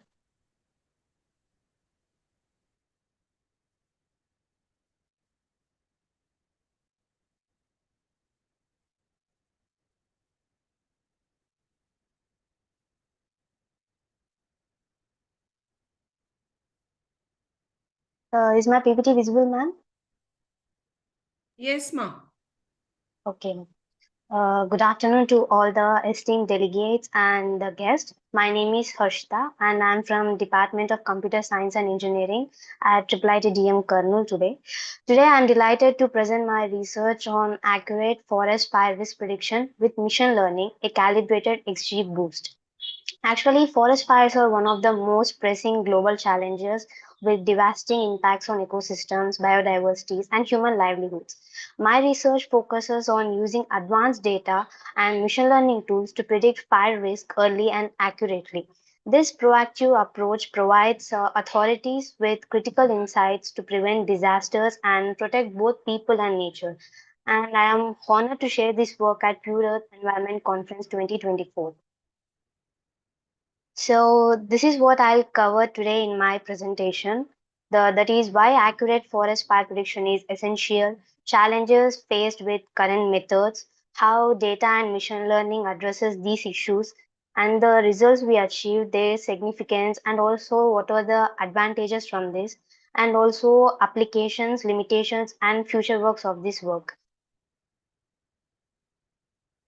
So forest fires, let's start with the introduction. Forest fires are becoming more frequent and severe due to two main factors, that is climate change, and which creates hotter and drier conditions, and human activities such as deforestation and agricultural burning. These fires have a catastrophic consequences. Entire ecosystems are destroyed, leading to biodiversity loss. Large amounts of greenhouse gases are released, worsening the global warmings, and property and livelihoods are damaged, causing significant economic loss. So, traditional fire prediction methods rely on historical data and expert judgment. However, they often fail to account for the many factors which are influencing these forest fires, leading to delayed and inaccurate predictions.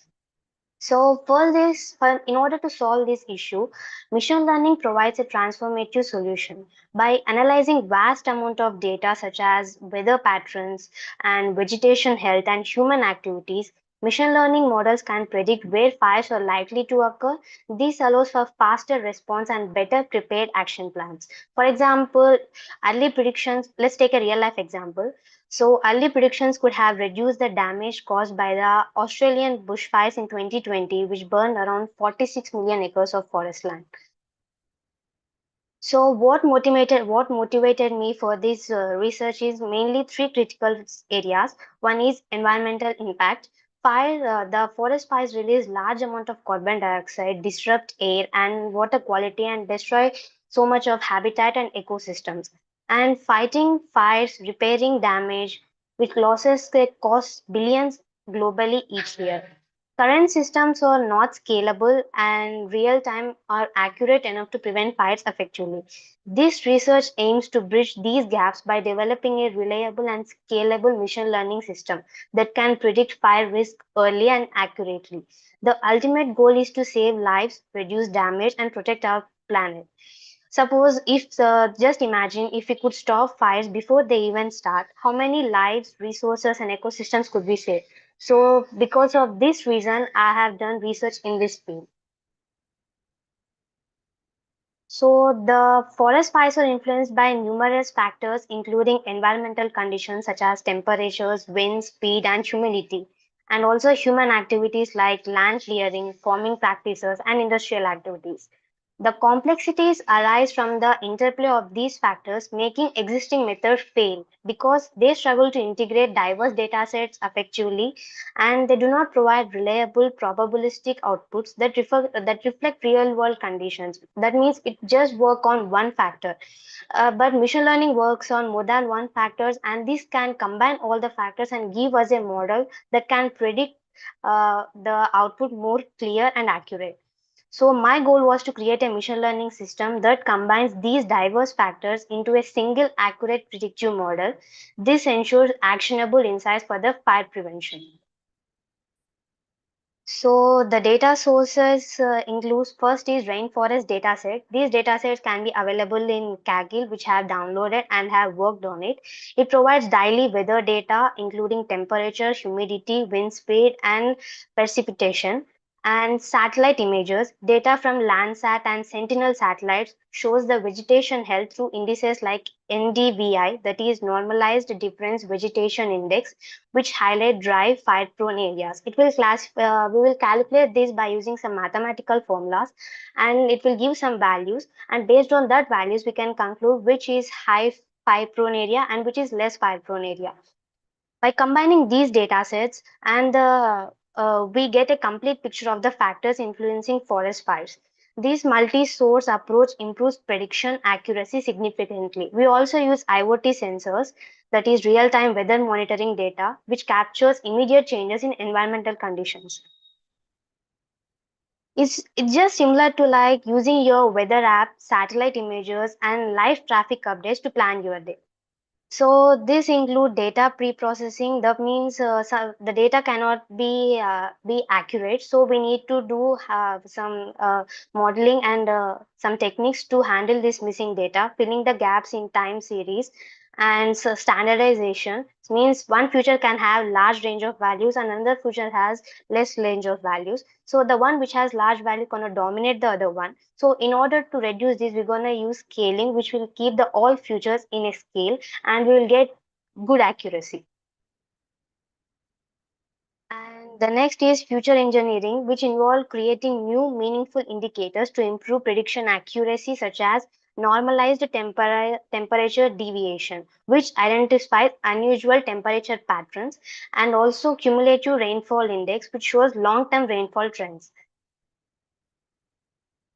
And the next is methodology overview, how this model works. We tested 3 machine learning models for this approach, which is random forest, combines decision trees for predictions, and the next is gradient boosting, improves on prediction errors iteratively, and XGBoost, which is the extended gradient boost. It is the best performing model due to its speed and ability to handle complex data interactions. So we have done these 3 models, and based on the accuracy we applied from these models, we will decide the model. And the next is, these are the evaluation matrix, means the 3 models will give these 3 outputs, and based on these 3 outputs, we will predict whether the model is good and it will be applicable for the prediction of the forest fires or not. So these are the results which I got from applying the data sets and also everything. So generally in machine learning is nothing but learning from experience. That means we are taking a data set, means we are getting the past data and we are just viewing what are the factors affecting them, and then combining these factors, and we will get a final output which are affecting more. So generally, if the percentage is from 70 to 90%, it means the model is very good and it will be useful for the prediction also. So here we are getting the accuracy as 87%. So it will be the best approach to predict the forest fires. And the next one is advantages of this. So by incorporating real-time data from sensors and satellites, the system can provide up-to-date fire risk predictions, and also the firefighting resources like equipment and personals can be sent to high-risk areas first, improving response time and efficiency, and also preventing fires is far less expensive than fighting them or repairing the damage afterwards.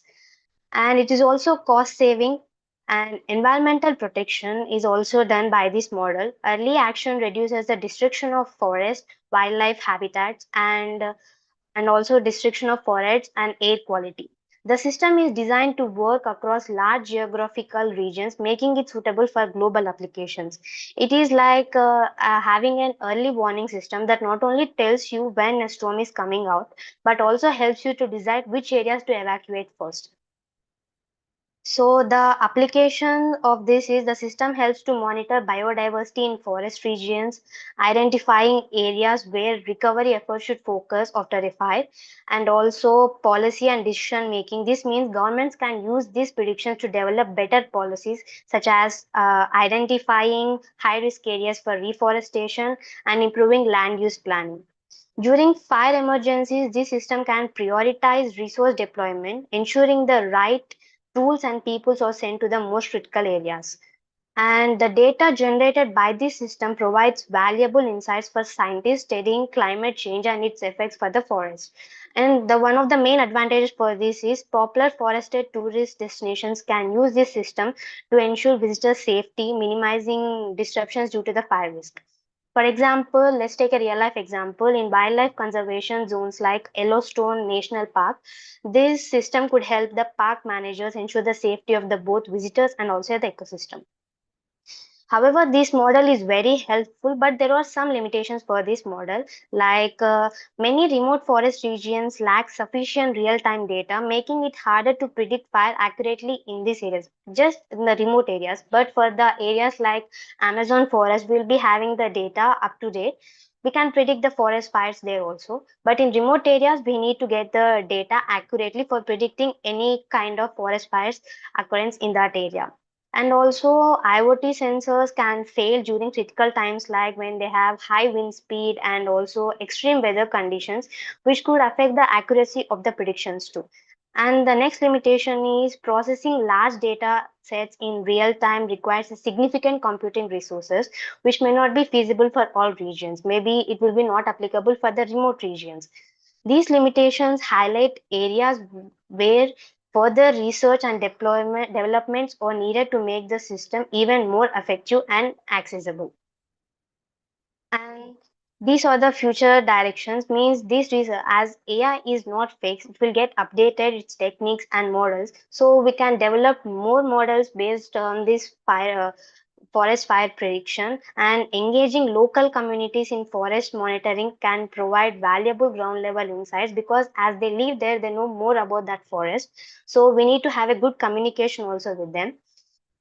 So by continuously improving this system, we can not only prevent fires but also create a safer, greener future for generations to come.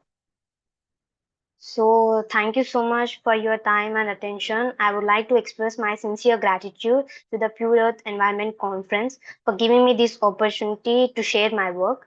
This research is not just about technology, it's about protecting our forests, ecosystems, and communities. I'm now happy to take any questions or hear your feedback. Thank you.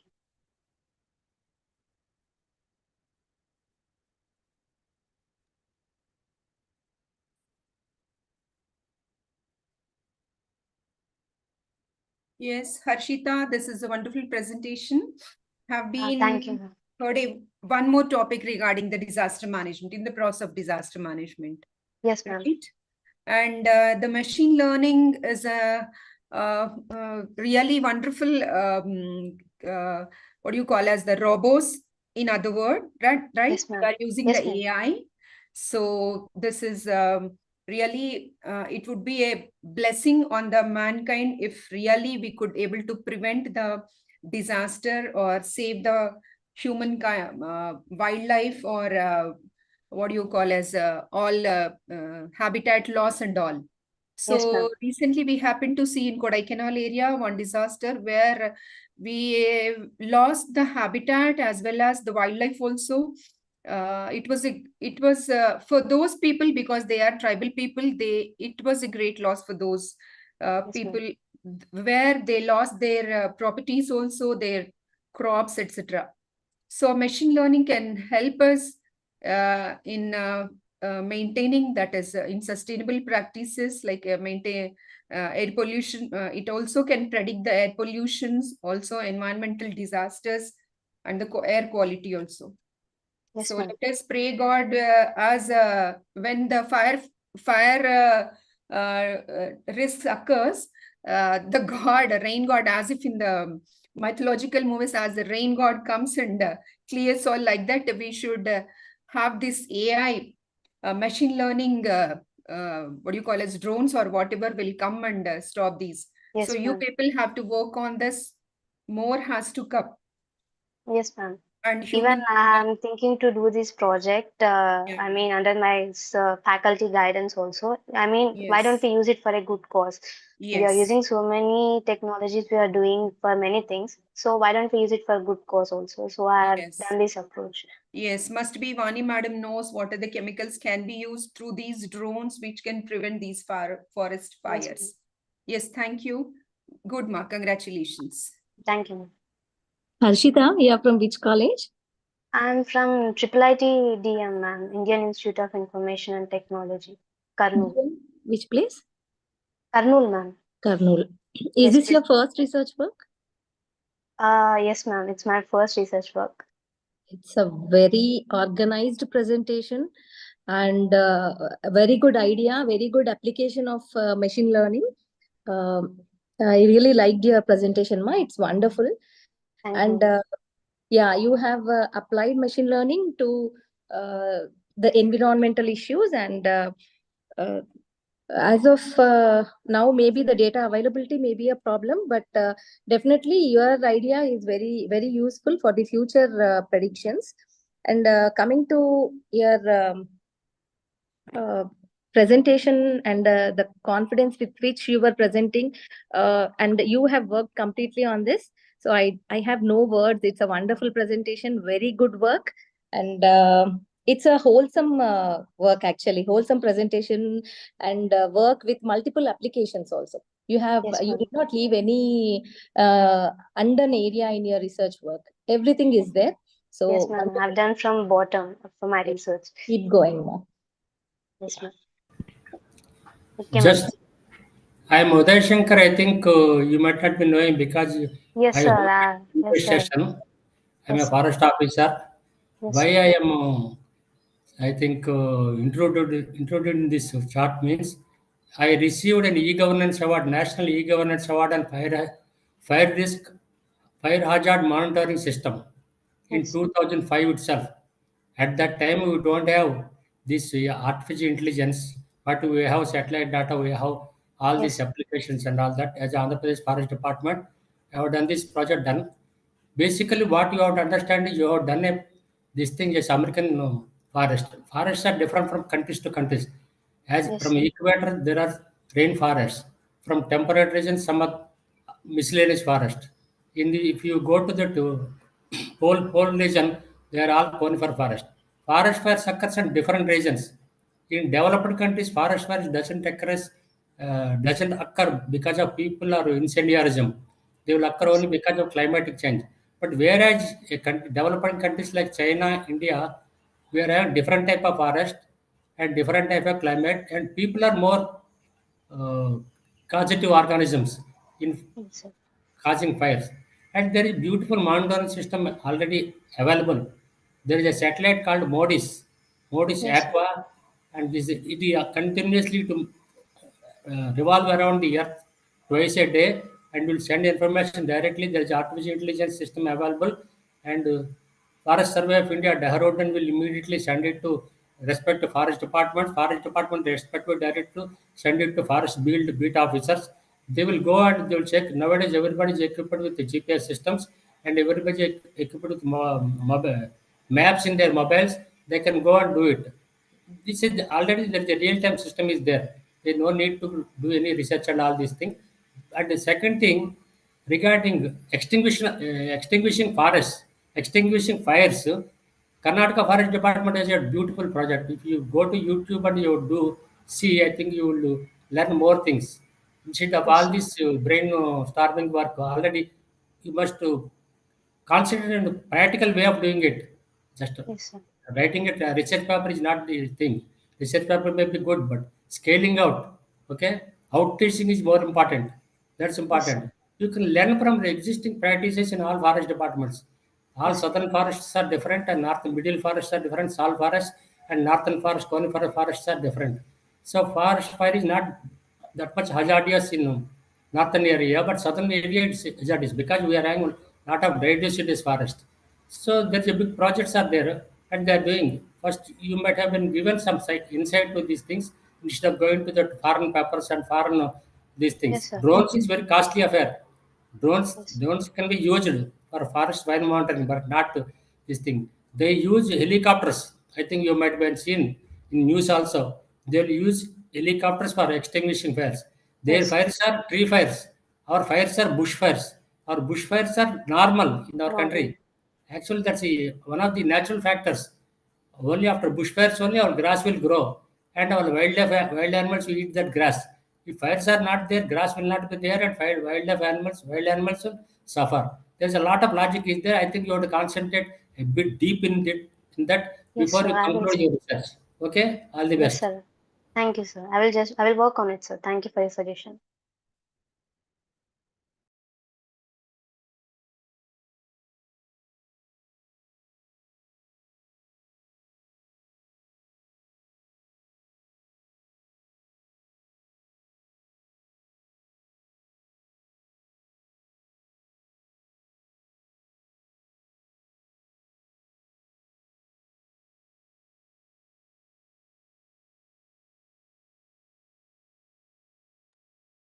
The next presenter can raise your hand so that we can give you permissions.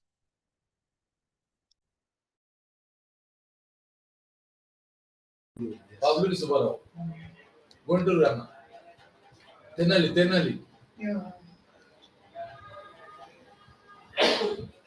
Anandalakshmi Garu, Anandalakshmi, Subarao Garu, office name है ना अनंत. वो wife का नाम. हाँ, madam का नाम है Anandalakshmi. Anandalakshmi. When I started Next paper. Anup is just 2 years, 5 years. I know you since The presenters available can raise your hand. Ramakrishna, hydrologist. Forget it, sir. I felt.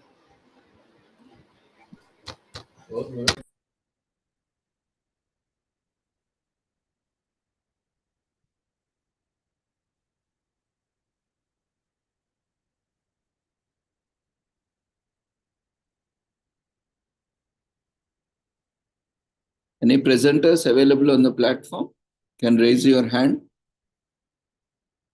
who are waiting for their presentations.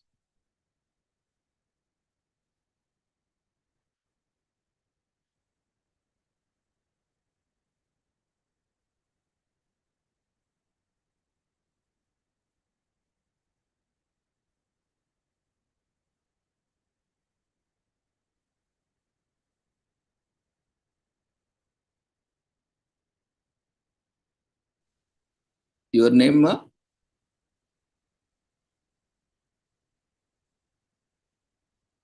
Manishri Varman. Yes, sir. Your paper is there now? Yes, sir. Yes, sir, we are presenting.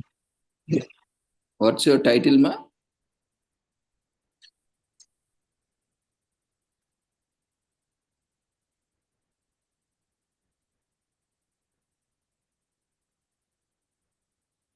Sir, our title is Impact of Haritaharam. Okay. Srimat, KMM Srimat and K. Supraja. Yes, sir. So you are Srimata? Yes, sir. Sriman. Okay.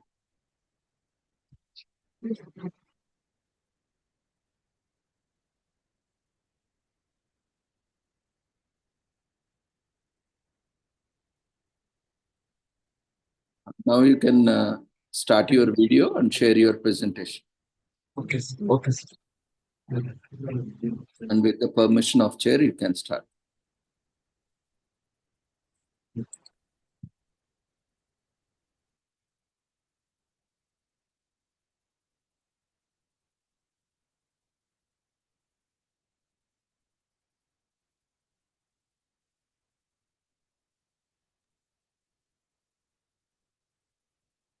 So, respected dignitaries present over here and all my friends, thank you for this opportunity. we are feeling gratitude for this opportunity. So our study is on impact of Harita Haram scheme on erstwhile Medak district. So actually, Harita Haram was a scheme launched by erstwhile Telangana government, which was in ruling till 2023. So its objective was to promote plantation of trees for increasing vegetation cover across the state. So this scheme was launched on 2015. So our project objective is to evaluate whether the initiative made their implied objective for enhancing green cover was it successful or what was the effect it caused. This is our objective. So our study area is erstwhile Medak district, which is now bifurcated into 3 districts. So the reason for choosing this area is because it is located in the proximity of 70 kilometers from Hyderabad, which is the growing urban city. So because it is an urban city, to replicate with vegetation cover, the major focus was in this area to increase the vegetation cover. So the methodology will be explained my friend K. Supraja. So methodology is how we did the maps and everything. The pre-processing of satellite imagery. So by procuring the Landsat images of 2015, 2019, and 2024, by using USGS Earth Explorer, we did cloud masking by removing the cloud coverage according to the how much the cover range should be for the scene of the Landsat. NDVI analysis, so normalized difference vegetation index. It is to calculate the red and the near IR from the Landsat imagery. So the applied values to classify the categories such as dense forest and sparse vegetation and non-vegetated areas. The change detection is the analysis was conducted for on 3 years to identify the increase or decrease in the vegetation cover for over these years all. Concluding an analysis, tools were used to visualize spatial patterns and vegetation growth loss. Processing of satellite imagery by using USGS Earth Explorer. So it is a platform that provides satellite data. It is a free access for satellite imagery, geospatial data, and including Landsat data. Filtering cloud-free data.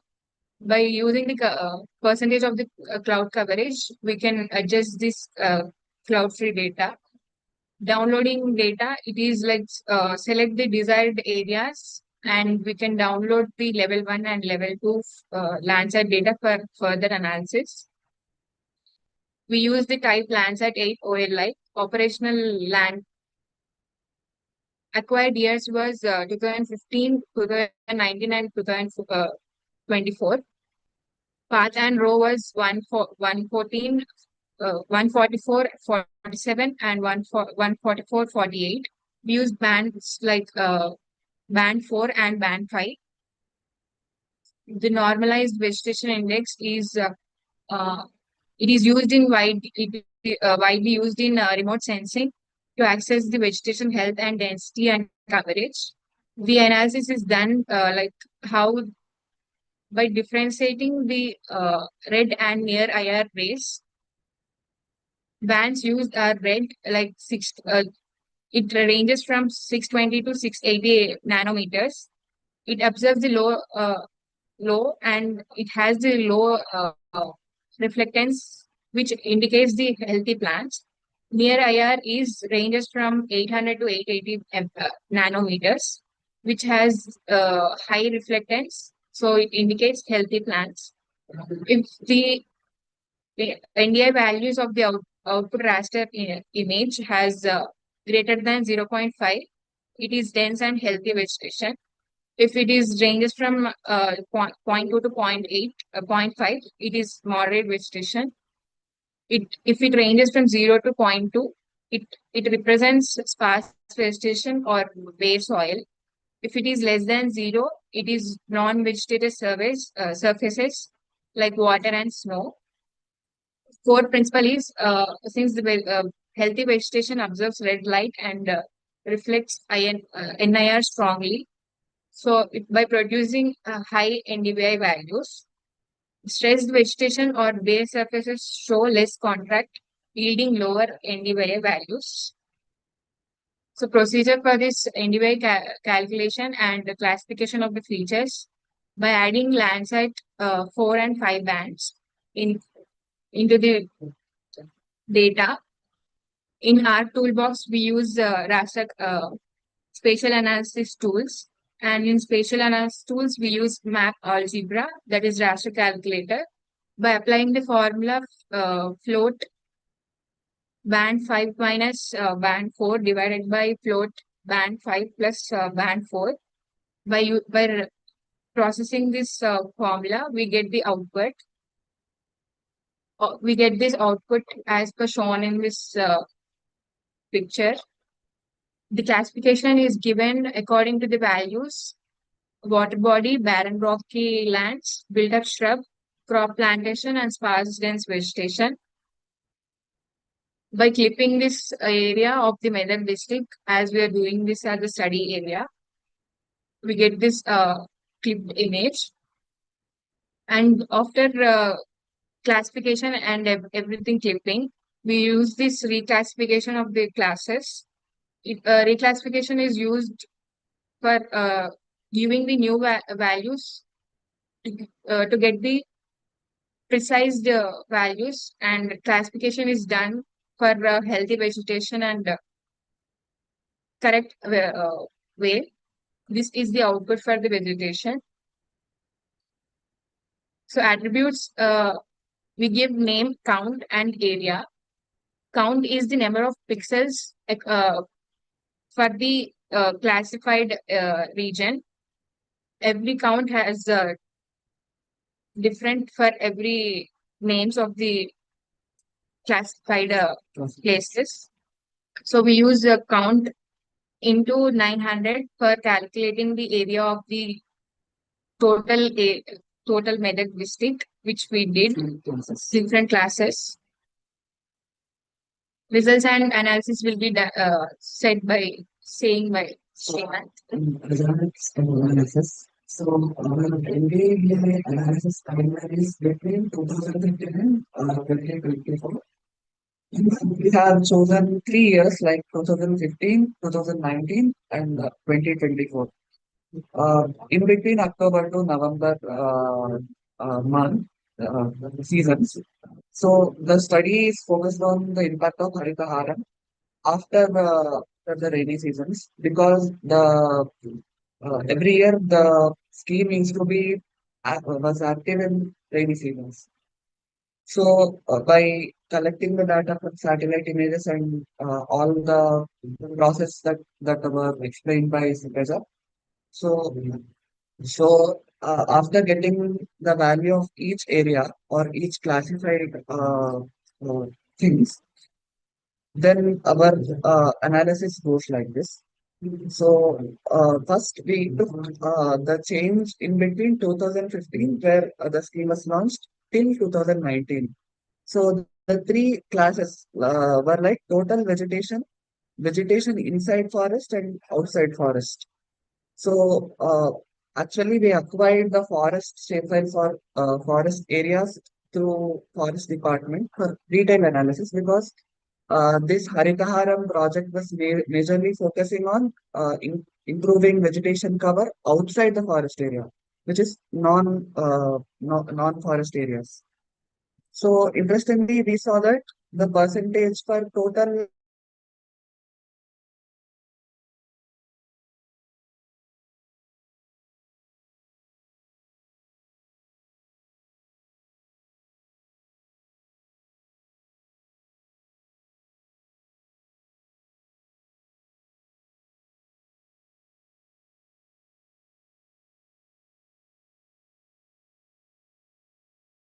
2019 and 2024, we saw a little decline in total vegetation because outside forest area it was declining, whereas the growth which was 43% inside forest cover, it improved only by 1% or 2%. But in vegetation outside forest cover, which had to be improved, it declined by 10.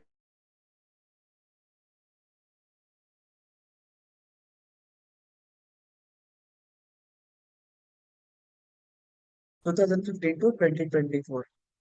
So the total improvement across inside and outside forest cover, it is 14%, which is less than what it was improving in between 15 to 2019.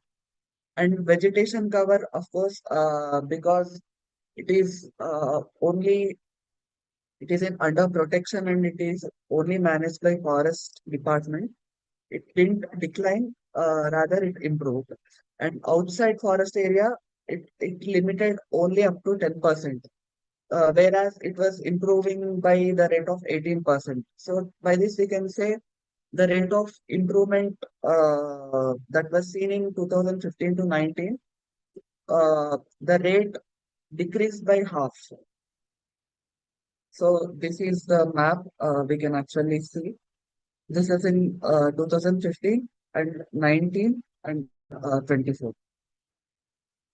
This is total vegetation, total district, and this was only the forest areas. This is outside forest areas. So the table seen here is actually the chart seen here is actually it comprises of whole classes. Like after NDVA classes, the features were classified to water body, barren rock built up, shrub and crop, plantation sparge, and dense vegetation. So while analyzing about vegetation, plantation or sparge and dense vegetation were calculated for the 2015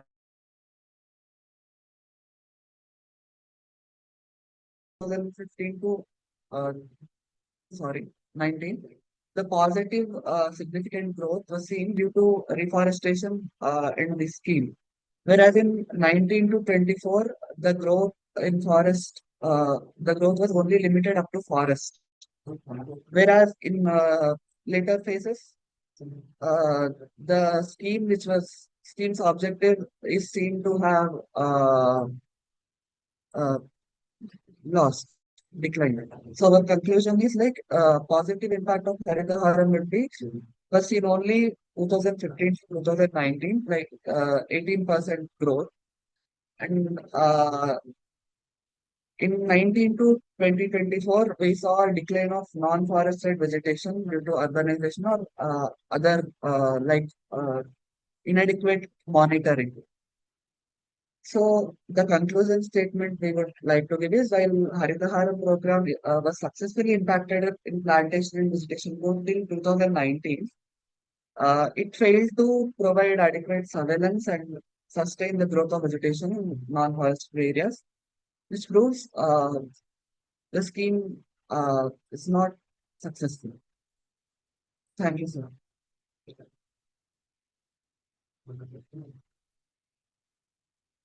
Hello?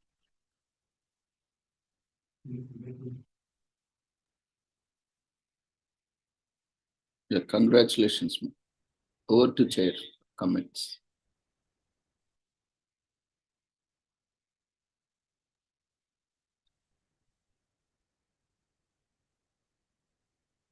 Then stop sharing.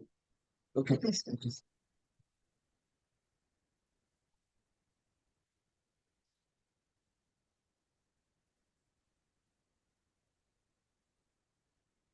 Dr. Prasanna, ma'am.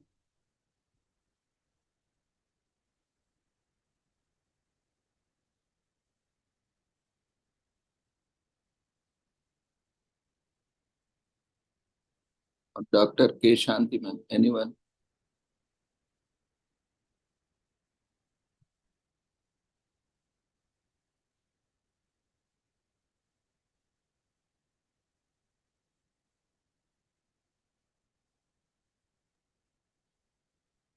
Thanks. Your presentation is very good. Really interesting. Jayachandra sir, we are finding it difficult to find one. This is really wonderful. A new one, new topic. I'm here to see this. And are you the scholars? No, ma'am. We are from JNAFAU.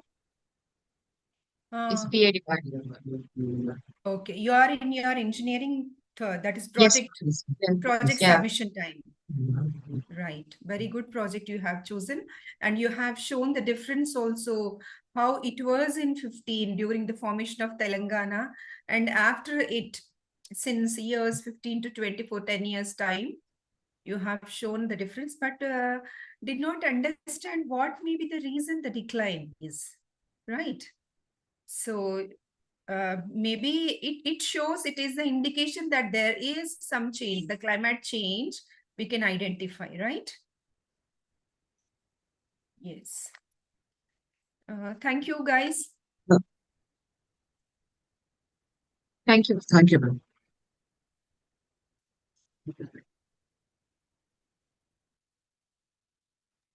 You can close your PPT and you can wait for the comments. Okay.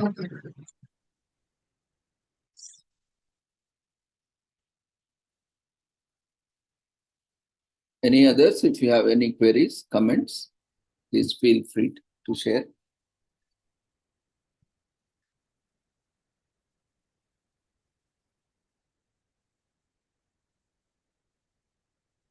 Next presenter, if you are available, you can raise your hand.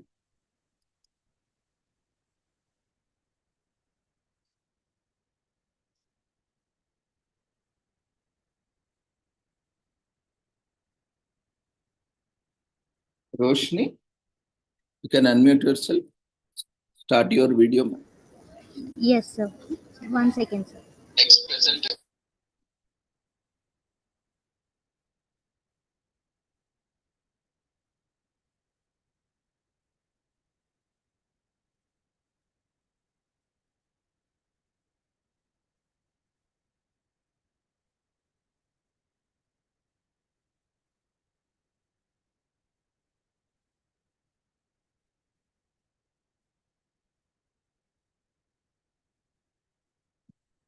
Raidu Garu, you can share your comments.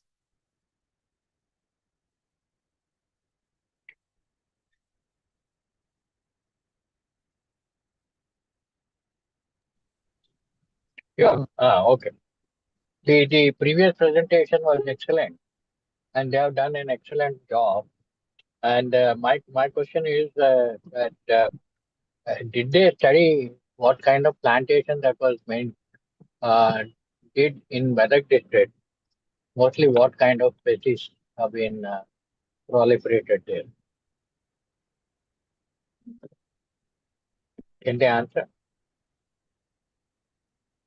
Am I clear? Sir, but I think they have left, I think. Oh, okay, no problem. It's okay. So the next presenter is ready. If chair permits, then they can start. You can go to first slide, Ma. You are in conclusion slide.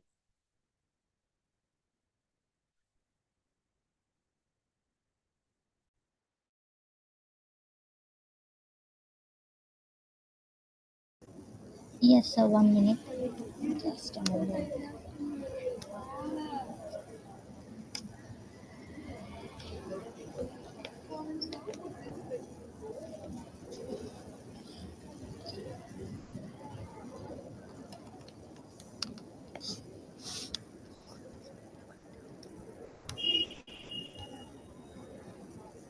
Sir, can you hear our voice?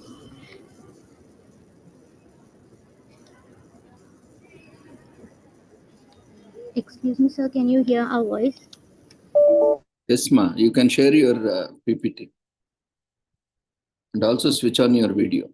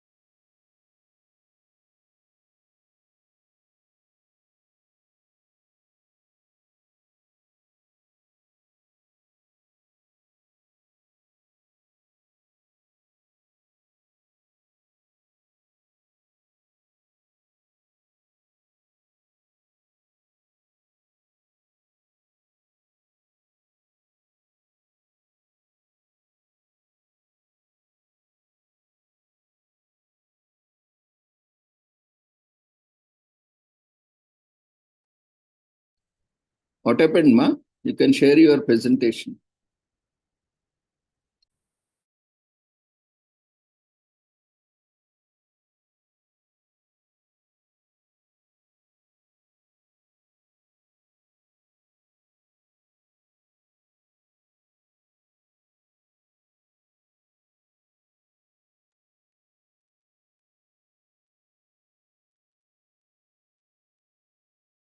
Next presenter, you can raise your hand so that we can give you permissions.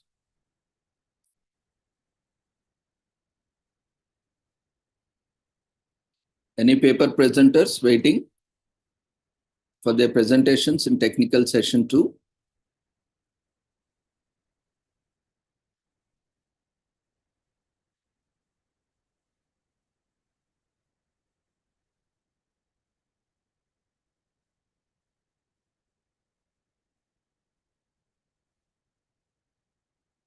Your paper title, Ma?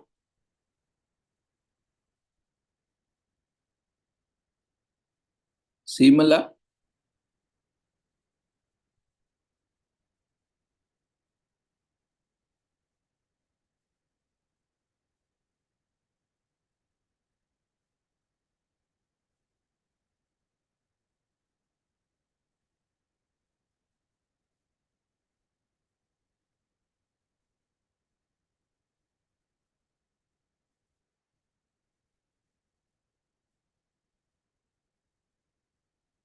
Simala Jivita.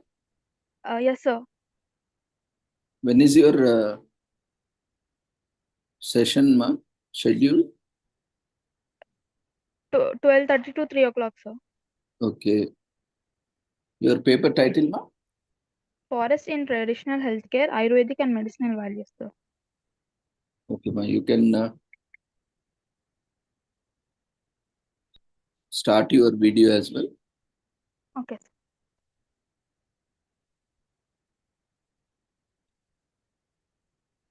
Share your PPT. Okay. With the permission of chair, you can continue.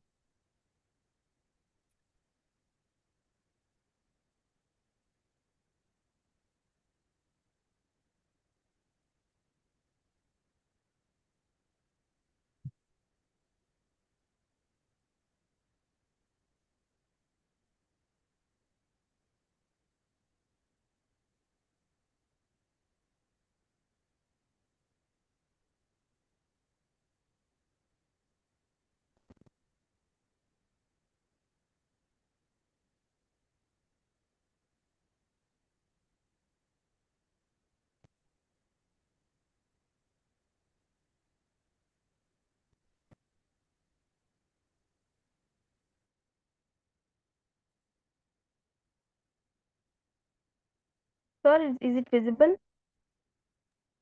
Not yet, Ma.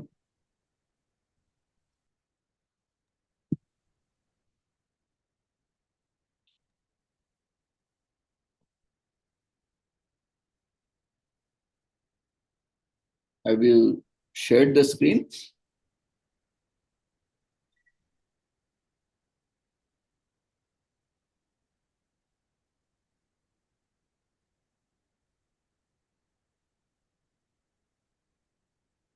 Now it's coming.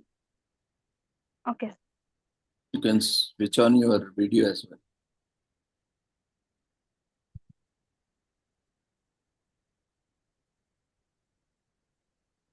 Sir, is my screen visible? Now it's fine.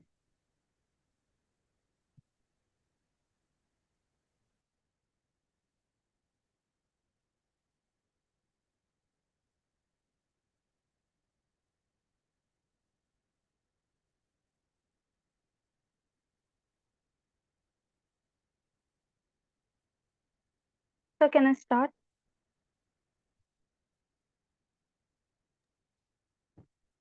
Excuse me, sir. Mama, you can start.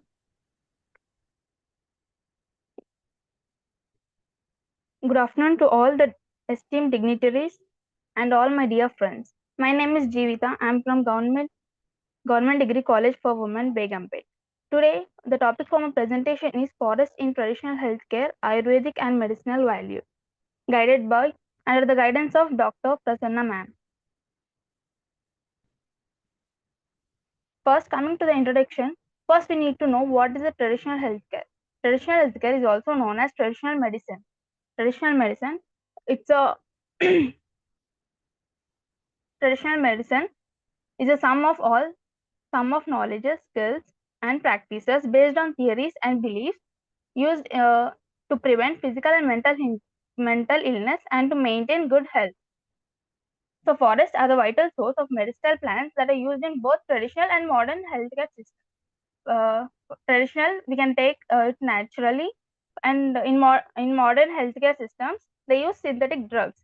They provide a range of products for traditional ceremonies. From these traditional medicines and traditional natural products like trees, they help us. They provide a range of products for traditional ceremonies, from foods and beverages to costumes and musical instruments. The contribution of plants as raw material for making medical formulations is significant in the Indian system of medicine. And overall, in our India, there are 6,500 species from which we are benefited. Ayurveda, Unani, Siddha, and homeopathy are all traditional medical systems that are practiced in India and around the world. The findings show that the forest is having many useful things for us, for the local communities, through which we humans and also the nature is getting benefited.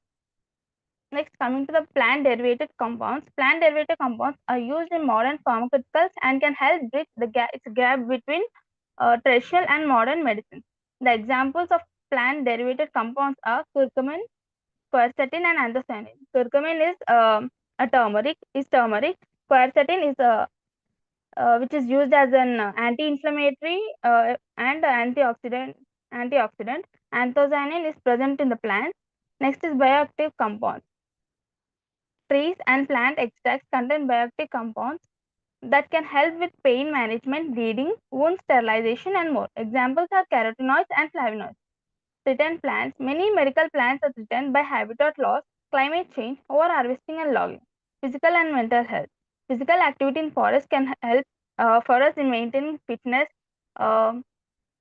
We don't get any like cardiovascular problems, breathing problems, and more. It can also help with mental health, brain function, painful conditions. Next, we obtain from trees are natural products. Some groups in Western countries use forest herbs because they consider the natural products to be healthier than the synthetic drugs. Next, coming to its review, forest pharmaceuticals, it's a plant-based drugs have an important and a growing role in modern medicine. Many commercial pharmaceutical products are derived from tropical forest species. Next, the facts and figures of forest pharmaceuticals. The drug, a plant, cinchona, the drug derived from it. The drugs derived from forest species include quinine from cinchona. It's most widely used anti-materials, helps to treat anti-malaria. Next, cancer-threatening drugs. It's from Rosie Periwinkle. Next, medicine from the forest. Diseases poses a particular challenge to the survival of the forest people. World Health Organization, it estimates that at least 80% of the world population is depending on the traditional medicine to meet the primary needs. Next, its facts and figures are: medicinal plants in forests have been used by humans for at least 5,000 years. The total number of plants for medicinal purposes could be 50,000. And over 1 billion people in the worldwide use herbal and home remedies to treat children's diarrhea. Next, its objective is a study on wealth of Ayurvedic medication in the context of COVID-19. So we all know how the people were affected during the COVID situation, the problems they faced. They were in the lack. The most important is that they were in the lack of immunity. So the COVID-19 pandemic has brought the world to a standstill, that with conventional medicine struggling to keep pace with the virus rapid rise. Ayurvedic medicine and instant. So in that case, Ayurvedic medication came into the activity, that many people were at home. They used Ayurvedic medications. Next, methodologies are These are some medicinal plants which are available for us at home and in our environment, and their uses. Aloe vera. Aloe vera helps to treat skin problems. Tulsi, it helps in combat stress, lower blood sugar, and boost immune system. Next is mint. It treats irritable bowel syndrome. Coriander, it gives relief from anemia, promotes eye health. Basil, it promotes oral health, relieves stress, nourishes the skin. Fenugreek, treats liver disorders, cures sore throat, cures kidney stones. Next is fennel. It reduces the risk of breast and liver cancer, reduce high BP also. Next, these are the medicinal plants available in the forests, like Vasai plant. Its common name is Acai palm. It reduces the blood sugar and cholesterol level. Next is ashwagandha. Ashwagandha, it calms the brain, reduces swelling, and lowers the blood pressure. Next is tawari. Its common name is teddy wood. It treats infection, shrinking cancerous cells, tumors, and inflammation. Next is powerful Ayurvedic herbs. I have taken few most important powerful Ayurvedic herbs. Neem, turmeric, tulsi, amla, ajwain, triphala, cardamom, ashwagandha. The results are for Ayurvedic values. We can develop the medicinal plants, traditional knowledge and practices, rasayana, Panchamahabhuta. Panchamahabhuta are five, earth, air, that are earth, and so on. Ahara, Vihara, and Aushadha also. Ahara is food, Vihara is like excursion lifestyle, and Aushadha, which are medicinal values. Medicinal values: discovery of new drugs, antimicrobial properties, anti-inflammatory properties, antioxidant properties, and natural remedies. So during the COVID situation, like in the home, people were using Ayurveda in the following ways, like to boost their immunity. They made tulsi tea. It's made with tulsi leaves, ginger, and honey to boost immunity. Ginger turmeric milk is consumed when it's warm to reduce inflammation and manage symptoms. Ayurvedic Khada, a concoction of Ayurvedic herbs like mulati and Sitophaladi Churna. Nasal cleanings done with saline water and Ayurvedic herbs like turmeric and ginger to maintain respiratory health. Dietary changes: emphasis of warm, nourishes food like soup, porridge, and herbal teas. Next is coming to Ayurvedic herbs, spices, and the medicinal values. Ayurvedic herbs and spices such as black pepper, cinnamon, aloe, sandalwood, and red clove. These are all helps in healing wounds, sores, and boils. Ajwain, amalaki, ashwata, etc. These are serve as antioxidants and are recommended for healthy gastric acid flow.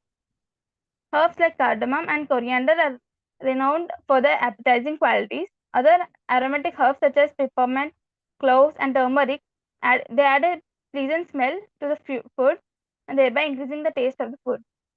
Next, health benefits of trees and forests. Forest food combat malnutrition, that reduces the stress. Trees help us recover from illness. They helps us from cardiovascular health. Trees improve our cognition. Trees boost our immune system. They help in preventing the cancer. Next, coming to the conclusion, as we move forward, for us it is essential to recognize the needs, significance of forests in traditional healthcare, and we need to take care. We need to take few steps to preserve and protect forest ecosystem, empower indigenous communities to safeguard their traditional knowledge and practices. We need to promote sustainable harvesting and conservation practices.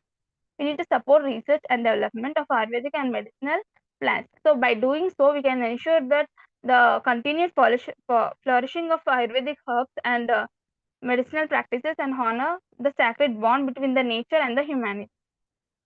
Next, coming to the Ayurveda's healing secret.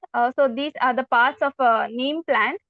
So from one tree, we are getting this much of benefits from each part of neem plant. So from leaves, it is antibacterial and antifungal properties. It treats skin ailments, wound healing, and digestive issues. So from twigs of neem plant, it maintains oral hygiene, protects against bacteria. Next is the bark of neem plant. It alleviates fever and malaria, stomach and intestinal health. Seeds, skincare and cosmetics, anti-inflammatory and anti-arthritic properties. Next, these are the references from where I have collected the information, some of the information for traditional healthcare. And thank you. Lastly, I would like to say thank you to all the delegates and a special thanks to my guide, Dr. Prasanna ma'am. Thank you.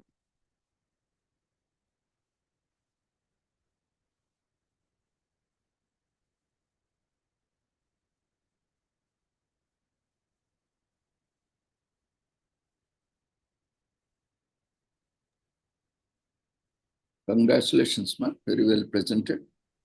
Thank you. Over to chair for comments.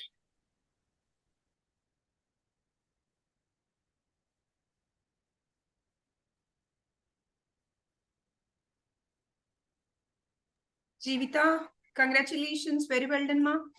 Thank you, ma'am. Yeah. You have, you might have worked more, right? Yeah, yes, So ma'am. the graphs and all, it would be more, they would have increased it. Yeah, yes, That ma'am. your papacy, right? Yeah, yes, Yes, ma'am. it is wonderful. And Thank you have again taken us to the ancient culture of medicine and the medicinal plants. Yes, it is indeed. You are right in need of the hour. The COVID has memorized all of us the importance of the kitchen and its medicinal values. In Indian kitchen is a sort of medicine, Dadi's kitchen, right? So it is good, ma. All with secondary data, but you searched, you all budding scientists are the future of India. You people need to work more and more and make mankind flourishing on the earth. Okay, sir. Thank you. Yes, Thank you. Yeah. Thank you, ma'am. Very good topic, ma. Today, many of them have taken the same topic, Ayurveda, but with different perspectives. And your application to the context of COVID-19 is interesting. I have yeah, you know that in Ayurveda, as discussed in the first session, there are many side effects if not used properly. That is the reason why generally in Ayurveda, we take the whole bark or whole leaves. We'll make a, like say tea, or we'll make a paste and use it, which is actually having many side effects. That's why the active pharmaceutical ingredient is separated from those parts of the plant, and they are used to make the medicines. So that is the how the development has been done from the ancient Ayurveda to the modern medicines. So it's a good presentation, ma. But the thing is, one main suggestion is you have taken so many areas. So you should have worked on a smaller area with more detailing. And one more thing is, instead of sharing your screen, always it's better to present your work in the form of PPTs. That one correction I wanted to suggest in your presentation, ma. Everything else is very good.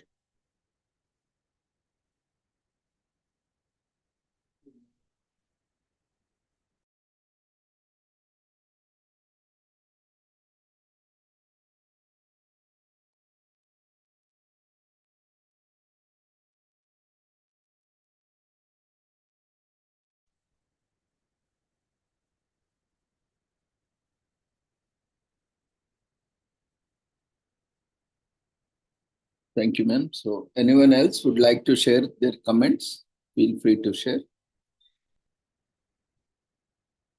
The next presenter, if you are available, you can raise your hand. Make me co-host, sir. Otherwise, it's not allowing. Malli nenu on cheddamante allow cheyatle.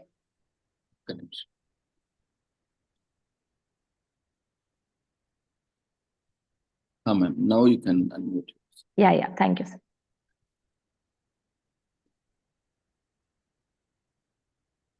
Next presenter who are waiting for their presentations can raise their hand.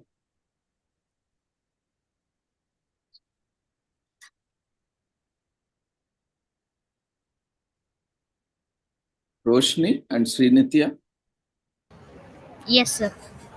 you can start your video as well. Yes, sir.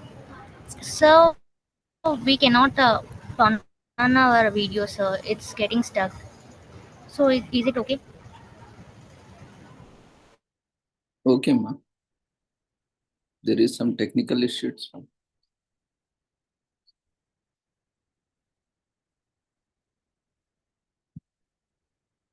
Can share your PPT.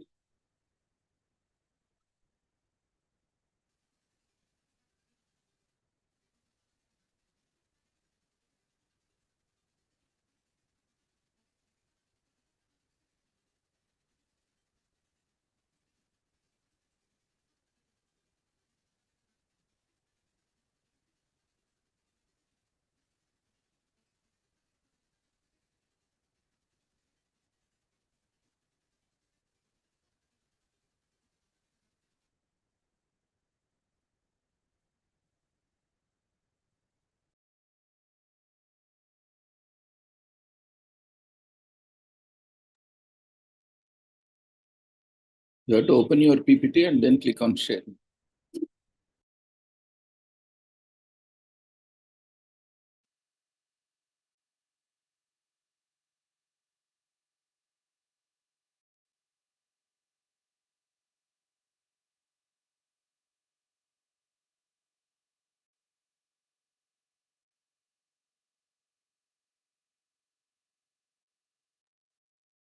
You can make it full screen.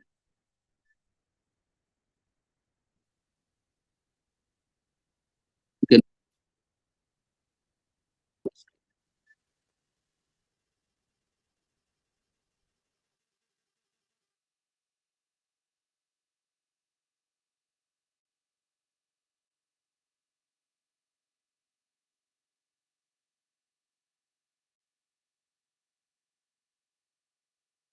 It's fine now. With the permission of chair, you can start.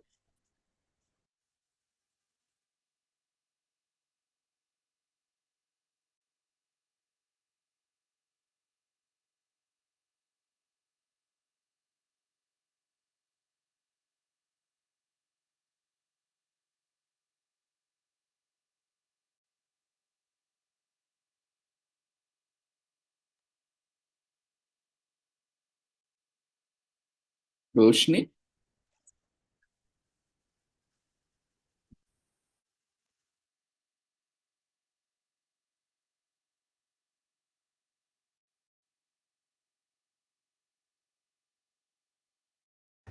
Sir, you cannot hear our voice.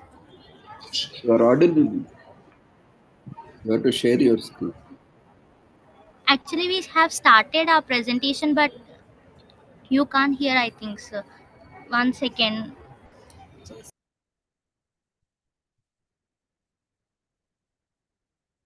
Even your presentation is not visible. Yes, sir. 1.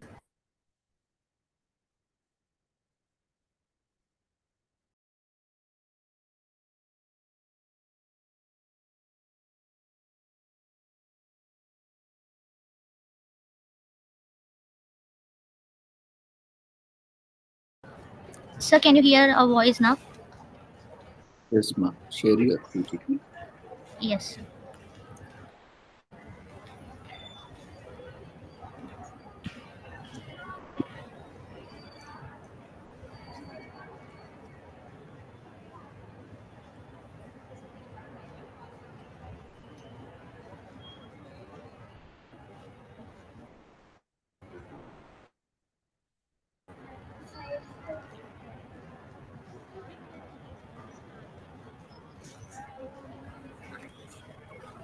Sir, can you see our presentation? Yes, ma'am. Yes. You can continue. Good morning, everyone. Yes, sir. Good morning, Everyone, I am K. Roshni. I'm Srinitya. We are from G. Narayanamma Institute of Technology and Sciences from Tribli branch. We are the authors of Biodiversity and Environment Management. There is a great saying by Thomas Ersner: biodiversity is the greatest treasure we have. Its diminishment is to be prevented at all cost. Actually, what is biodiversity? Biodiversity is the variety of life on Earth, including the different plants and animals, fungi and microorganisms, as well as the genetic information they collect and the ecosystem they form. There are the types of biodiversity. First one, genetic diversity. Genetic diversity, which is the variety of genes within a given species. For example, different colors and texture of apples. Species of diversity, which can be measured in terms of the number of same species found in given area. For example, protozoa, fungi, flowering plants.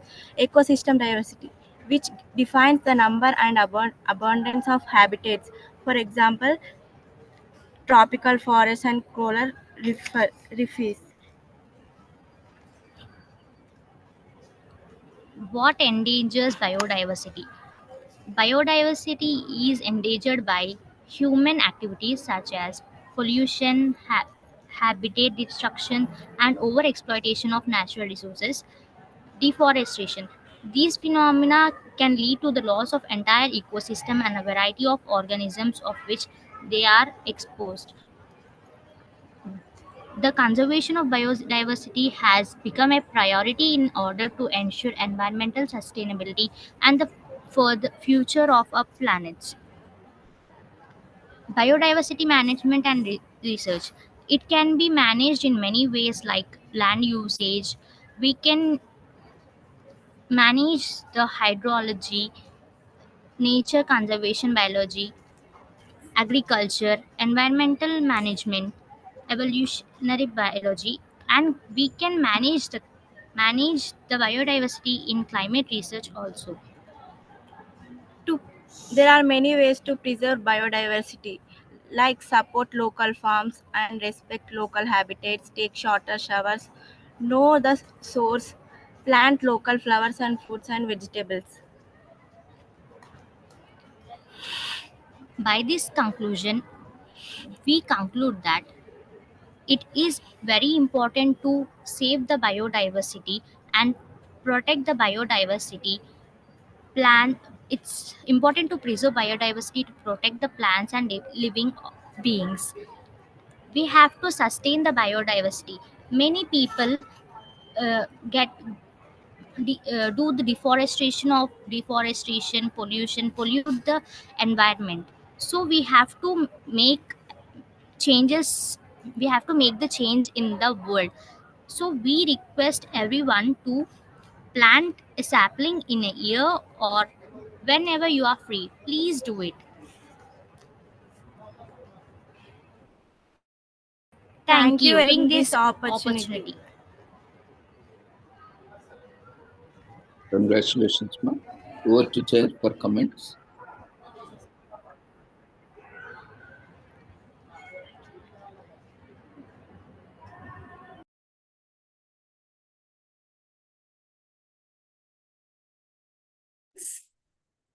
Very well done, girls. You are studying in what class? First year, Tribli ma'am. First year? Tribli. Triple E. Yeah, thank you. Yes, ma'am. Acha. Yeah, this is very, it seems because, yeah, this is very primitive work. Yeah, it is very well done. You could have able to Google and find the data and you have presented. Very well done. This is needed. You have to improvise from next time onwards. You can collect. You have to narrow down your work and you have to make. Okay, ma'am? Okay, yes, ma'am. ma'am. This is your primary work. Very well done for your ND work and to the research work. Yeah. Thank you, ma'am. Okay, Yeah. girls. Yeah, just as Prasanna madam has said, this is more of a general topic, ma'am. So what you can do is next time you can you are talking about biodiversity. You can talk about the food chain and all, and you can take some topic like if something disappears, what will happen? That type of work you can do in future.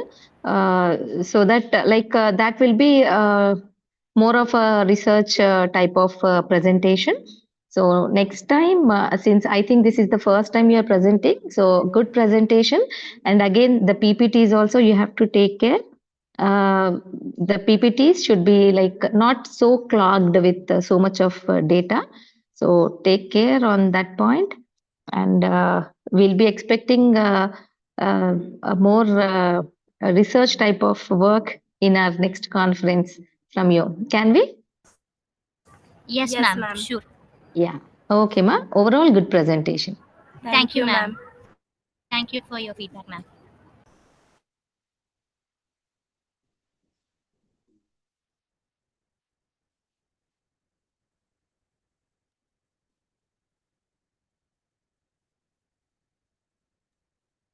Next.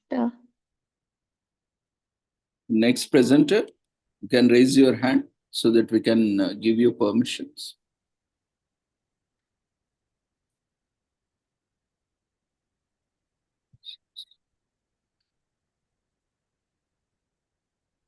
Any presenter waiting for their presentations?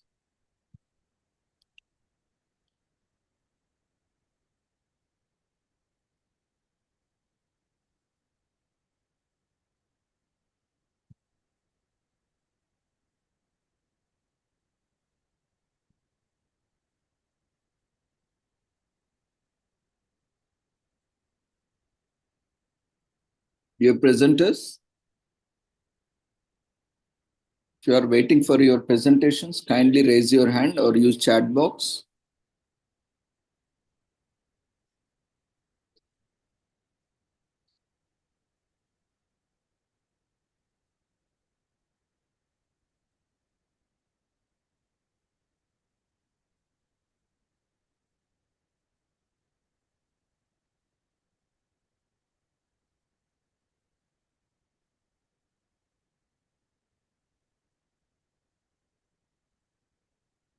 If there are no further presentations in this session, then over to Jayachandra sir.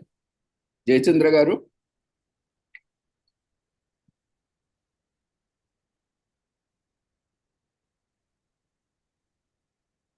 Over to chair for final remarks.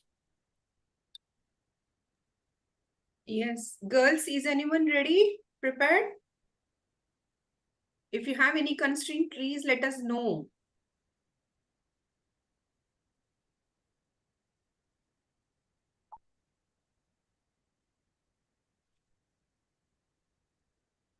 Shall we understand that the presentations are over for this session?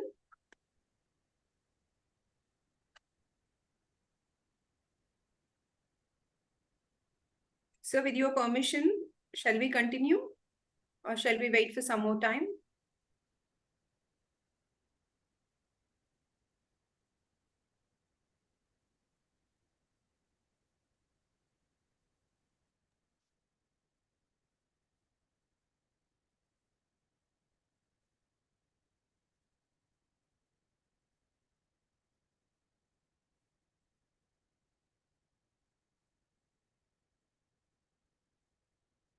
I think we can go with the concluding remarks.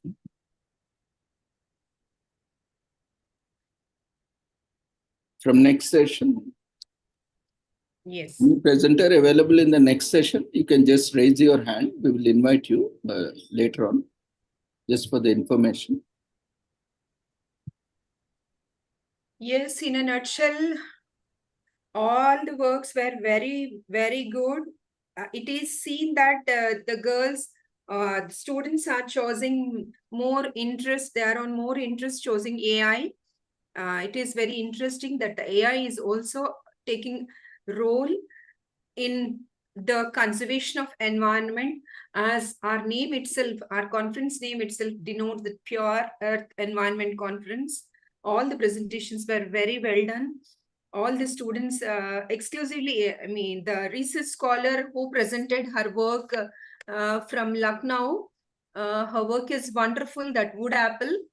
And the second one, the Haritaharam, that is done by Srimat and Subraja. That is also wonderful work which is done.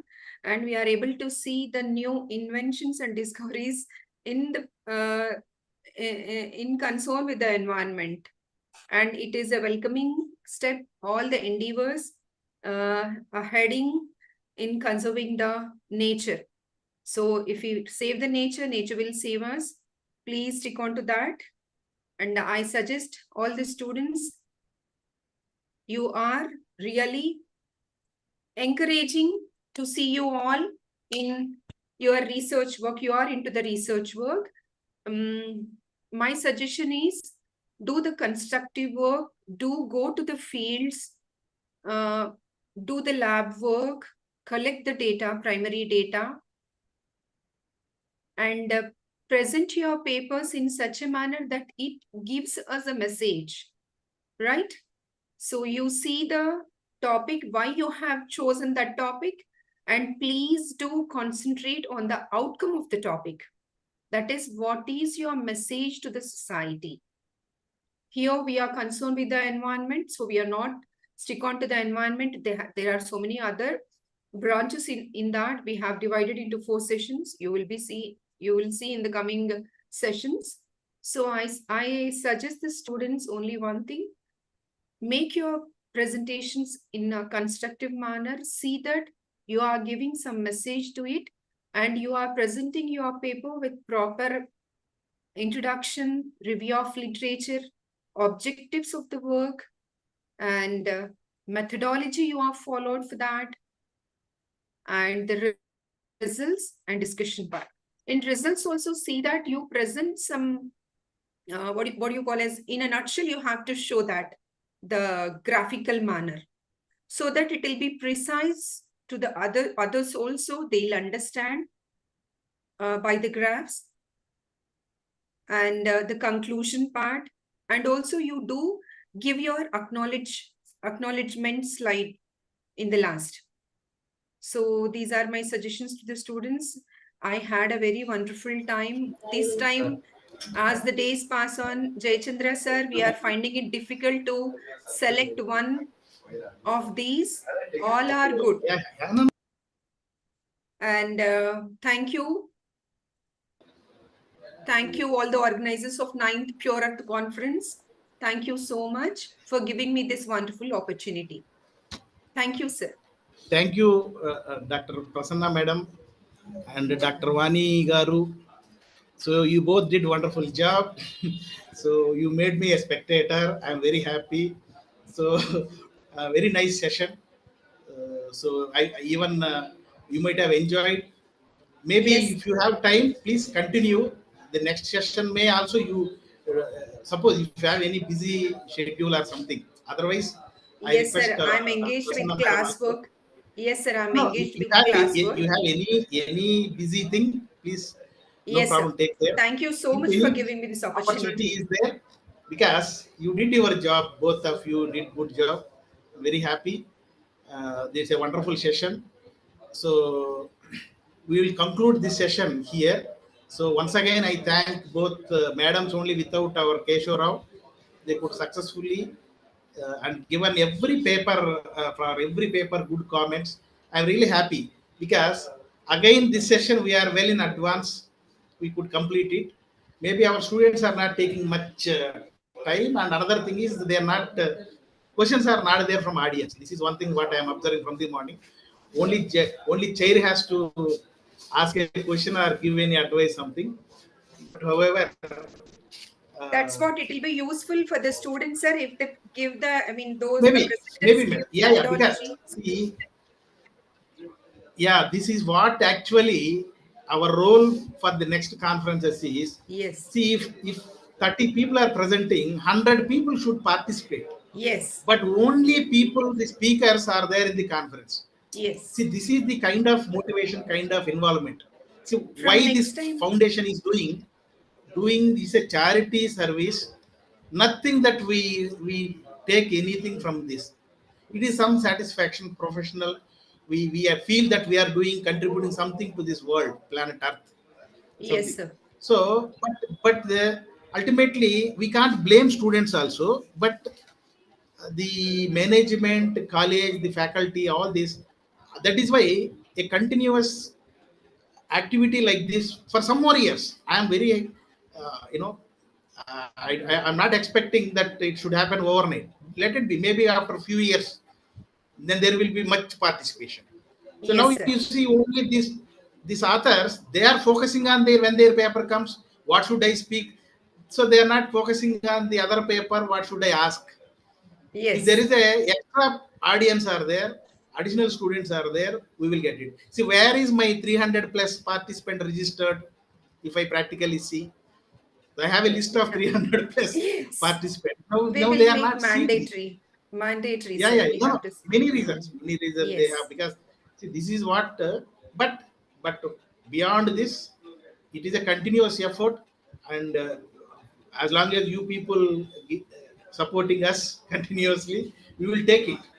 This is We a, are there, sir. We are yeah, yeah. there for That the is why. conservation That is and why for our we are conference. We very are happy. there. Even Vani madam instantly accepted. So at least you So, have. Yes, sir, madam. I want to thank Prasanna madam for introducing me to this organization, and also Jaychandra sir, thank you for your motivation and the way you're taking forward the organization. I'm really happy to be associated with all these environment conscious people. I don't know all of them since I joined recently, but I could see Ravindra Garu and I think Uday sir and all. Yeah, Yes. and I enjoyed the conference, sir. And I'm surprised that related to research and all, we came to know all these only after we joined research. But this is a very good motive, encouraging the students to become environment conscious. And also, it is a sort of personality development opportunity to all the students also in developing their personalities, their presentation skills, and their ICT skills, etc. So it's a very good opportunity to both us and also to the students. Thank you, sir, for this opportunity. Very true, madam. Because we also with the same mind, because at that stage they don't realize. You see, a student passed out.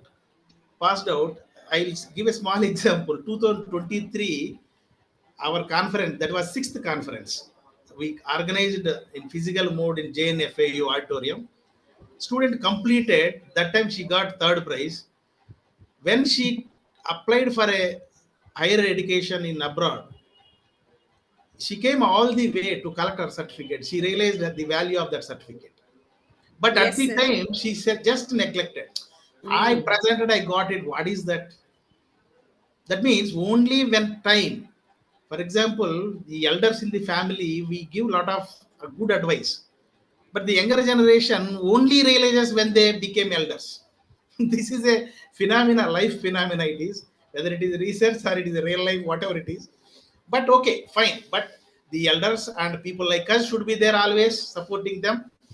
And a day will come, automatically they will also realize, and slowly it will. That is mean everything will be will come out in reality only a little late or little slow only. No problem. We are very happy, and those who are all participate, we are encouraging our own way. Like I announced in the very beginning of the inaugural session, all these speakers will be given a memento.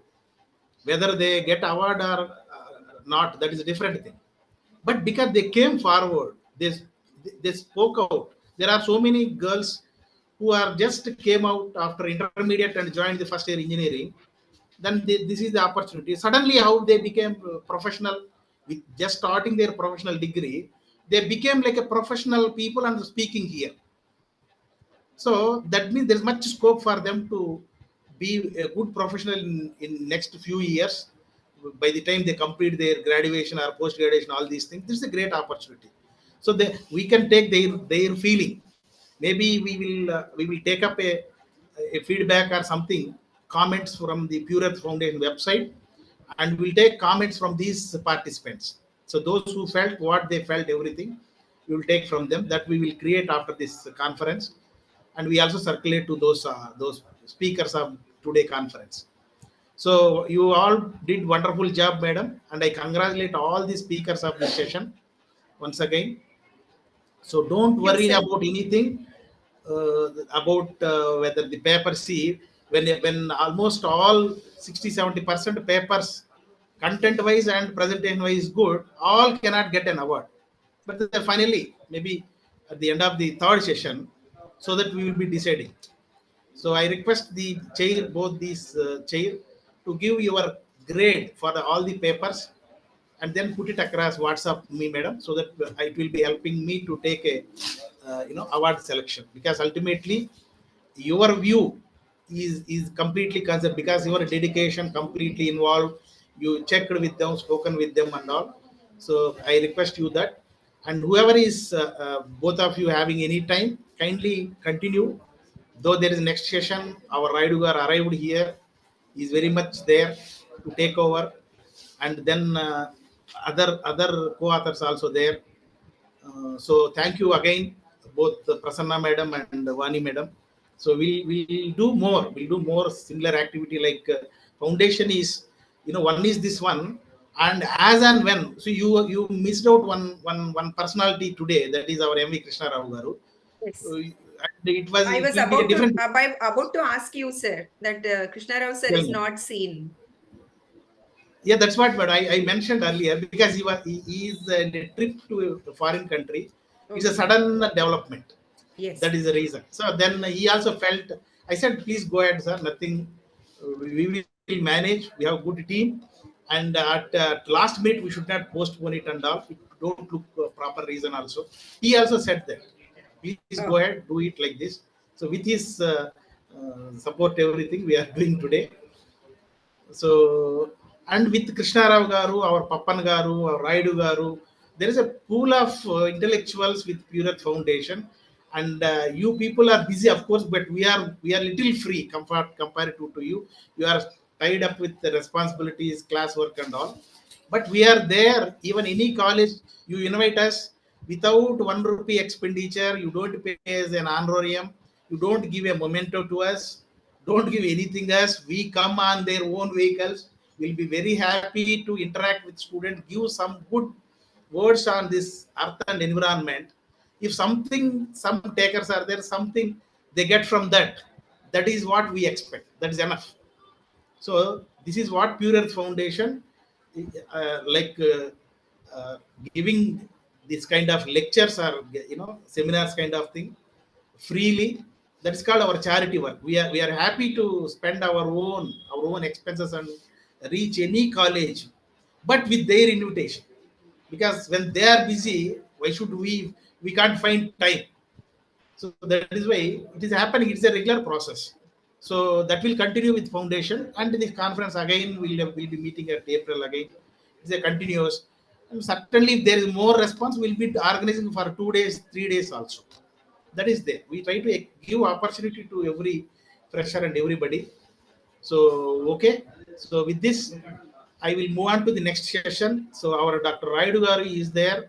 Dr. Raidu Garu is a former deputy director, served at Pollution Control Board in Tamil Nadu state. He is a very much Telugu, belong to Telugu state, but on job he was there with PCB Tamil Nadu, served there in Tamil Nadu state.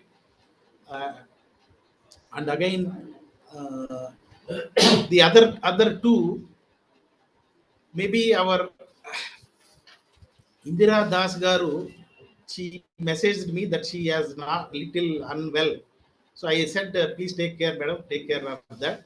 So there is no issue. So, but we have that maybe I want to check whether SV Nageshwar Rao Garu is there or not, sir. Please, if you are there, please raise.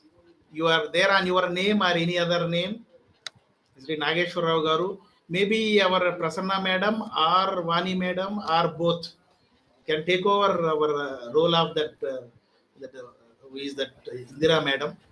So Indira was she is a pure environmentalist, worked in that Vauxhall University also, a foreign university in the Sangareddy district. So she was also there with our earlier conferences. So, sir, SV Nageshwara Garu, are you there, sir, in the list? Nageshwara Garu, maybe I am not seen this name, or if any other names, if he is there, kindly raise your hand, sir. Or otherwise, we are there. Default, our Pappan sir is there. You don't believe he has so many comments. But if Pappan sir want to ask questions, then we can't even complete one session also. Because with this experience, so many things. Okay, definitely there. She is also there to be a neutral judge for this session. Raidu Garu. So we will go ahead, sir. Our Vani madam and Prasanna madam are there to you. So I will call upon our Ravindra Garu can take over calling this student paper. Continue, sir. Ravindra Garu. Jayachandra Garu. Thank you. Madam, yeah.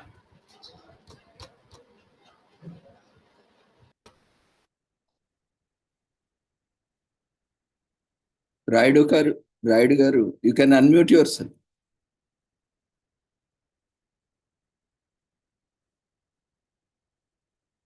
Dear presenters, welcome to third technical session. Any presenters? You call the students, sir. Yeah. Pratibha Kulkarni. Are you there, ma?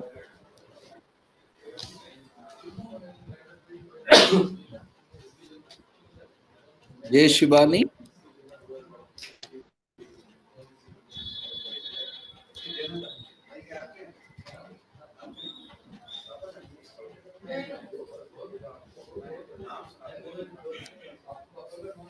Yoshita.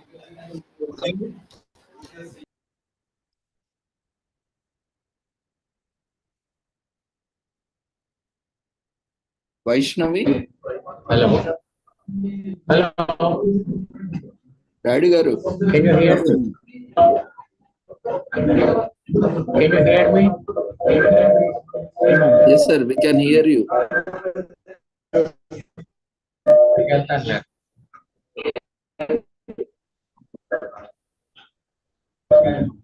Vaishnavi is there. Ravindra Garu. Right. Ravindra Garu, can you hear me? Vinpisundandi. Raidu Garu. Hear me. Yeah, I can hear you, Raidu Garu. Okay. Good afternoon. I'm very happy to be here on this third session, third technical session. I don't know whether my other colleagues, Indira Das is not coming, and is not available on the list. Would you like to go? Yeah. I'll receive you in a moment. I welcome all the participants to make their presentations.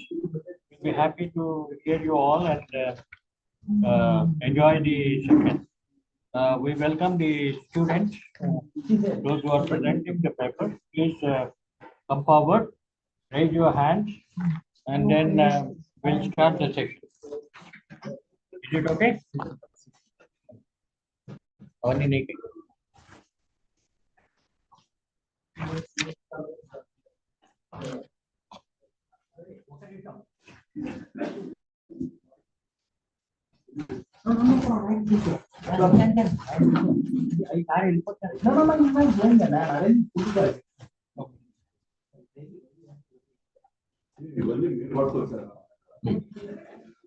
Ravindra, carry on, please. Vaishnavi, you can unmute yourself.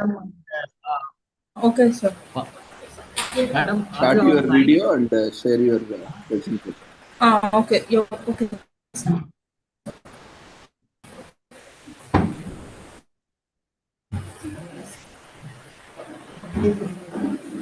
First is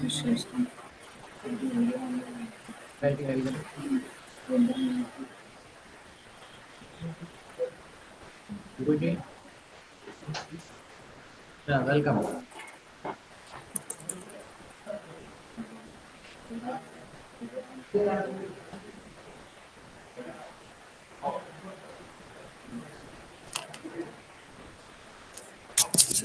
Then make it full screen and also switch on your video.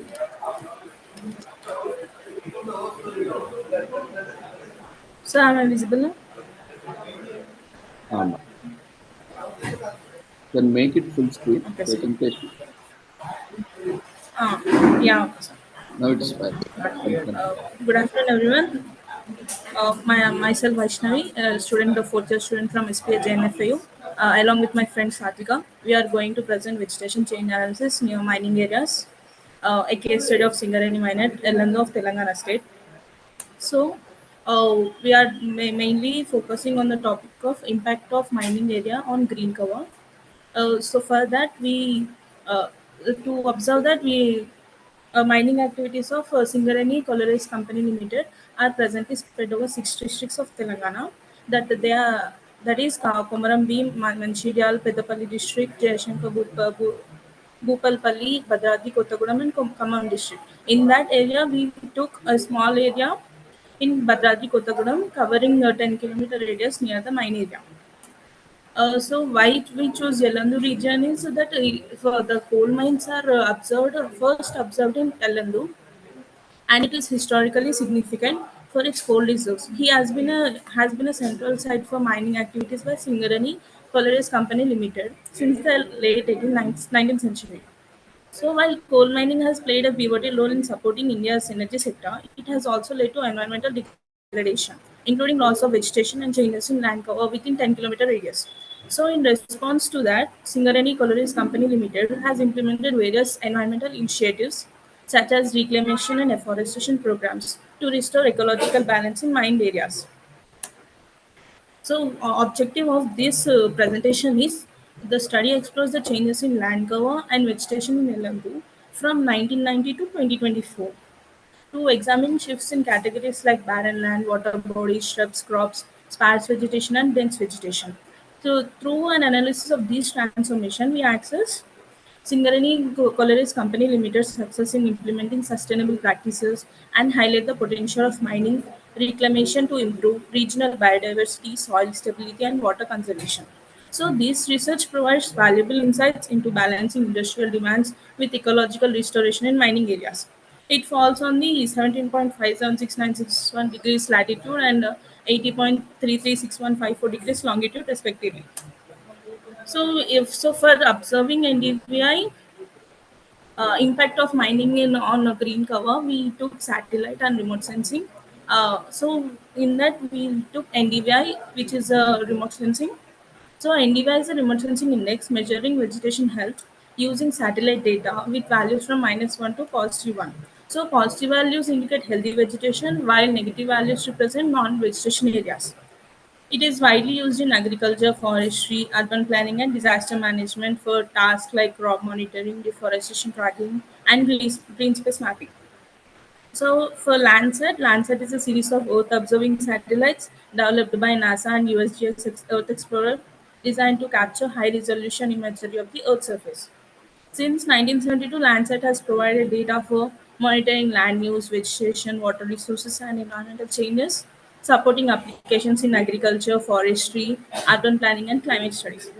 It advances such a sensors such as operational land imager and thermal infrared sensor enable detailed analysis of Earth's ecosystem. So, in this observation, to observe the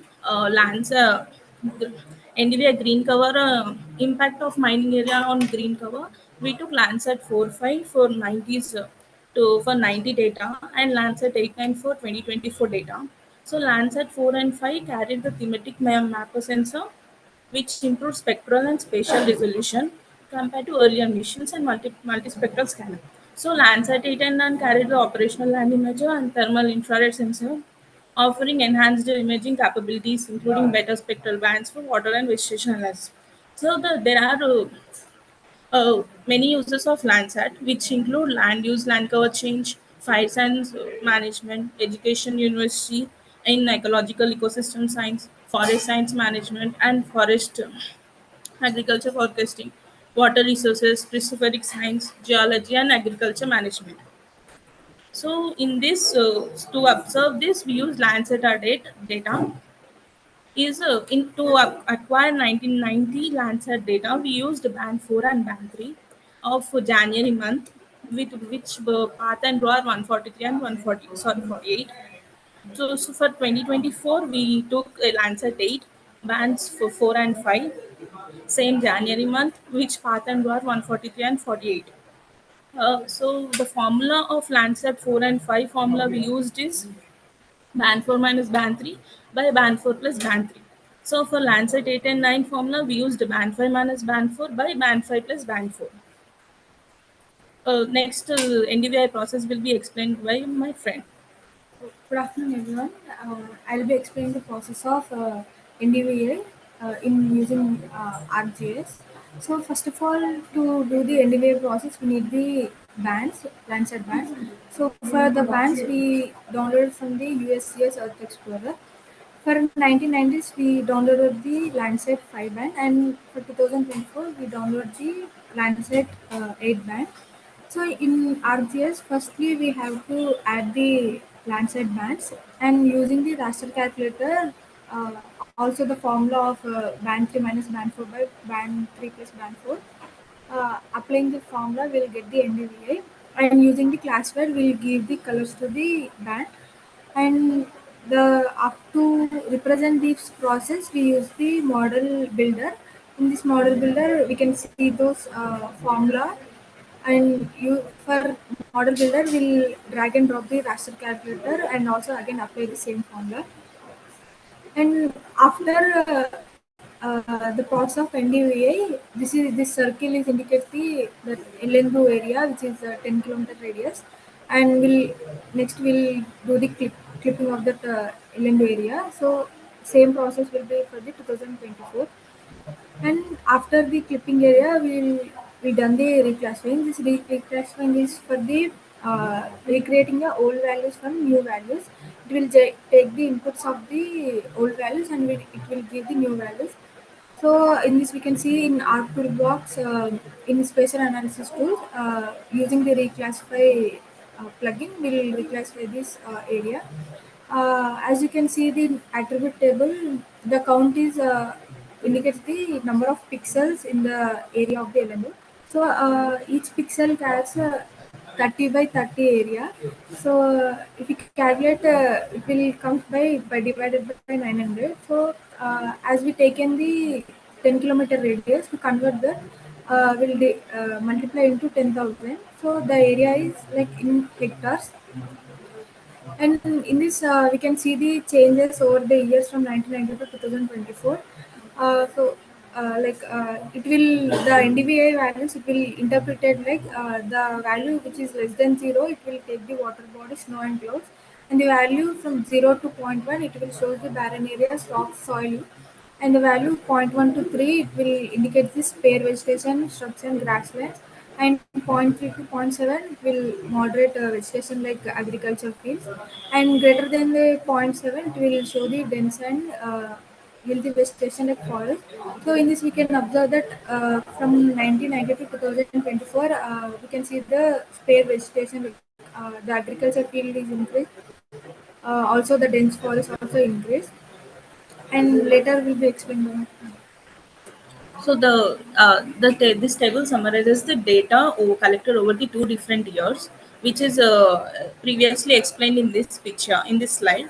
So here water in 1990s, water is increased between 1990 to 2024. It may be the reason because of the mining because of the new water areas or due to the mining areas. So the barren rocks are decreased due to the they may be acquired barren lands to agriculture to or to plant the trees. So shrubs and crops are also increased due to the afforestation implemented by the taken up by the SCCL. Same as for sparse vegetation is also increased, as well as dense vegetation also increased due to the afforestation taken up by the afforestation and reclamation taken up by the Singareni Collieries Company Limited. So this is the graph of that table. So this figure illustrates how vegetation indices have changed in Ellandu, and it analyzes the changes in each major land use land cover classes over the years. Here we can see that the blue color is 1990 January data and red color is 2024 January data. The water is increased, barren rocks are decreased, shrubs crops are increased, as well as sparse vegetation and dense vegetation are increased over the years. Conclusion, lastly we can conclude that, so here the blue color line is existing forest and or a yellow color line is compensatory afforestation done by Singareni Collieries Company Limited. So here we can observe is that the resultant increase of vegetation cover around the mining area indicates the effective afforestation activity taken up by the Singareni Collieries Company Limited, which is visible in the present high resolution imagery taken from the Google Earth. So here we can also say that the Singareni Collieries Company Limited has been fulfilled their promise that they will compensate the trees which they took the mining area. Thank you.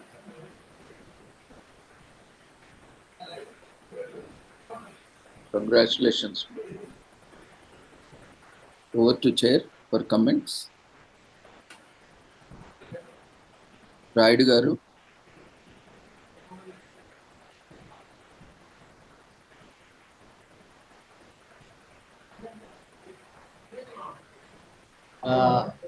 Can you hear me?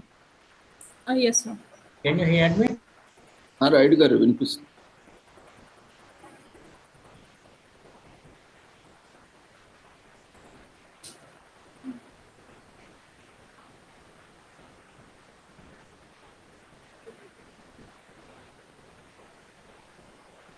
Raidu garu, share your comments.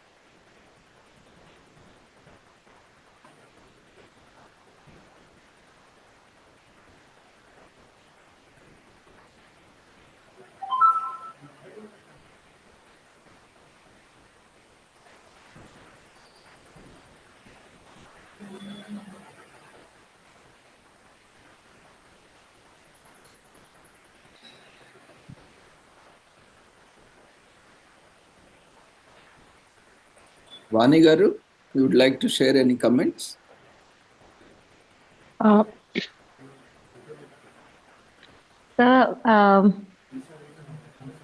It was a very good presentation, ma'am. And I'm actually a chemist and not a environmental. This type of awareness, I'm really liking it, sir. The thing is, it's so interesting that the vegetation has increased in so many years, and the initiatives taken by government in increasing the vegetation are really to be appreciated. And the overall presentation was very good, and the topic is really interesting for me. And as usual, the PPTs little bit they have to be improved, but otherwise, very good presentation. Thank you.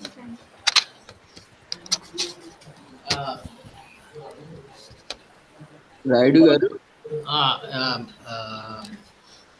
The presentation was excellent.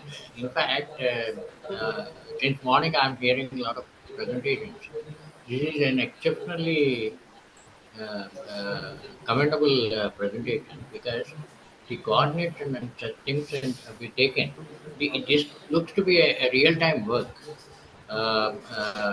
when compared to the other works that have been taken. And the vegetation change analysis near mining area is very, very, very impressive. I commend the presenter. You have done a very excellent job. Keep it up and do more and more such works. Thank you.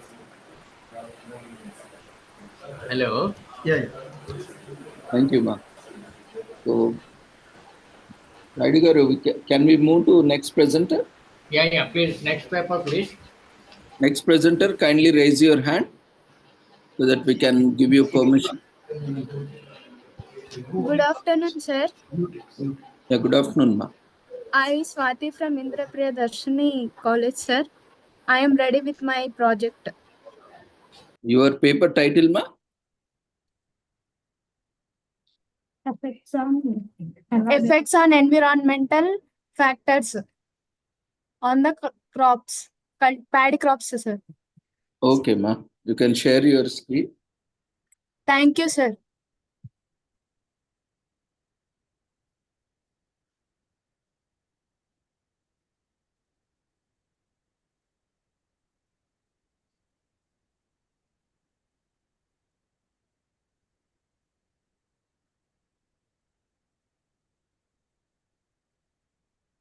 Good afternoon, sir. My name is Nikhat Fidas from third year. My partner is P. Swati. We are the students from Indra Priyadarshini Government Degree College and Nampelli. Our guidance are Gitanjali ma'am and Shanti ma'am. Thank you for giving this opportunity to present our work done. Today we will be discussing the importance of agriculture and the environmental change phases. This is a purely field-based project work. We visit to the farm in the village of Balagar, Mandal Mahbub District Nagar. We saw challenges with water management and rising temperatures affect rice yields. Farmers were using climate resilience, rice varieties, and sustainable practices like crop rotation and organic fertilizers. Technologies of weather forecasting also helped with planning, offering valuable insight into adapting to environmental changes.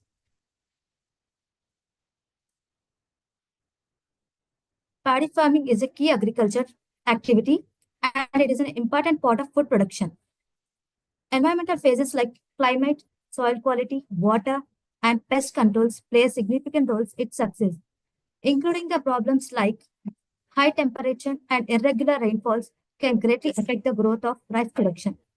To overcome these challenges, using the sustainable farming methods that can reduce environmental damages and climate resilient strategies, and is essential to ensure the long-term productivity and food security paddy cultivation.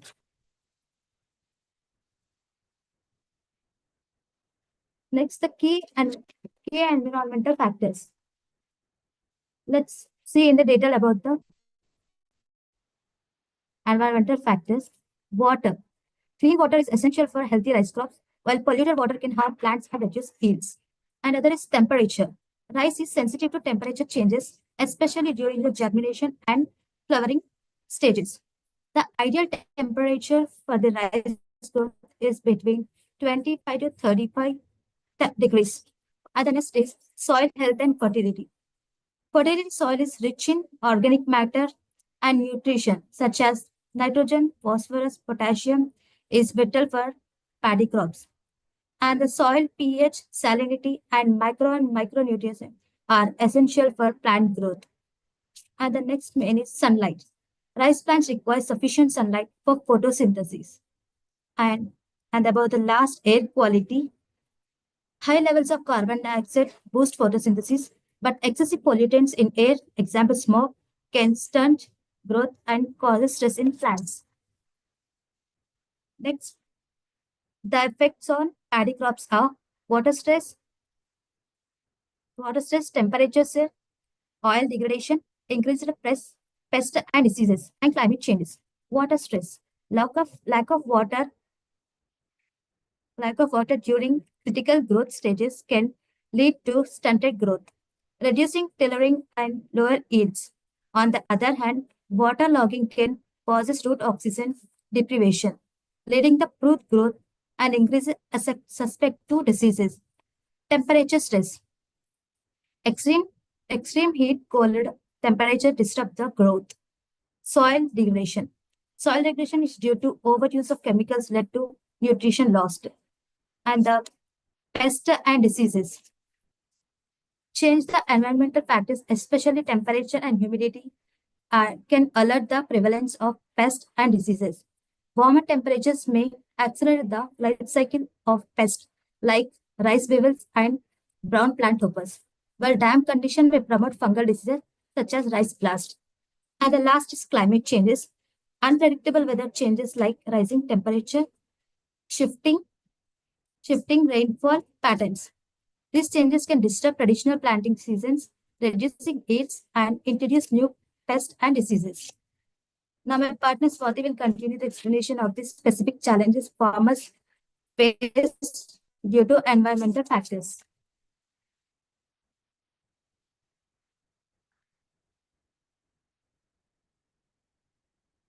Good afternoon, everyone. I am explaining about the challenges which farmers face due to environmental factors. The challenges are, climate change, soil fertility loss, pesticide and diseases, salinity inductions. Now, let us discuss in detail water scarcity. It causes due to the less water is available because of the competition from cities and industries. The best solution for the water scarcity is use water saving methods like alternate wetting and dry and grow drought resistant rice. Climate changes. The climate changes is caused due to the unpredictable weather, floods, drought, and temperature changes. Dispute planning and the harvesting. The best solution for the climate changes is to develop rice that tolerates the extreme weather and use forecasts for better planning. Soil fertility loss. Soil fertility loss is due to the overuse of chemical, damage, soil health, reducing crop productivity. The best solution for the soil fertility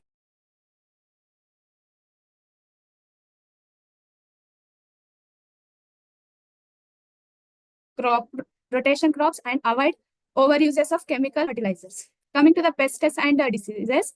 Pests and diseases is caused due to the pests and the diseases is causes due to the changing weather increases the pest and diseases. Some pesticides no longer work well. The best solution for the pests and diseases are use natural pest control, pest-resistant rice, and pest management methods. Coming to the salinity infusion, the salinity is caused due to the salty water for raising seas affects coastal rice fields. For the best solution to grow the salt-tolerant rice to improve the irrigation to reduce the salinity. And the next is mitigation strategies. Coming to the mitigation strategies, water management, climate recycling and rice varieties, soil conservation techniques, integration pest management. Let us discuss in detail. Water management. Efficient irrigation system like drip and sprinkle irrigation along with rainwater harvesting can help manage water resources more efficiently. Alternate wetting and drying techniques can reduce the water use without compromising the yield. Climate resistant rice varieties. Develop of the drought tolerance, heat resistant and flood tolerance rice. Varieties can help the mitigation the impact climate change. These varieties are better equipment to crop with the environmental stressors. Soil conservation techniques. Implementing the organic farming practices, crop rotation and the use of green manure can enhance the soil fertility. Additionally, reduce the use of chemical fertilizers and adopting the integrated nutrition management can prevent the soil degradation. Coming to the integrated pest management. Integrated pest management strategies, which includes the uses of biological controls, pest-resistant rice varieties, and environmentally free pesticides, which can reduce the reliance on chemical inputs. while managing the pest infinity. Next one is improving agriculture practices. First of all, training farmers in sustainable agriculture practices such as proper water management, efficient fertilizers users, agrobacteriological approaches can increase the resilience to environmental challenges. Coming to the conclusion, environmental factors significantly impact paddy cultivation. However, through sustainable practices, resilience, rice varieties, and efficient water use, the challenges posed by the chemical changes on other factors can be mitigated, unusing the stable rice production for the future. And this project is done with my guidance, Geetanjali ma'am and Shanti ma'am. And this project is done about the future organic cultivation, how this society is facing with the chemical products and taking the chemical products and suffering with that products. By knowing the organic product, we can save our health and we can give the information to upcoming generation. Thank you for this wonderful opportunity. Thank you. Congratulations, ma. Over to Raidu garu. Thank you, sir. Hello.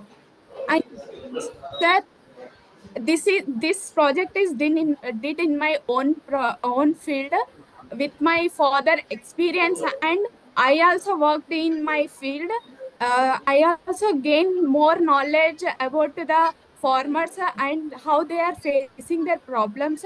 I also came to know that agriculture work is not is easy work. According to all other jobs, this agriculture is not this is very tough job. Better experience with my father to know more knowledge about agriculture. Thank you, sir. Well done. Well done. You have done a good job. What's your name? Swati. Are you Swati? Swati, sir. Swati. Yeah. Your experience with your father is commendable. Those people who work in the field only can present such papers. Only my concern is, where is your farm? Sir, my farm is in Balnagar Mandal, Mahabubnagar district, sir. Mahabubnagar district. There is a Yes, sir. copious rainwater in your area. You are talking about deficiency of water and other things in your presentation. Are you talking in general for all the farmers, or you are presenting yourself? It is not a case in Mahabubnagar district. You have got copious water. Sir, I'm talking about not my own, sir. All the farmers are suffering with this problem, sir. Yeah. You are talking about different areas and citing your farm as an example. Is it right? Yes, sir. Okay, Yes, sir. okay. That's a good experience for you, and a good presentation also. Very nicely done. Thank you, sir. Congratulations. Thank you, sir. Anyone else? Anyone has got any comments? Madam?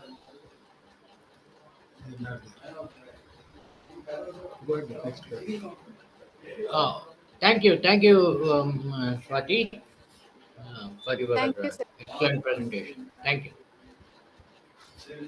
We can go for the next paper, please. Okay, Ushita. Ushita, you can unmute yourself, start your video. Yes, sir. Your paper title, ma? Our paper title is Minerals and Energy Resources of Earth's. Minerals and energy resources. Yes. Okay. You can start your video.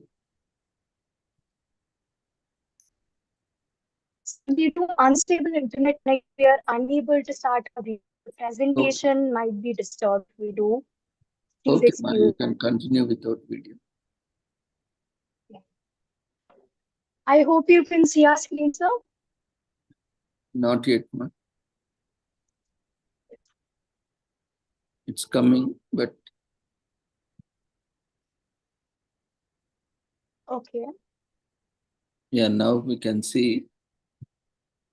There's no text over there. We can see just a photo.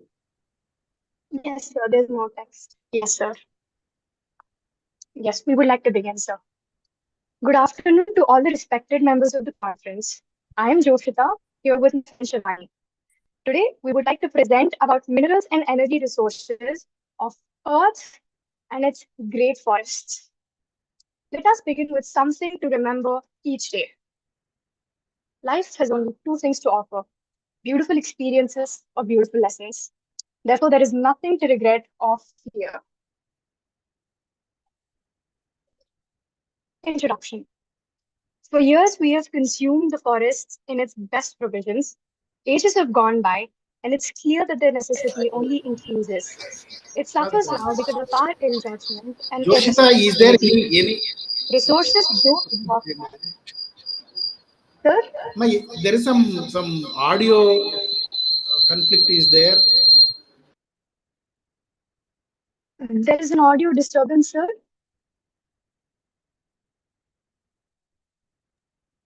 Now it's fine, ma.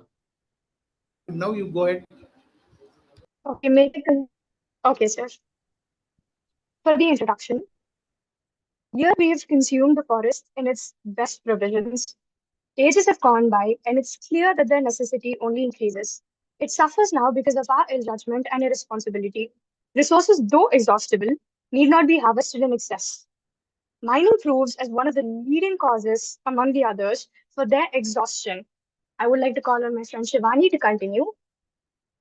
Good afternoon to all the respected people here. The naturally occurring elements or compounds called minerals occupy a major portion of the Earth's crust. Here are few minerals. Tourmaline develops from fluorine, amethyst develops from silicon and oxygen, rainbow oxygen from silicon. Here it is evident that every mineral is extracted from elements which are available in dense forest areas, which leads to mining. Mining is done on a large scale to extract minerals for industrial purposes as well as domestic, spiritual, religious, and many more. This in turn is harmful to mankind and forests, which leads to deforestation. Here are the statistical evidences which shows the loss. Of the 1.4 million hectares of mining-related tree cover loss from 2001 to 2020, 450,000 hectares were in tropical primary rainforests, 150,000 were in the protected areas, and 260,000 were in indigenous peoples and local community lands. Statistics also show that mining sites often expand, leading to immigration and the establishment of nearby settlements that further degrade forests through agriculture and logging. The demerits of mining can be shocking. For every problem, sustainable management is the only solution. Here are a few sustainable management solutions.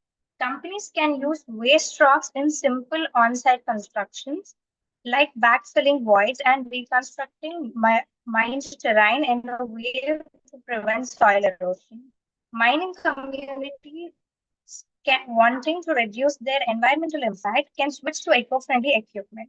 The ones in charge are to look out for the future, which also includes not just digging for one, but also saving for one. This is my topic. Now I hand over to my friend Joshita to continue with something. Forest resources first served as a fuel for survival, where we had direct relationships with our sources. Now they serve as economic fuel through more than just domestic provisions, such as biomasses, forest residues, wood, solar energy, wind energy, hydro energy, and geothermal energies. The art of forestry. Although the direct resources are limitedly accessible, the livable nature a forest provides for the planet is greatly recognized. Forestry and foresters ensure that a forest is provided for well in compensation for all it gives and provides for us as well. In this matter, it's in the capacity of the forest to provide with jobs like forestry itself, instead of having to induce jobs that might have to damage the forest.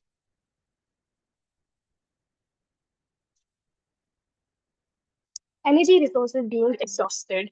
Resources being protected need not be in the capacity of only the fortunate. We can begin small with household changes such as reducing paper wastage, selecting eco-friendly food, keeping chemical usage in check for farming or gardening purposes, and using reusable plastics. Conclusion. As we stand at the threshold of an unprecedented environmental awakening, the minerals and energy resources of our forests beckon us to re-examine our relationship with the natural world. The consequences of our actions reverberate through the forest integral network, impacting biodiversity, water cycles, and the livelihoods of indigenous communities. By embracing sustainable practices, renewable energy sources, and eco-conscious policies, we can harmonize our needs with the forest's ancient wisdom. We thank all the dignitaries present here, along with our HOD, Dr. Aparna ma'am, HOD of Humanities and Mathematics, who is our guide. Thank you so much for giving us this opportunity. Thank you, sir.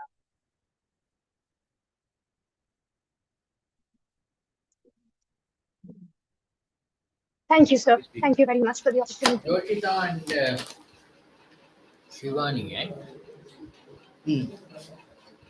Yes, sir.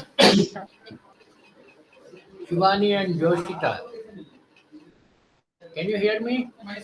Yes, sir. Yes, sir. Yes, sir. Can you hear me? Yes, sir. We can hear you. Yes, sir. We can hear you. Yeah, they can hear. Yeah. Ravindra garu. You are audible, Raidu garu. We can hear you.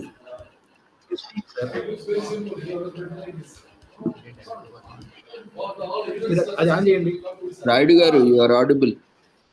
Audio on చేయండి. అప్పుడు వాళ్ళు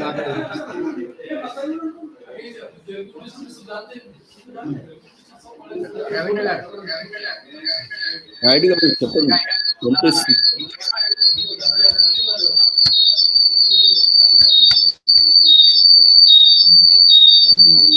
The minerals and by Shivani and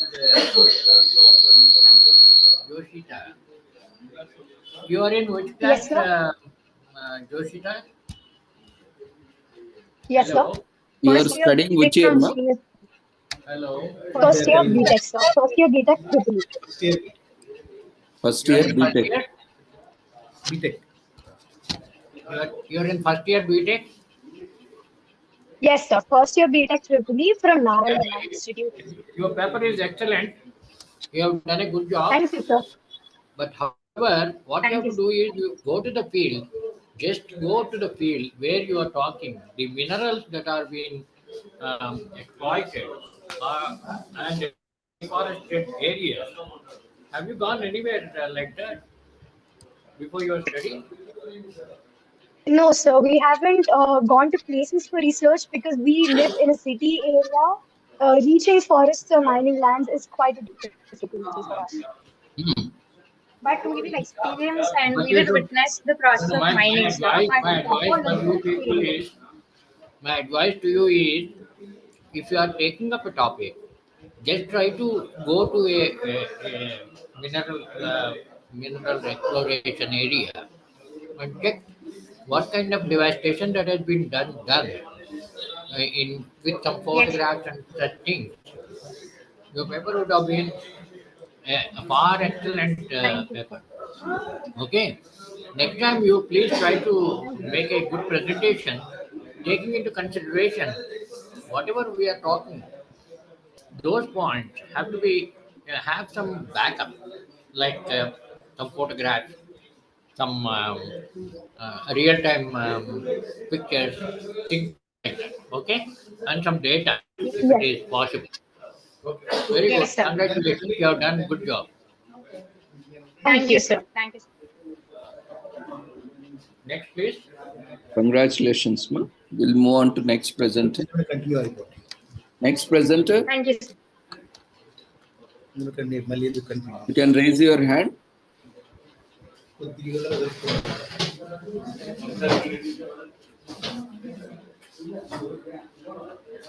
Next paper presenter, you can raise your hand so that we can give you permissions.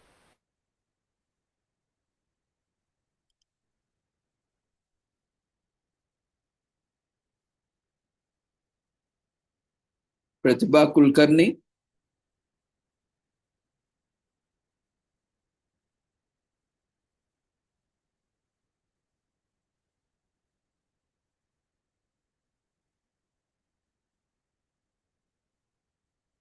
Aishwarya.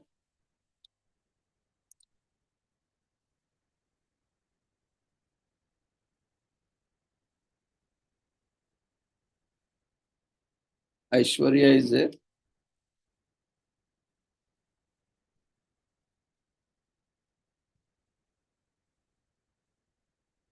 Aishwarya, you can unmute yourself. Start your presentation. Okay, sir. Your title, ma? My title is Forest Conservation Methods, Acts, and Implementation, sir. Okay.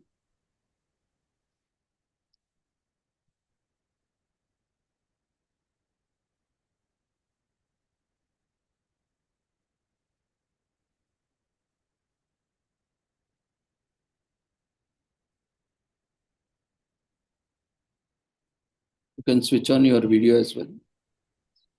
So, due to technical issues, video is not working, sir. Okay, ma'am. But whenever you are attending, make sure that things are working. Okay, Anyway, sir. you can continue now. Sir, is screen share is looking. Yeah, your screen is visible. Okay, sir. Good afternoon, everyone. My name is Animala Aishwarya. I am from G. Naranama Institute of Technology and Science. Thank you for giving this opportunity. My topic is about forest conservation methods, acts, and implementation. Introduction. Forest conservation plays crucial role for maintaining ecological balance and mitigating climate change. There are some traditional methods for forest conservation are reforestation, afforestation, and better farming practices, etc. We have so many innovative approaches for forest conservation. Again, there will be more modern conservations like advancements and GIS mapping, satellite monitoring, and certification programs. Methods like next. The innovative methods for forest conservation are community-based forest management. Method is empowers local communities to manage and protect forest resources. Implementation. In Nepal, community forestry programs have been highly successful. Second one, agroforestry. Agroforestry method means interaction of agriculture and trees. It is sustainable land use system that maintains or increase total yield. Implementation. In India, agroforestry system have successfully implemented example coffee with food crops. Third one, satellite monitoring and GIS method. Using satellite monitoring and GIS technology for real-time tracking of deforestation and forest health. Implementation. Forest carbon monitoring. GIS is used to map carbon stocks in forest and track stocks over time. Fourth one is sustainable forest certification method. Programs like Forest Stewardship Council, etc. were certificated. Fifth one, reforestation and afforestation method, replanting trees and creating new forests to restore ecological balance. Implementation. India's national afforestation program encourages reforestation. Next. There are some forest acts in India, implemented in India. There are first one, the Indian Forest Act. In 1927, this act includes provision to protect forest and grow timber and other forest produce. Second one is the Wildlife Act. This act protects wild animals, birds, and plants, etc. Third one is the Forest Act. This act protects forest and some plants in the forest. Fourth one is the Environment Act. This is another forest act in India for preventing environmental pollution and environmental problems. Advantages and disadvantages of forest conservation. First advantage is biodiversity prevention. The practice of protecting and variety of habitats ecosystem. Second one is climate regulation. Forest conservation is forest plays a crucial role in climate by absorbing carbon dioxide from atmosphere and reducing the impact of climate change.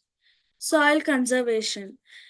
Tree roots help to prevent soil erosion and improve soil fertility.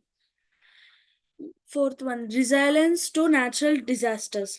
Forest can mitigate the impacts of natural disasters such as floods and protecting communities and infrastructure. The disadvantages are, first one, impact on agriculture and farming. In areas where forest land is conserved, then there will be no land for farming and agriculture. It affects human life. Without food, humans cannot live. So that it affects agriculture and farming. Land use conflict. If land is conserved, so there will be some conflicts on land. Next, third one, human wildlife conflict. Expanding conservation areas can sometimes increase interaction between wildlife and human settlements, leading to conflicts such as crop destruction, or threats to human safety. Next, fourth one is restriction on development projects.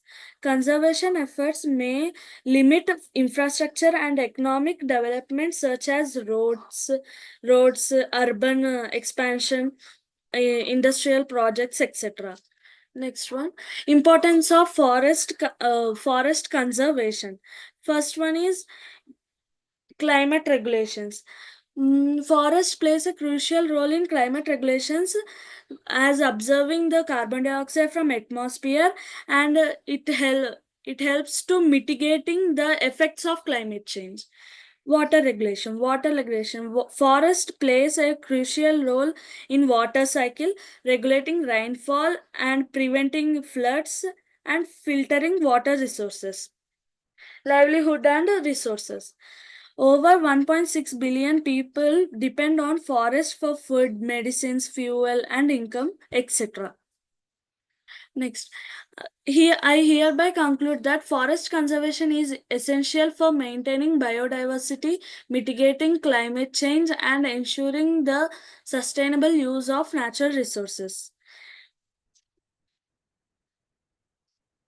Thank you for giving this opportunity.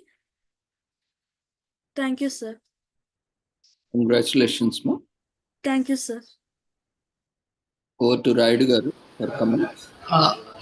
Forest conservation, you have talked about the various aspects of it, methods and acts implementation.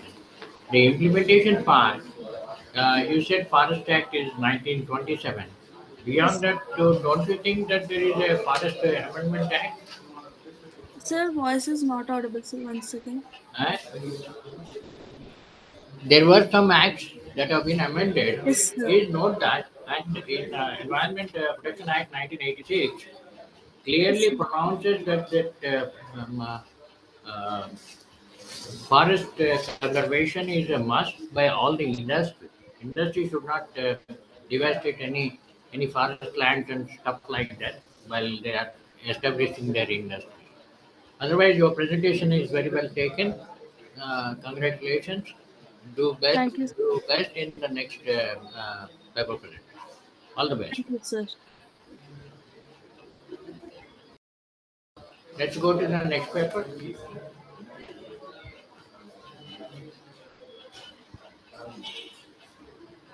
Shall we go to the next paper?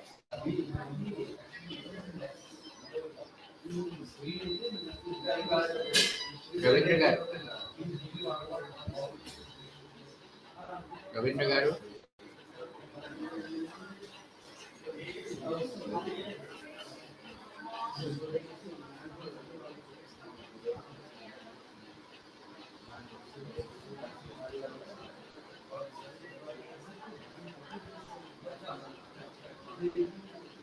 Ravindra garu.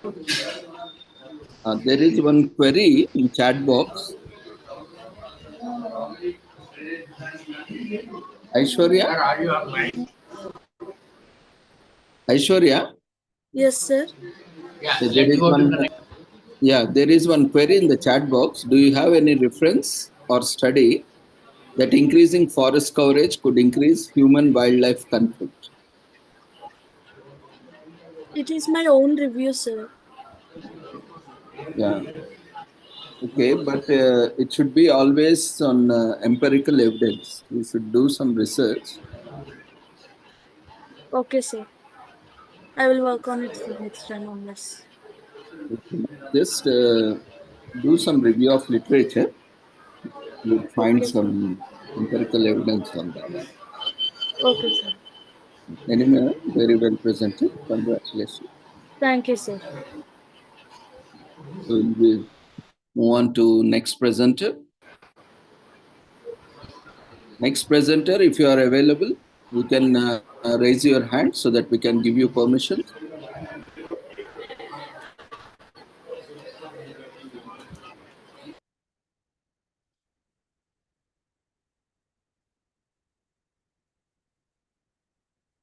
Soumya?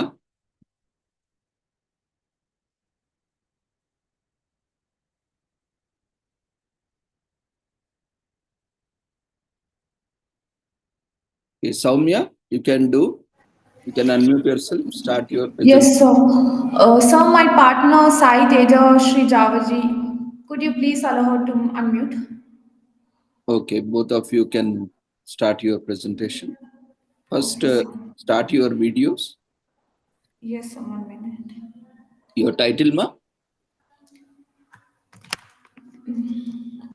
My title is, sir, okay. My title is Impact of Urbanization, Industrialization and Infrastructure on the Forest Cover, sir. Impact. What's okay? 27th. Yes. Yes, sir. Can I start sharing the screen, sir? Yes, ma. Go ahead. Okay.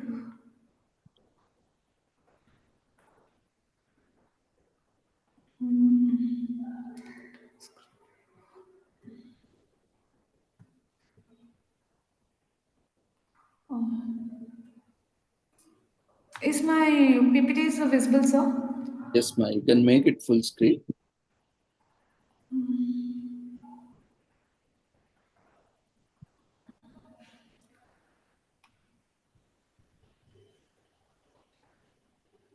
Okay.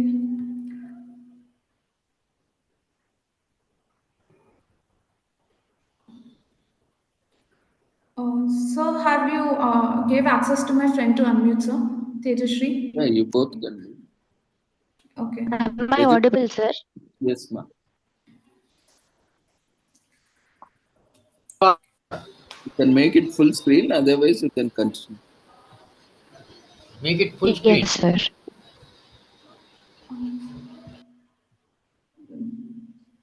Just a minute, sir. You can press F5 on keyboard after sharing. Sorry, sir. You have You can this. press You F5 go key. here and press it. On keyboard, you press F5 key. This one. Or at the bottom, you can click on that icon. There is a screen icon. Na? Go to view and do it. View. Go to view. Yeah, you can do Or from slideshow. view slideshow. Go to slideshow. Okay, sir.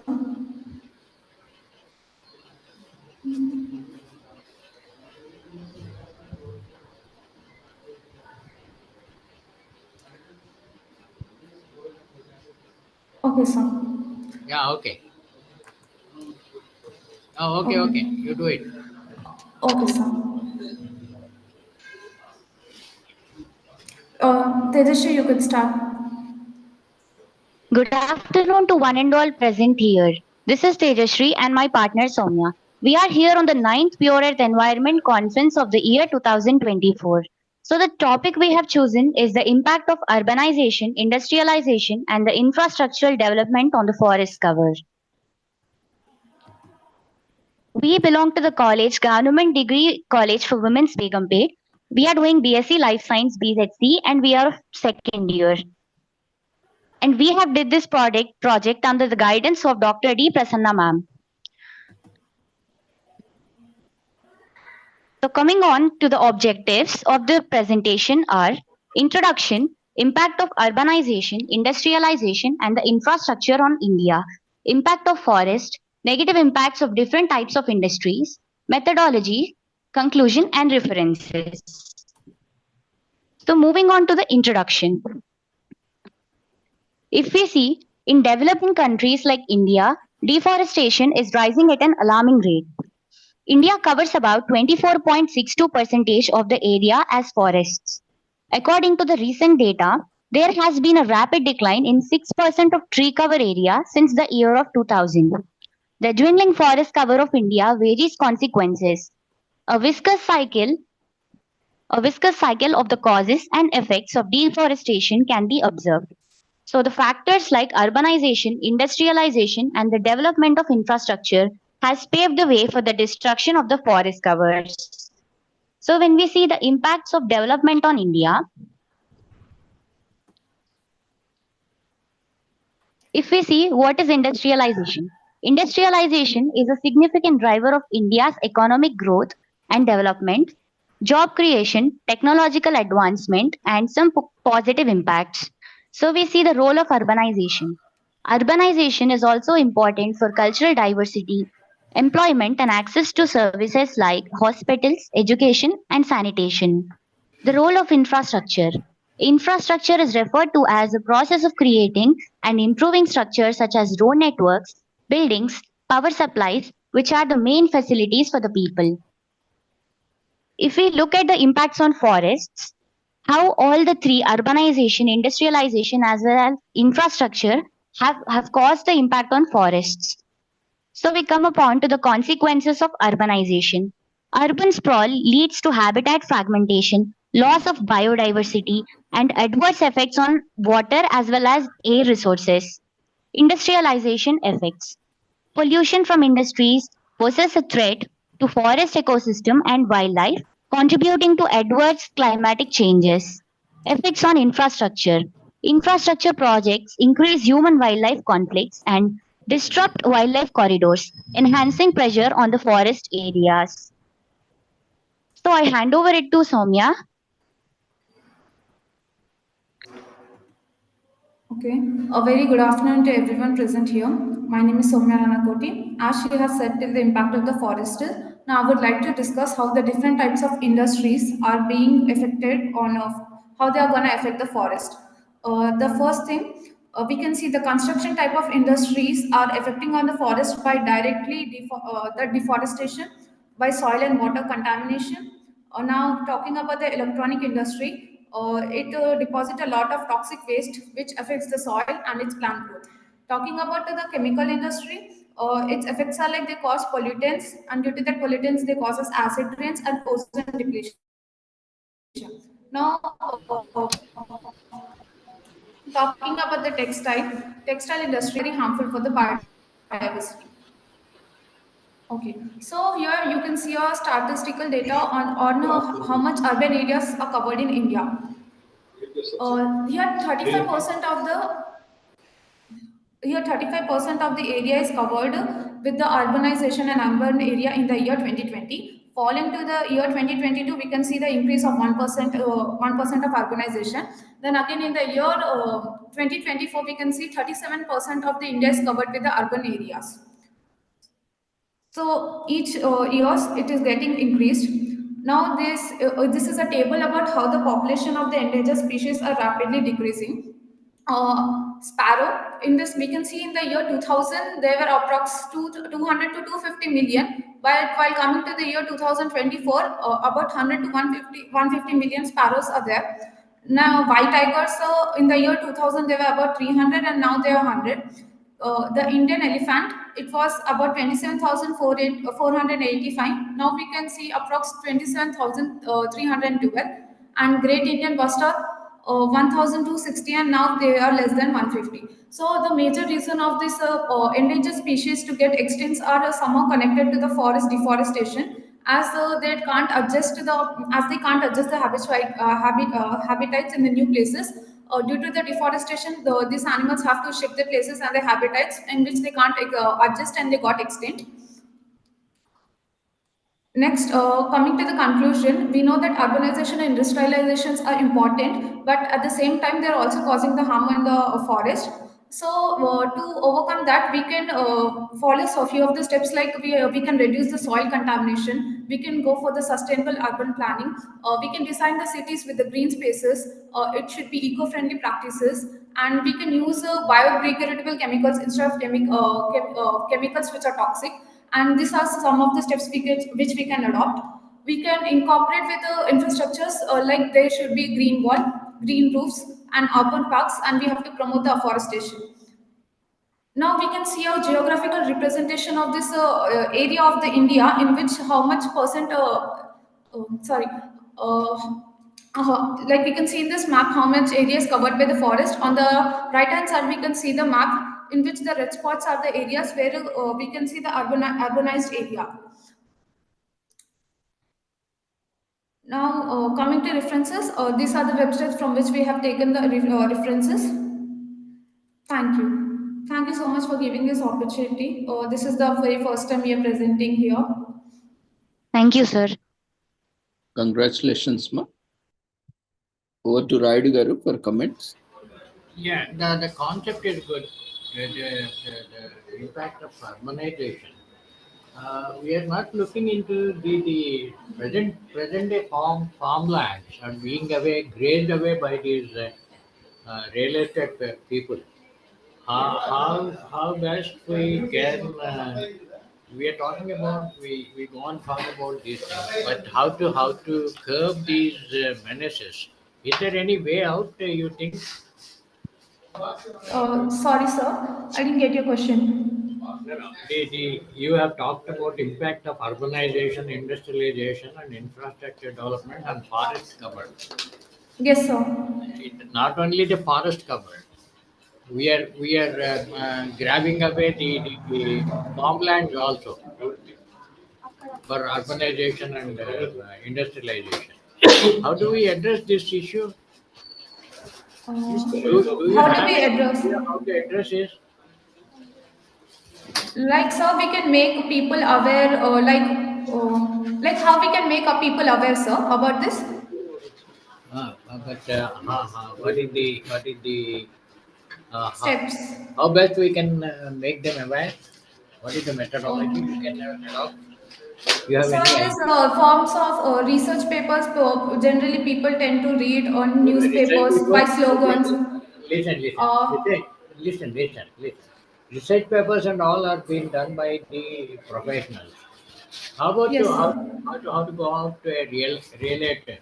Real estate people are not very well educated. Still, they do a lot of devastation to our farmlands and forestry. How do we educate them? You have any idea? How to create awareness?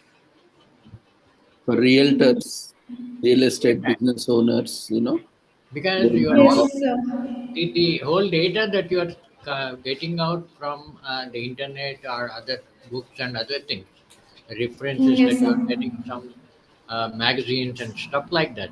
But do you have any village where the whole village has been converted into industry, or the whole village has been urbanized, or the whole village has been converted into the farmlands have been converted into some kind of a real estate business? Have you ever seen all those things? Do you have any idea? No, sir. I just happened to read or heard about that, but I never seen. Yeah. That's what I'm telling you. You people should have a real-time experience. That's what Yes, sir. we are trying to tell you. All paper presenters, you should keep in mind, you whatever topic you take, they're all relevant. I don't say they're not relevant and all that. But the only thing is you have to take a small example.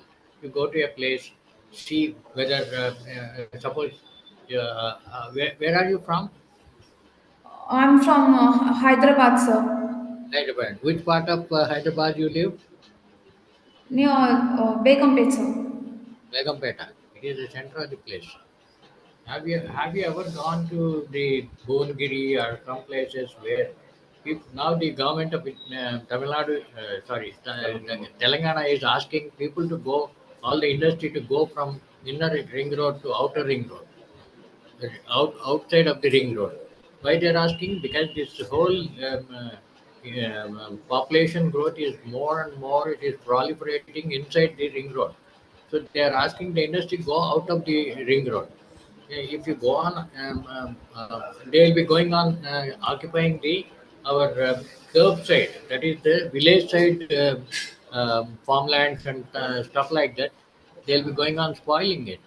So there should be some example that you should take and present it along with your presentation. It will make a doubly valued presentation. Anyway, you have done a good job. Best Okay, luck sir. for your Next next time. next time. Yes, sir. Next time I'll try to do better, sir. Keep in mind that Thank you you for your do advice. take an Yes, example sir. and correlate it with your presentation. That will be very nice. Oh, Okay, okay, good. sir. Congratulations. Thank you, sir. Thank you so much, Thank you, sir.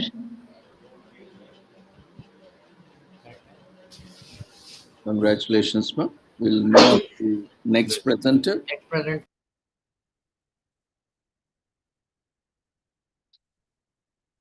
Vinita.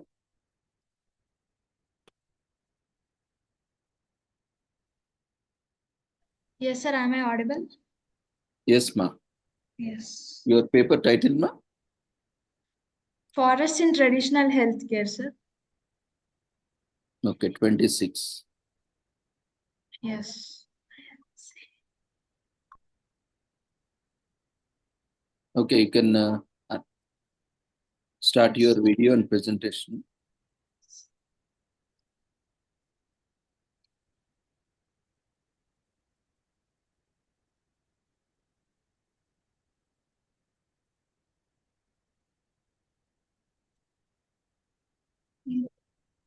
So 1 minute.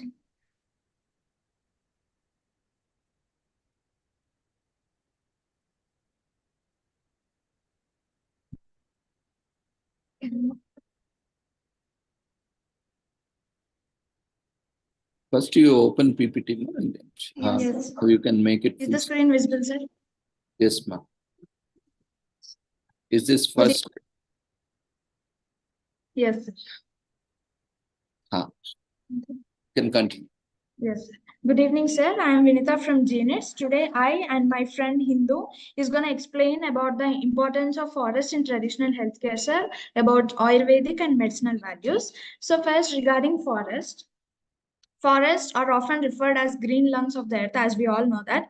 For centuries, they have been an integral part of the traditional healthcare system, particularly Ayurveda, one of the world's oldest holistic healing system. And forest also serves as a reservoir for medicinal plants, herbs, and trees. And forest also provides us the raw materials to cure a wide range of diseases. Coming to the word Ayurveda, it is rooted from the ancient Indian wisdom, which emphasizes it. The Ayurveda uses it effectively uses the use of natural resources for promoting health and curing diseases.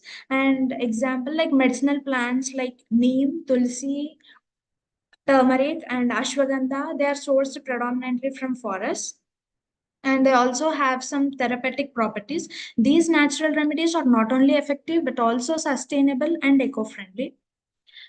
Now let us see the role of forest in traditional healthcare. So what forest is going to do our health?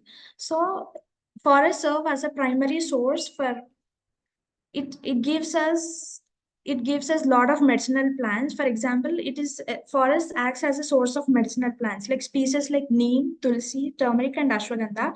They are widely used in Ayurvedic treatments. And then raw materials for modern medicines.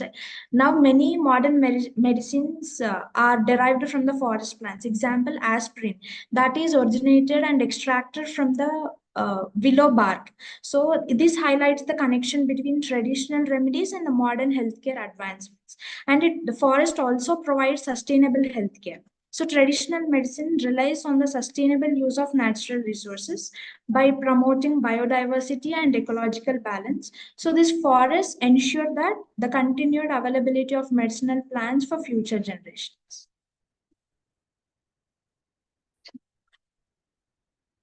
Good afternoon, sir. Good afternoon, everyone. So in continuation, let's discuss about the Ayurvedic significance of forests. Ayurveda is an ancient Indian system of traditional medicine that emphasizes natural remedies, holistic healing, and prevention. Coming to the history of Ayurveda, Ayurveda dates back over 5,000 years to the Vedic period in India. The term Ayurveda is derived from the Sanskrit word Ayur, means life, and the Veda, which is science or knowledge. As we all know, Sushruta, an Indian surgeon, he's also called as the father of plastic surgery, who lived between 1000 to 800 BC. Now, the key principles of Ayurveda is based on concept of 5 elements like earth, water, fire, air, and ether, and 7 dhatus recognizes 7 tissues like plasma, blood, muscle, fat, bone marrow, and reproductive tissues in our body. And also it consists of characteristic like triguna. Ayurveda describes 3 mental qualities of triguna, which is sattva, balance, rajas, activity, and also third one, tamas, inertia. Coming to the key Ayurvedic herbs from forest sourced herbs in Ayurveda like turmeric, anti-inflammatory and antioxidant properties. In addition to this, ginger, it will be found in tropical forest. Ginger has anti-inflammatory properties and it is used to aid digestion. And also ashwagandha, stress reducing and adaptation properties. Nothing is found in the. In addition to this, Triphala. Have you heard about the Triphala? Basically, a combination of 3 herbs found in Indian forest. Triphala is used to promote digestive health and immunity. Next will be continued by my team. So let us see some medicinal values. What are the medicinal values we get from forests? Let us see some example like plants like turmeric. We all familiar with that. Plants like turmeric and willow bark, they help us to reduce pain and inflammation in the body. And plants like neem, tulsi, they are also known for killing germs and fighting infections caused by bacteria, virus, and fungi. And herbs like Arjuna, they are also good for heart health. They help in controlling the blood pressure and increasing the blood flow. And ashwagandha and brahmi helps the body to deal with stress and improve our focus and energy levels. And aloe vera, they're also used to treat cuts, burns, and other skin diseases. And plants like eucalyptus and basaka, they're also used to treat coughs, colds, and breathing problems like asthma. So these are all the examples which we get from the forest. And regard cardiovascular health, the heart is also very important, and the value which adds from forest is very important. Herbs like garlic and fenugreek, they reduce bad cholesterol level, which helps preventing the heart diseases. And as we already discussed, the Arjuna bark, the bark of Arjuna tree is also known to strengthen the heart muscle and making it useful in treating the heart failure and other cardiac conditions. And next year, the graph, it clearly indicates that in 2022, the Ayurvedic market is just 8. In 10 years, 2032, it raised almost 3 times. 8 becomes 26. It raised more than 3 times. So in this, Ayurveda, the graph clearly indicates that the Ayurveda market is on a strong growth strategy. So demonstrating it, increasing the importance in healthcare. So Ayurveda is a sustainable industry with a long-term demand. Next is continued by. Coming to threats to forests and Ayurveda, one of the most challenges we are facing today is deforestation and habitat loss, impacting on medicinal availability, and climate changes, effects on forest ecosystems, over exploitation of medicinal plants like unsustainable harvesting practices, and also habitat fragmentation, like breaking up a forest into small patches, isolating plant and animal species. Also the pollution, air, water, and soil pollution from industrial activities, agricultural runoff, and waste disposal. And also the invasive species. Invasive species means introduction of non-native species that are outcompete native species for resources. For example, plant species. Example, English ivy. It is native to Europe, but this climbing plant has invaded forest and buildings in North America. And also water hyacinth. It is native to South America, but the aquatic plant has clogged waterways and harmed native ecosystems in Africa, Asia, and also even North America. And for example, animal species, zebra mussels, feral pigs, and marine species like lionfish. Lionfish is native to Indo-Pacific Ocean, but when it is introduced in Atlantic region, it started preying on native fishes. Coming to the conservation effects, protecting forests for future generations, sustainable forest management, responsible harvesting, and organic cultivation, promoting eco-friendly farming practices, and community-led conservation, involving local communities in forest protection, and also Ayurvedic plant conservation, effects to conserve and cultivate Ayurvedic plants, such as establishment of medicinal plant gardens, protected areas like national parks, wildlife sanctuaries, and other protected areas that safeguard forest ecosystem. On the behalf of this conservation effects or reforestation, I would really like to talk about the scheme Telanganaku Haritaharam, which was implemented by former CM Kalvakuntla Chandrasekhar Rao Garu. His vision and leadership had made a significant impact on the forest area in Telangana. This scheme aimed to plant 230 crore seedlings across the state from 2015 to 16 to 2022 to 23. As of January 2023, 70.65 crore seedlings had been planted. Also, the India State of Forest Reports has stated that the forest cover in Telangana was 19.854 square kilometer in 2015, which was subsequently increased to 21.214 square kilometers in 2021. Next will be concluded by my teammate Vinita.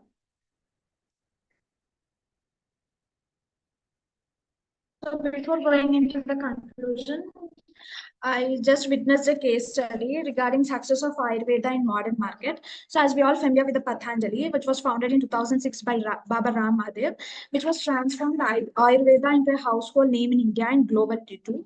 So Patanjali became a billion-dollar company because it provides affordable pricing to reach rural and urban consumers. And it also included traditional knowledge with modern packaging and marketing. So we investigated a person. His name is Anil. He's of 50 years old. He's from Mumbai. And the problem he's suffering with is he has high blood pressure from 10 years, despite using prescribed medications. So he approached Ayurveda. He will be given a herbal treatment, Arjuna Bar, he has given with an Arjuna bar extract for strengthening the heart and lowering the blood pressure. So some lifestyle changes also he made. So like dietary adjustments, like he is advised to take low salt and potassium rich foods, and yoga for stress reduction. So he has seen the results. Within 3 months, Anil's blood pressure was normalized and he reduced his dependence on the medication. So he also seen the significant improvements in his energy levels and overall health. So he also approached Western medicine approach before going into the Ayurveda. He also approached Western medicine. So he has advised continuous use of medicine, as we all know that, and he also advised on reducing salt intake and increasing exercise through medication remains also the primary solution. So results with these Western medicine approaches, blood pressure remains under control with consistent medication, and however the long time reliance on the drugs may lead to potential side effects like kidney function. Continuous usage of drugs may may lead to side effects.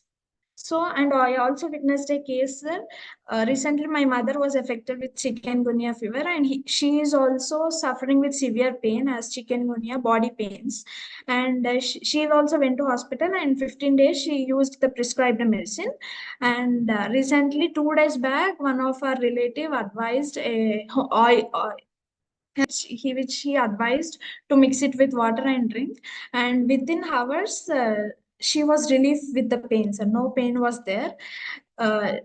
15 days she used the Western medicine, but there is no result. The doctor advised that 3 months there will be a pain, but recently I called to her, and within 2 hours after taking that powder, within 2 hours she got relief. I really wondered. And this Ayurveda provided a more holistic approach that focuses on lifestyle changes and natural remedies and detoxification to address the root cause of hypertension. So Western medicine focused on controlling the symptoms with medication, often requiring long-term drug dependency. So this Ayurveda achieved better long-term results, but not only managing the blood pressure, but by improving overall health without any significant side effects. So the root of Ayurveda lies in the forest. Ayurveda begins where the forests breathe. So forests are the silent healers of humanity. So the forest is the eternal pharmacy, sir. Thank you. Congratulations, ma. Thank you, sir. Over to Raidu Garu for your comment. Vanita and company, you have done a good job. Vanita, Chandana, and Hindu, Yes, you have yes. done an excellent work. You have lastly you have cited an example of your cousin uncle that he had hypertension, went to the allopathy, and then he said nopathy. So you came to Ayurveda and got cured. It is quite a good example. Yes, sir. Such examples should be taken into consideration while you make your presentations because it gives more insight of what we are talking. Because when we talk, we can collect information from all over the world now. But when Yes, sir. I have another point for you. The turmeric, then your garlic, things like this, they're all shrubs. They're all grown in the farmland, not in the forest. Okay. Yes. You please make sure you talked about triphala. What is triphala contain? Actually, it is a combination of 3 herbs, sir. What are they? Sir, I'm not sure about those three Uh, combinations, but you have written it there. You have written it there, but you have not read it properly. Triphala, amlaka. yes, Then sir. what you have written? Aloe vera. Not It is a aloe. combination of 3 herbs found in Indian forests. Triphala is used to promote digestive health and immunity, sir. But I'm not That's sure. okay. Triphala churnam is being used for a lot of things. There are 2-3 varieties of triphala. One of them is amlika, and then you have what they call it, తమిళ్లో కడుగు అంటారు దాన్ని. ఇది అది ఏంటంటే తెలుగులో ఏమంటారు దాన్ని, కరక్కాయ పొడి.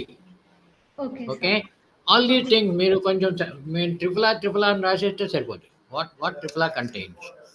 why III is being used, whether it is available in forest or available in the farmlands. ఇది కొంచెం మనకు ఆ డిస్క్రిమినేషన్ తెలియాలి. మనం పేపర్స్ ప్రజెంట్ చేస్తాం బాగుంటుంది, కానీ ఏమవుతుందంటే మనం కొంత నాలెడ్జ్ని మనం సెల్ఫ్గా డ్రైవ్ చేయాలి. ఓకే, మీరు you are in the first year of your college or second year? Second year, sir. Second year. Last year also you came. Yes, sir. Last session లో కూడా వచ్చారు మీరు. Yes, sir. నువ్వు వచ్చావు, నేను చూశాను నేను. Yes, sir. Vanita Vinita, sir. Vinita sorry Vinita. మీరు మీరు మీకు ఎవ్రీ టైం మేము చెప్తూ ఉంటాం. మీకు చెప్పినప్పుడు ఏంటంటే మీరు కొంచెం ఆ పాయింట్స్ని ఎక్కించుకోవాలి. ఎక్కించుకొని నెక్స్ట్ పేపర్లో మనం ఇంకా ఇంప్రూవైజ్ చేయాలి. బాగా చేస్తారు మీరంతా, కాదంటలేదు. Your all done good job. But only thing ఏంటంటే లాస్ట్ టైం ఇచ్చిన పాయింట్స్ని మనం నోట్ చేసి పెట్టుకుని నెక్స్ట్ టైం వచ్చే దాంట్లో బాగా ఇంప్రూవైజ్ చేస్తే, నేను కాకపోతే ఇంకెవరినో బోలని మంది వీళ్ళు వస్తారు, చైర్పర్సన్ విత్ ఎగ్జాంపుల్స్. ఒక ఎగ్జాంపుల్ నువ్వు త్రో చేసావు ఇవాళ, చాలా బాగుంది. Good, that is a good job that you have done. Appreciated, well appreciated, well received. Okay. Thank you, sir. Okay. Good. You have done good job. Congratulations. Thank you, All sir. the best.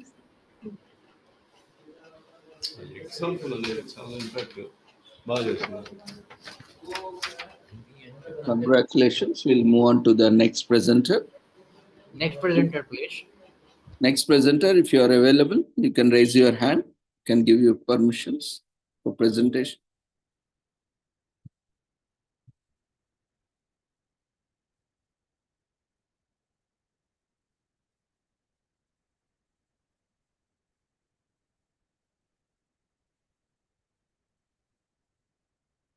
Anyone waiting for their presentation can raise their hand.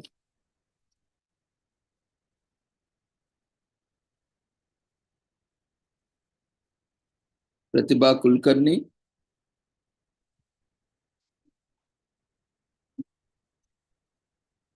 Sai Ishwari.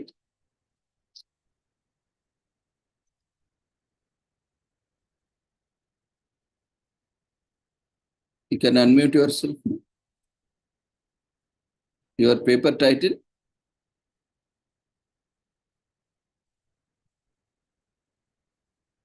You have given permissions, you can unmute. Good afternoon, sir. Good afternoon, ma'am. Your paper title?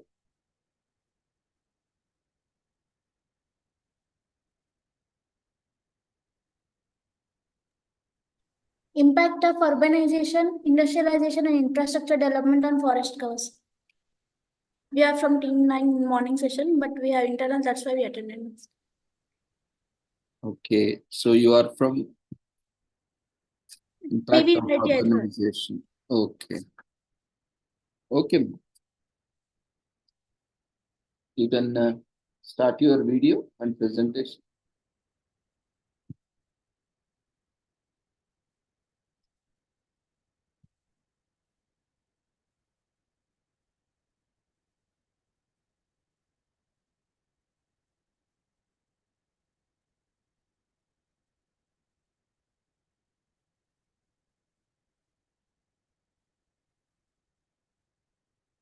Start your video.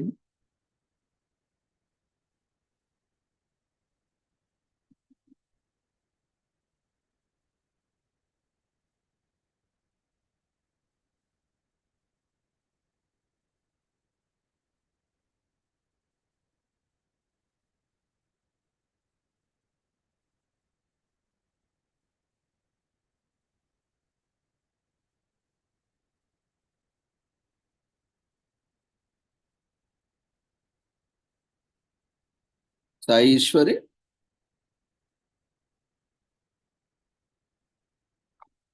What is the topic? Sixth one, sir. First session. Right. Our technical session 1 lo, sixth impact of urbanization. Okay.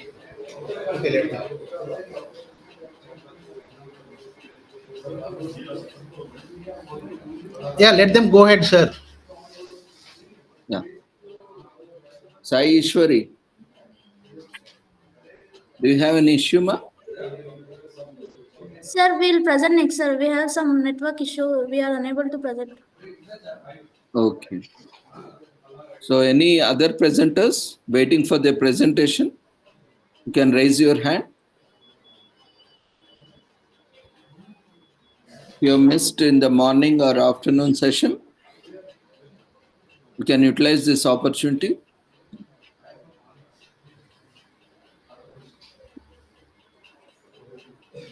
Anyone from the third technical session?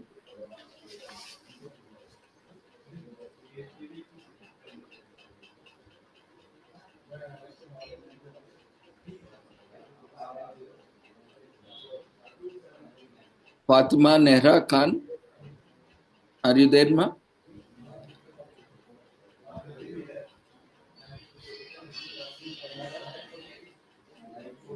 Soumya, Sai Tejashri,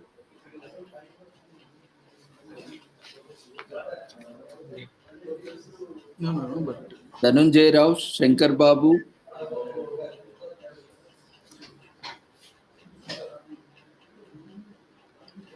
sir, there is Dr. Sushant Kumar Dubey. If he is there also, you can allow him so that the other girls are preparing, taking some time. Sushant Kumar Dubey, he made a request. We will not be considering for award that paper because he's a faculty. If he is available, you may give an opportunity. Sushant Kumar Dubey, are you there? his name is not there in the list. No, listmate is not there. Listmate is not there. If it is there in the audience, if you can hear me, Sushant Kumar Dubey from Patna. If you are there, you can present. Or these girls, you ask them to, at least their audio is working, let them present. Sai Ishwari, if your audio is fine, then without PPT also you can present. You can read out or whatever you want to speak. Either you rectify or any participant or any speaker who has submitted paper, whatever session it is, you please take the opportunity and present it.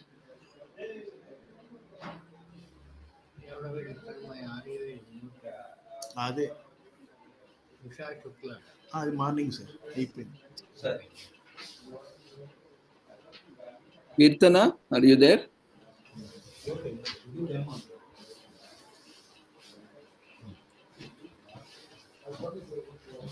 Pranay Narayana, Asha Jyoti. Anyone else left out? Sai Ishwari, yeah, you can continue. You can unmute yourself, start your presentation. Which number is that paper? First session law, 6th papers. First technical session. Sai Prashanti, eh? Prevention of forest and their role in impact of urbanization. What's your paper title? Sir, our paper title is Impact of Urbanization, Industrialization and Infrastructure Development on Forest Cover. Okay, 6th one. 6th, sir. Technical session 1 lo, 6th. First one lo 6th. No, sir, till 9. 9th, Meghana, na? Yes, sir. Meghana, Pranita, Lakshmi. Yes, sir. Okay, paper 9. 9. Okay. Okay, my. Go ahead. Pranita. Is the screen visible, sir? Yes, ma, continue. Good evening, everyone. We are delighted to be here today at Pure Earth Conference, discussing on the most pressing environmental challenges of our time, the impact of urbanization, industrialization, and infrastructure development on forest cover. Forests are the lungs of our planet, covering 31% of Earth land area and providing essential ecosystem services like carbon sequestration, water purification, and habitat for wildlife. However, they are under severe threat from relentless push of urbanization, industrialization, and infrastructure development. In today's session, we will delve deeper into these activities, driving deforestation, fragment habitats, and threatening biodiversity. Urbanization is a key factor behind deforestation, with nearly 68% of the global population expected to live in urban areas by 2050. This growth demands more housing, infrastructure, and resources, leading to land conservation and habitat loss. For instance, in Lagos, Nigeria, rapid urban sprawl was encouraged on the Lekki Conservation Center, threatening biodiversity.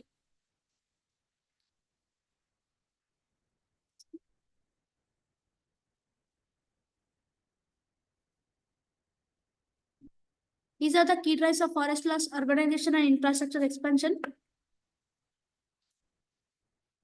Urbanization, industrialization, infrastructure development, environmental consequences, and mitigation strategies.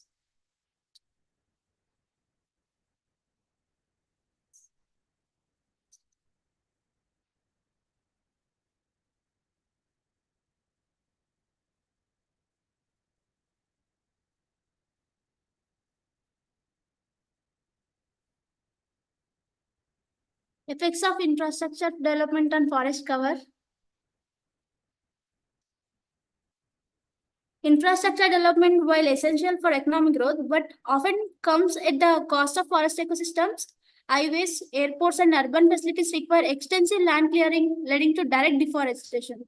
For instance, the construction of Malaysia's North-South Expressway resulted in large-scale rainforest clearing. Similarly, the BR-163 highway in Brazil has opened the Amazon to settlers and loggers, excavating and deforestation and biodiversity loss.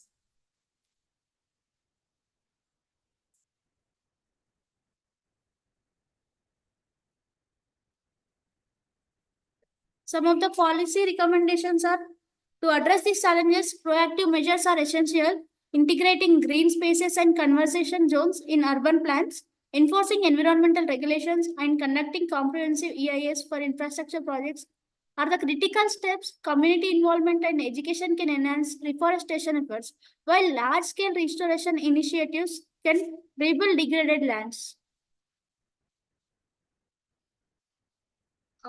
And we have studied a small case study on two things. First one is Costa Rica.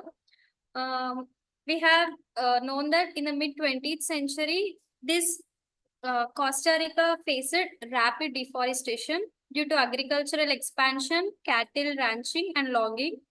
And by 1980s, forest cover had reduced to less than 25% of country's land area. This poses a significant threat to the biodiversity and the water resources, and it causes pollution, and it affects most of the livelihoods of local communities. And by this case study, we have faced many challenges. Known that first one is massive deforestation.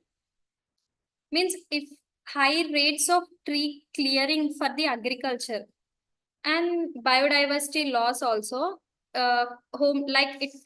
5% of the world's species, habitat destruction threaten this rich ecosystem. And next challenge is the economic pressure. Deforestation was driven by economic needs of rural communities reliant on farming. And by this, the small solution we wanted to implement is the reforestation programs that to restore the degraded lands through tree planting.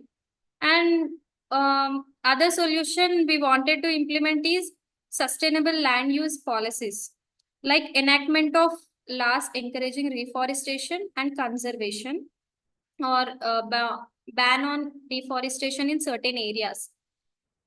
And we have to protect our areas. Like over 25% of Costa Rica's land is designated as national parks or the reservoirs. Investment in this ecotourism promotes sustainable economic alternatives. And the key achievements from this Costa Rica case study is it increased forest cover and the global leadership in sustainability and the biodiversity preservation. The recovery of habitats has helped the sustain Costa Rica's rich biodiversity. From this case study, we have learned a small lessons from it. One is strong policy framework, which government policies play a critical role in addressing environmental challenges, community engagement, and ecotourism as an economic model. Finally, from this Costa Rica, I can conclude that this Costa Rica's journey from severe deforestation, becoming a leader in reforestation, demonstrates how initiative like innovative policies, financial incentives, and conservation efforts can create sustainable balance between development and nature. It serves as a global model for countries aiming to restore their ecosystems. And the next case study we have seen is the Bhutan here. The country's constitutional requirement to maintain at least 60% of forest cover has led to the preservation of its rich biodiversity. And this is also one of the case study on forest conservation and biodiversity. And it has currently over 70% of Bhutan is under forest cover, and the country is carbon negative nation. This policy supports that diverse ecosystems, including habitats for endangered species like leopard, red panda, and black-necked crane, protected areas such as like Zygmunt Dorsey National Park and the Royal Manus National Park. Moreover, the main key points of this is constitutional mandate, carbon negative status, rich biodiversity, protected areas. It is about 51% of Bhutan's land is under protected areas, including national parks like Zygmunt Dorsey and Royal Manus, and the community involvement also, like sustainable forest programs, ecotourism, and more than that. And the challenges we faced from this is balancing development and conservation, and the same resolutions we have found both in Costa Rica and Bhutan also, some similarities. And the climate change like raising temperature, glacial melting, these will affect the livelihood of communities which will dependent on natural resources. And the limited resource for conservation, population growth, and urbanization.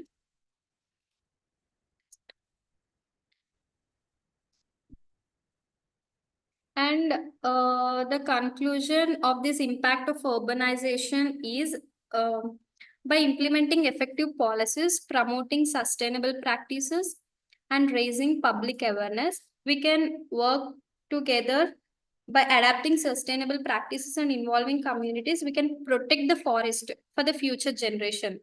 So let's work together to balance development with environmental stewardship, ensuring a greener and healthier planet for all.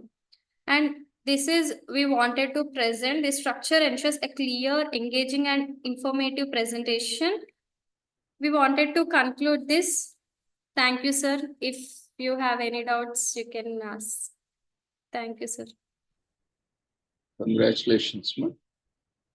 Over to Raidu garu for your comments.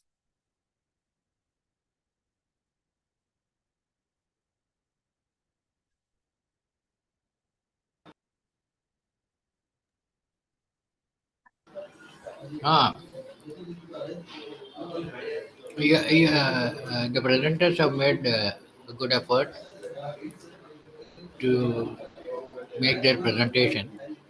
This is mostly we are talking about the outside our country. You have to take examples of our country also. There Okay, are sir. very many examples. Yes, sir. Like our coastal ecosystems, coastal forestry is gone. Things Yes, like sir. that you should Yeah, try sir. to understand the Okay, sir. situations in our country also. We are Yes, sir. talking mostly outside the country. Yes, sir. Please make sure that you make good effort next time. Thank you, sir. Congratulations. Thank you, sir.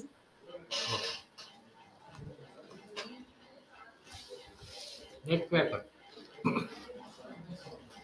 Any participants left out for presentations can raise your hand.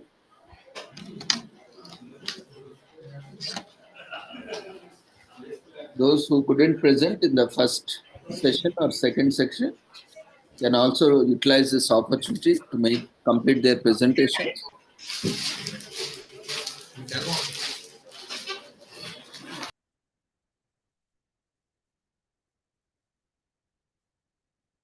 So this is the last opportunity.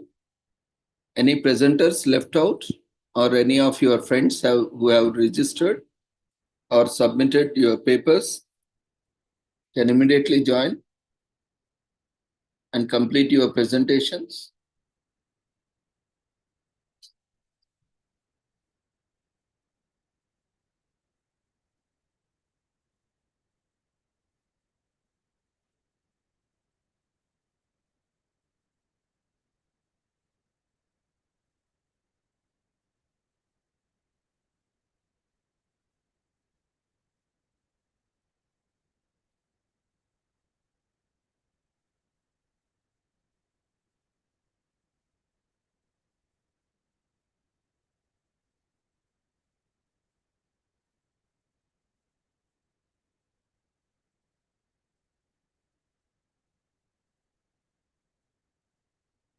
Any presenters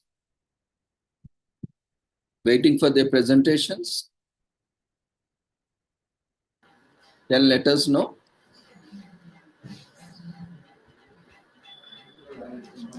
We'll call it a day. I think we are done with the presentations. Ravindra Garu. Jayachandra Garu. Sir, you can ask audience to give their comment. Yeah.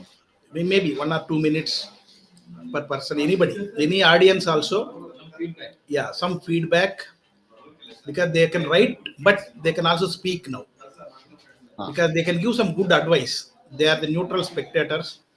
Few people may be there from different walks of life.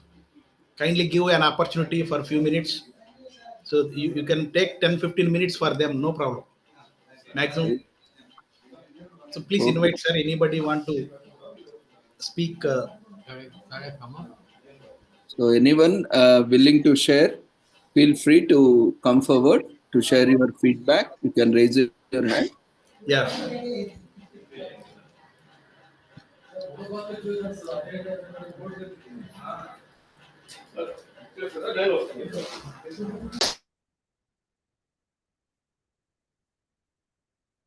Feel free to share your feedback, your observations or comments, your suggestions on the conference related to this conference or sessions.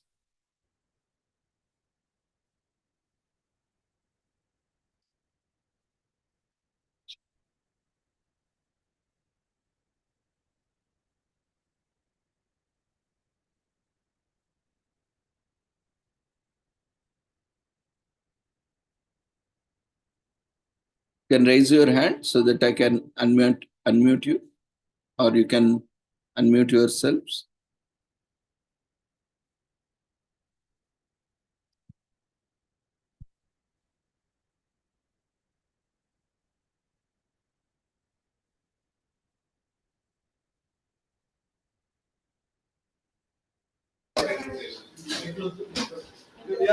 Shall we sum up?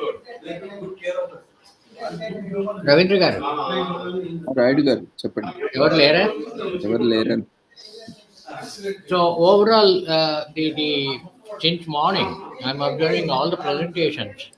For all the presenters, I would like to make a small advice that you're all doing good job, but only thing is your involvement with the subject is not seen very vividly, because you are all taking the material from some corner or the other, but not involving it with the subject. You have to involve with the subject. That is more important. A researcher should drive into what exactly is this, and what we have to do, how we have to present it to make people more aware of things. That is missing. Some aspects are missing like this. Some examples are missing. Some places they are making the good presentation with charts and data, but the data has to be explained in correlation with the situations that are prevailing. That's more important. Please make sure that all overall the presentations are excellent, and they have put in a lot of good efforts. But these kind of points that they have to take into consideration, and they can do good work and forth. We congratulate all the presenters and participants also. Thank you. Thank you, Raidu Garu.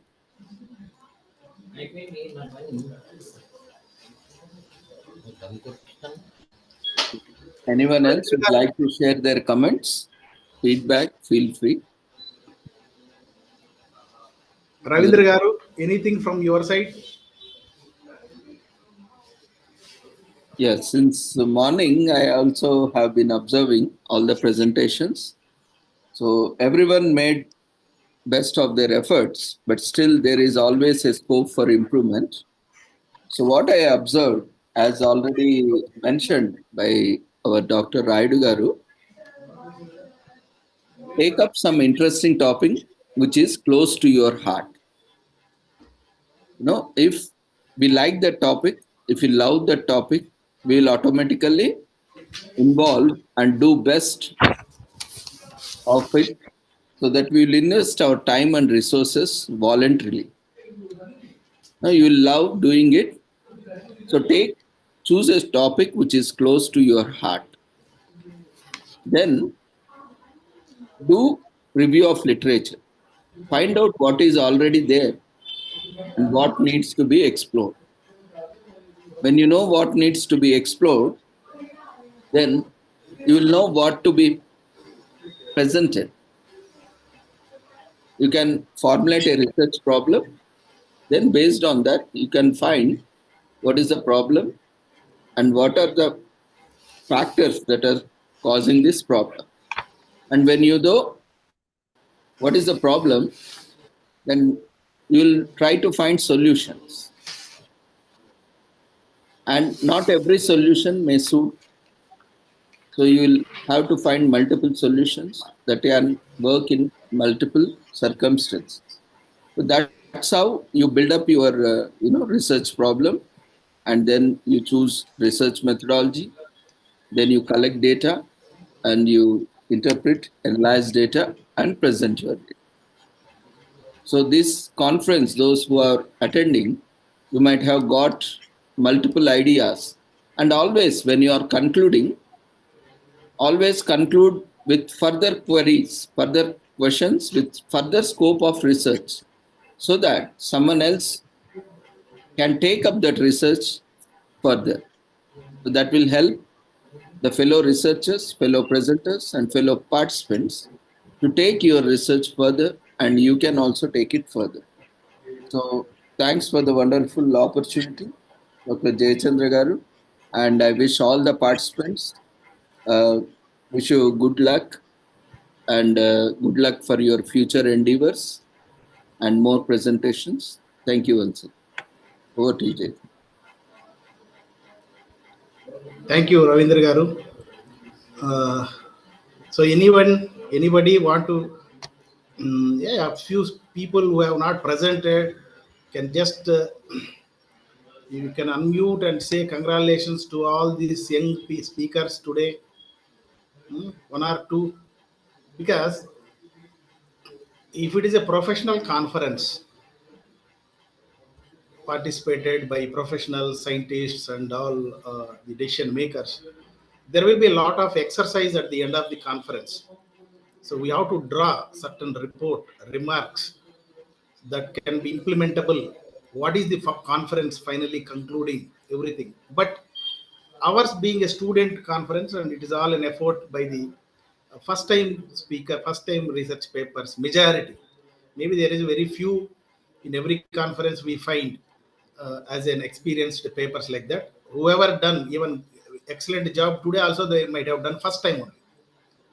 So that is why I am still asking anybody want to say congrats to you, these youngsters. You can unmute and say, or just raise your hand. Our Ravindra Garu will, because this is how you'll start interacting, speaking in this kind of platforms. So anybody there?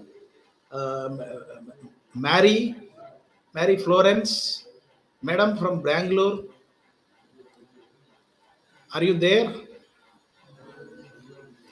Our Sunita,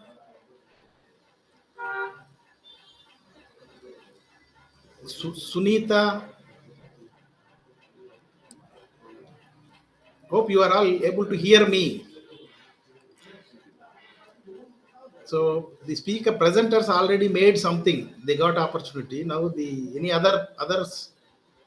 Ramakrishna. అందులో చిట్టి వేసిన వాళ్ళకి వాళ్ళ దగ్గర అతిథి పోవాలి. Yeah. 95,000 నేను 40,000 నేను వస్తుంది. ఇంకా అప్పులు చేయడానికి లేదు. Sunita, you can unmute yourself. Yes, sir. Yes, sir. Good evening, sir. Good evening, sir. Yes, please.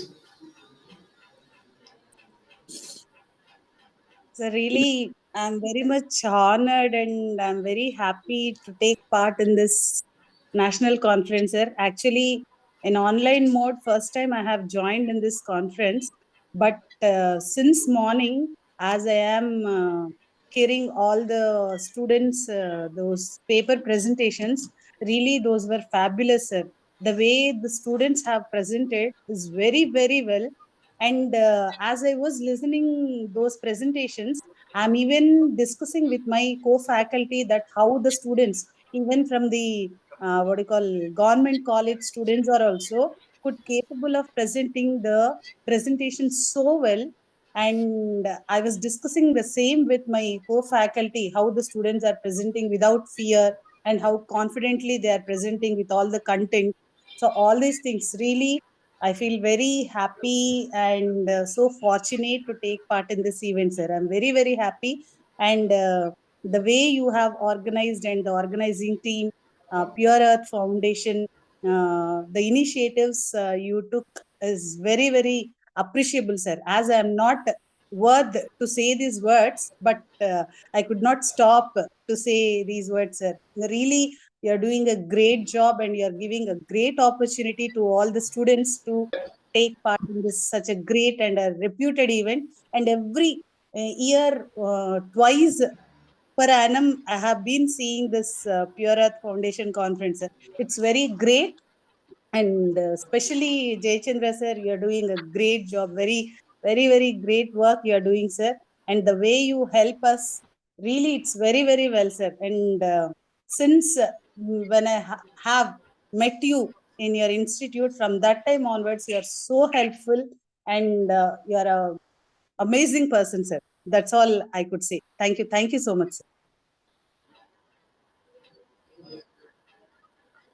Sunita madam, Sunita say about me. See, I'm doing my part. So that is something that what I learned in my life. We are doing. We should have something to contribute for Earth.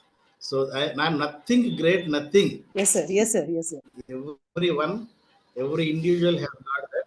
So why I request. But the thing is, sir, you are doing people your role like you very well. is Others could because not, sir. all the speakers.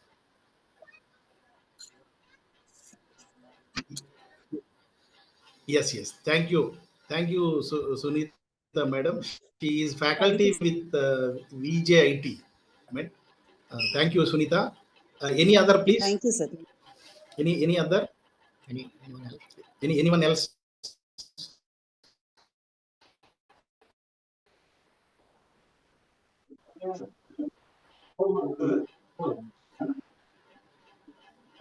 His hand, our Ravindra Garu will unmute.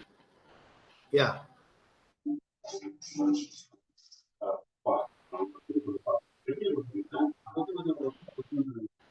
Please, madam, but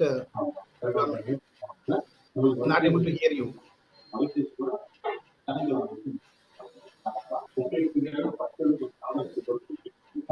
Any other?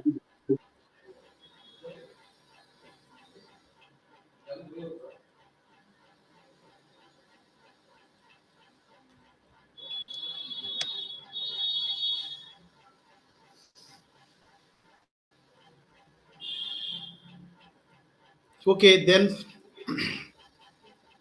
So, without, as I was telling, this is not that level of professional conference, and it is highly student oriented and student friendly conference it is, because all the members in our foundation are the people who are associated with this conference.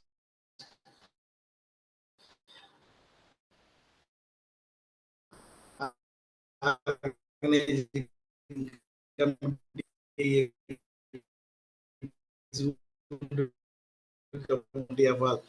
they all missed in their life for the student awards. I know everyone is waiting for that, and then that is how we'll conclude in next 10 maximum 10 minutes.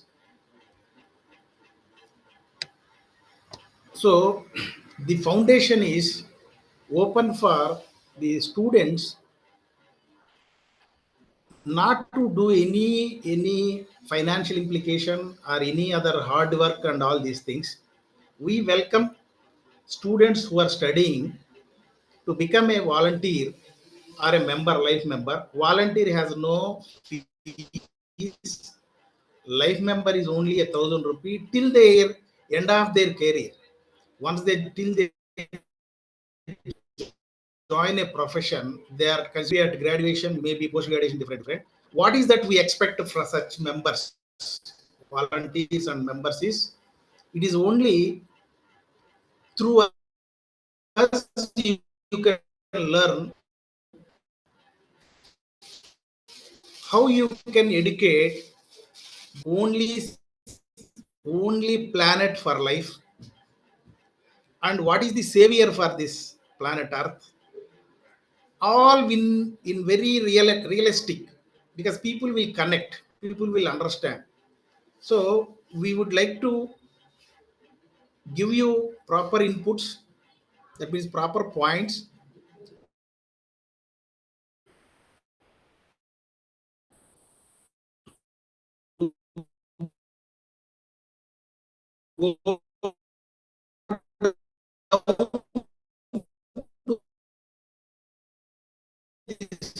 School student level and explain.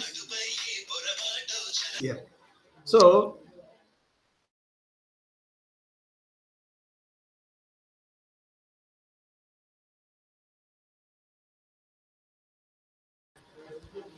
with that proper content, you can take a 1 hour maximum, 1 hour, very few important points about planet Earth, and if we neglect, what happens to the future.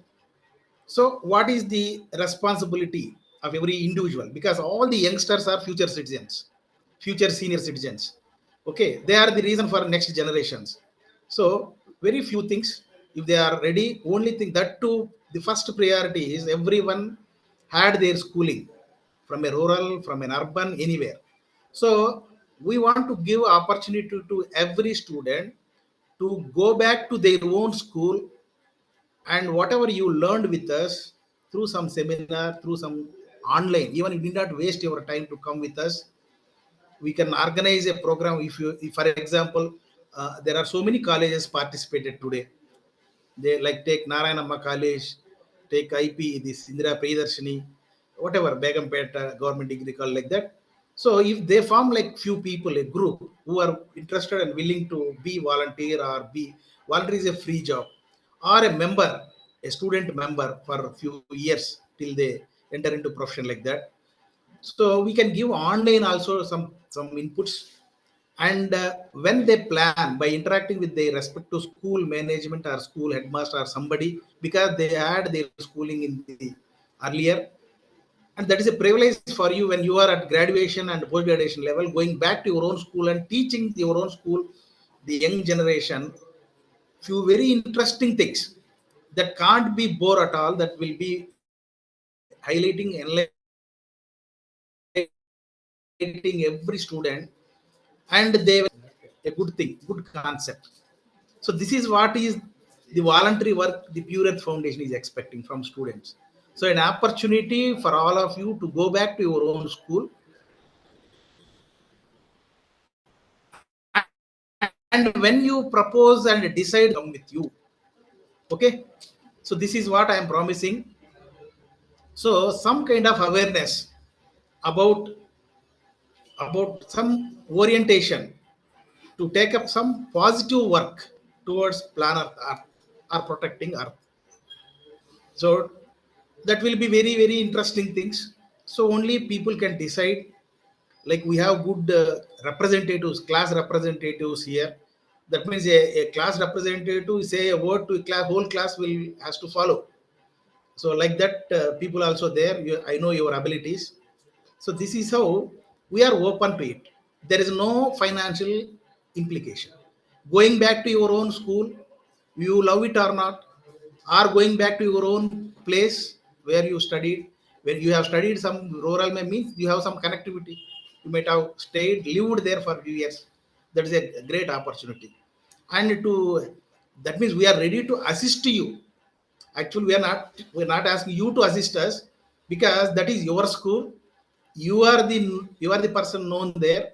So we will assist you, we will come with you like that. This is what I just want to give a small opportunity, so that this is the way, even through your class, through your words, even few students at that young age, because I believe that young age only you will have the honesty with them, and anything that you present it or you tell them, they are the right people without any manipulation. They try to learn and they try to do implement also. Actually, Pure Earth Foundation has a wonderful project of providing green scholarships to the all students from school to any stage, even at the research scholar stage also. Green scholarships, it will be implemented once our foundation gets any CSR grants. We don't want to spend any other way. That is how, for example, if we insist the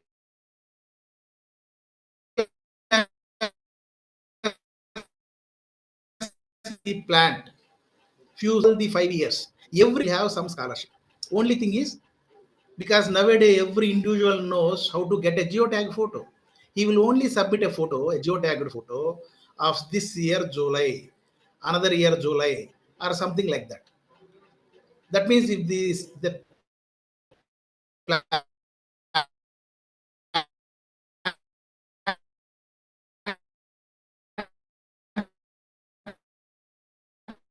is survives, encourage accordingly some scholarship. Takes our concept and implement also. I am very happy. Ultimately, there should happen some good thing to this planet. That is only our objective.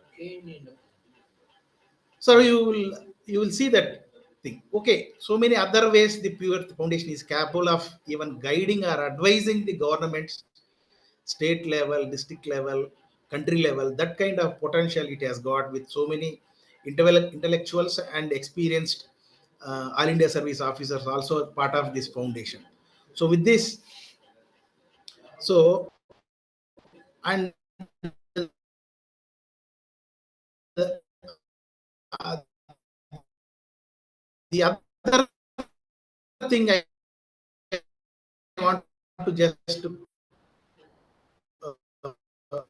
a few words I want to share with you is, kindly take, that means a paper, a picture, a table, a paragraph.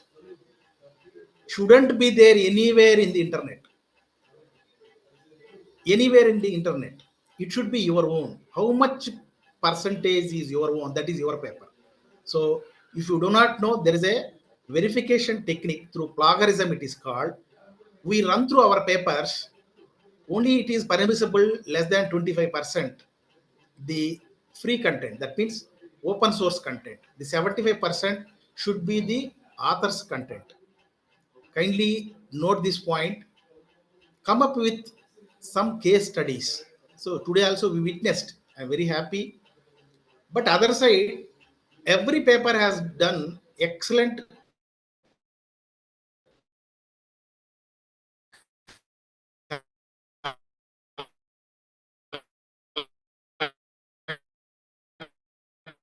action.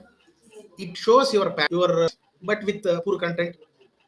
But good content is there, some communication like whatever it is like that. So ultimately, each and every paper, every speaker, they did their excellent job today. I congratulate everyone who has delivered their paper presentation today. And I hope you will come back with better and better content. You also got that opportunity. You would have there for all the sessions. Certainly you will have lot knowledge to take so that it will help you. I already mentioned in the earlier between few sessions that this is the only activity that can fill your resume or your profile. There is no limit for this. If you see a doctorate, if you see your own faculty resumes, have you checked any resumes? You check the resumes of all your BTechs and MTechs or MScs and BAs. You will have only one line for a degree, but your faculty also done 1 or 2 lines or 3, 4 lines of their qualification, but few pages filled with research work. How much that enhances, that expands, your profile is that much worth. Both, see, the final, after any education, the final destination is only two routes only we have, either for a job or going for some research. You do on research, want to become a scientist, something like that. Of course, there are less in that route, but many want their job. Even in job, thousands of people applies and very few, less than 100, or few CVs will have something extra than that qualification. That one of the very, very interesting extra part is this. Though you write any other additional extracurricular activities, extracurricular activity like you won a medal in some sport, you won something else in some other activity, but all beyond all those, upon all those, this activity, you won an award, you present a paper, that is important. Participation is only gives you learning, that's all. You must present. So I can appreciate first that to the first time speakers. So I must give an extra congratulations to them. And few are there having little bit experience. Some scholars also we had today. So that is why lastly, please take little serious. For example, I want to mention here, as I mentioned, around 300 registrations and 190, 180 individuals showing interest to submit papers, but submitted only, I told in the afternoon, around less than 50. And those who are totally not fit for presentation here, I rejected. Our team also not accepted. Only just some points, a 1-page point, something like that. That kind of things we rejected. At least some minimum content. So please take little efforts, little time. See, every conference will announce well in advance, minimum 2 months advance will announce. You spend 1 month, just some time, small time, and then you will come up with your own paper. And our chair from the morning, many sessions made the chair, they have given wonderful suggestions to you. So different parts of each research paper, even you all might have received a mail in the first week of October, because in the November 23rd, first week of October only, I have given an opportunity for nearly 100 plus people who are projected to submit paper in this conference to take an opportunity through a session on how to write papers. You know how many people joined? Less than 10, single digit. More than 100 participants, less than 10 only showing interest. That shows the lack of seriousness. See, everything in life, with seriousness only you achieve your goals. So with proofs I am telling, so kindly take such opportunities. See, your faculty will have regular classes, but somebody outside, an expert outside, certainly give something important things, some good tips also. So always try to learn like that. And lastly, I am telling, the proceeding book will be, because generally if we receive book cost for at least by 25 participants, see, all authors can have that book, but we didn't get that fees, the what is called the cost of that proceeding book. So this time also we will be circulating the soft copy of the proceeding book, which will be mostly available in next by Wednesday. By Wednesday, it will be available on our website, and you will also receive through your email. So with this, now I will take to announce this awards. So that is what everybody is waiting. So as usual, though it is first prize, second prize, and third prize, but because every time it is, because there will be very tough competition, good presentations, all angles. So it is very difficult to decide. That is where we are announcing one first prize, two second prizes. That means two papers will be judged as second prize, and four papers will be judged as third prize. The first prize will get 2,500. Second prize, each will get 1,500, 1,500.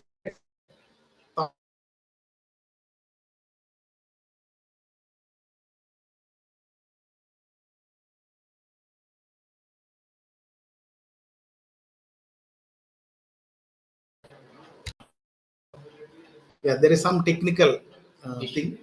So it is back. So the first best paper, second two papers, and third prize four papers. I will announce now. The third prize four papers.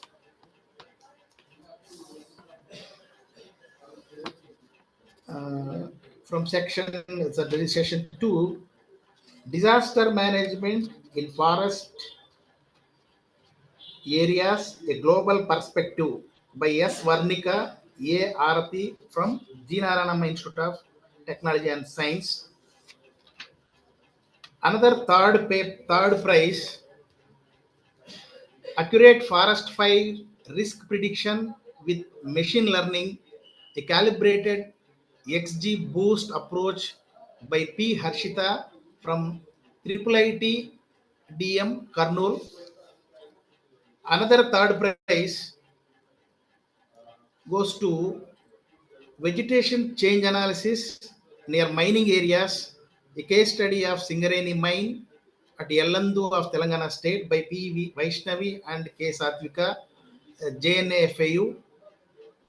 And the last third prize goes to effect of environmental factors on cultivation of paddy crop by P. Swati and Nikat Firdos, Indira Priyadarshini Government Degree College for Women. Now it is for second prize.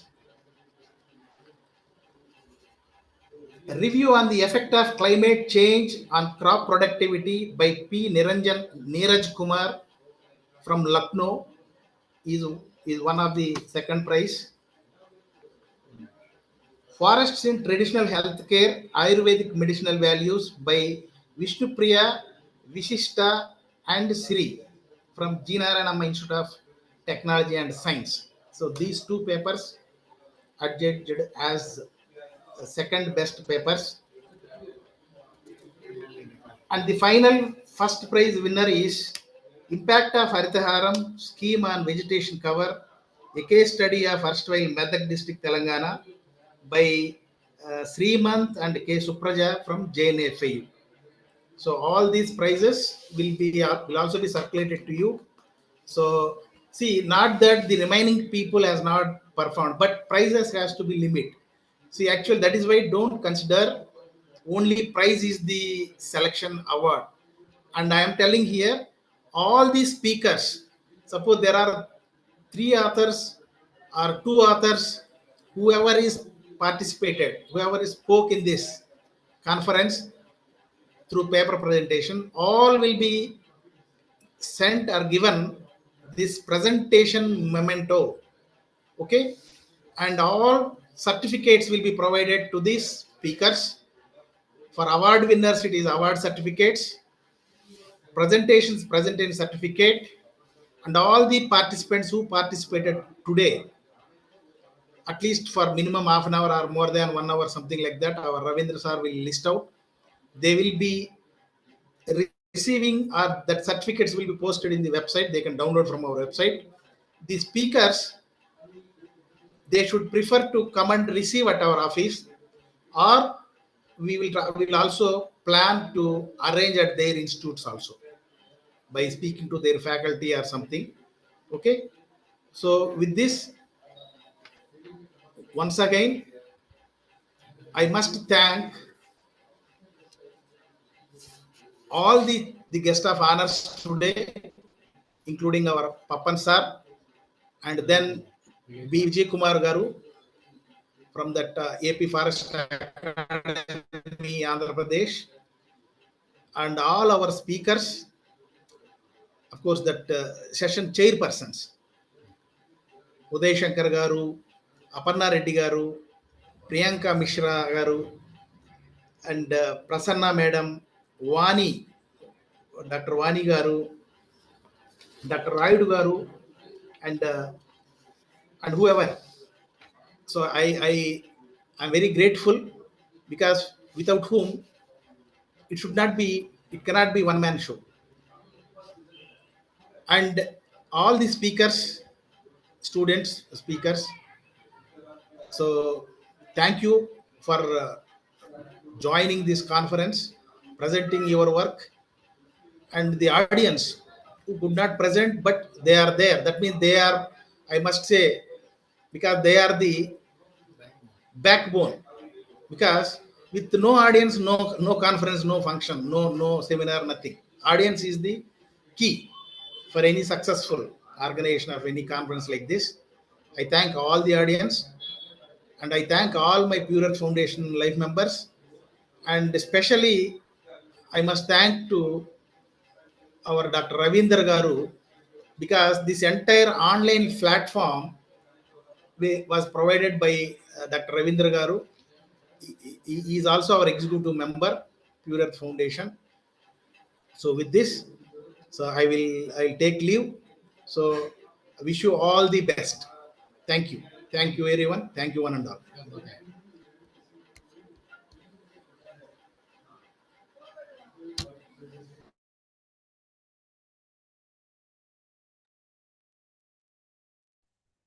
Thank you, Dr. Jayachandra Garu.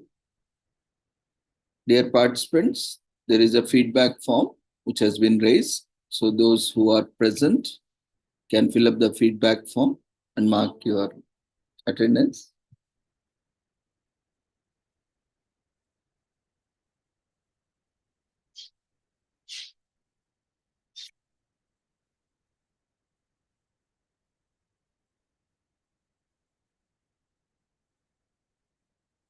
It will be open for another 5 minutes for you to complete. Then we shall close the session. Thank you.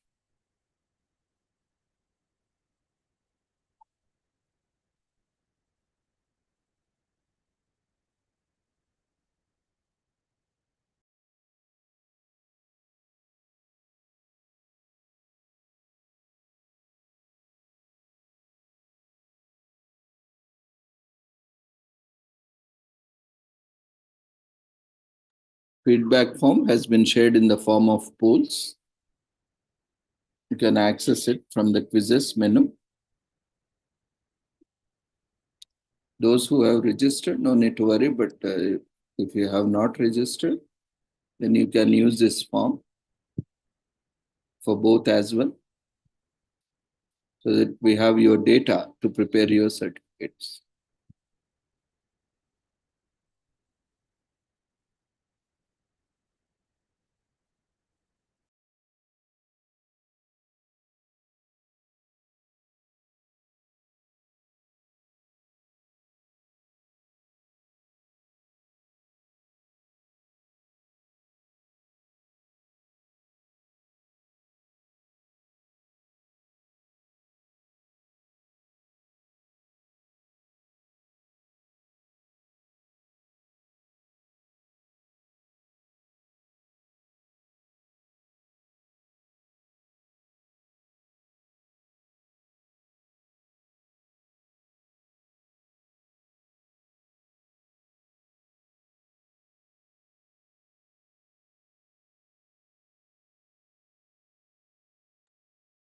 Feedback has been shared in the form of polls.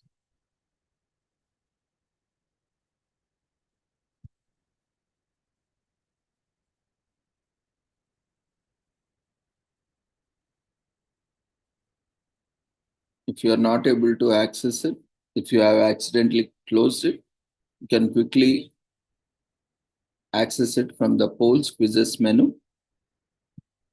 Otherwise, you can just log out and log in immediately. You'll see the form and you can fill it up. That is the last option. You can easily access it.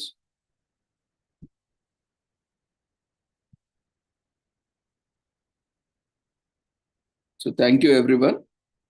Once again,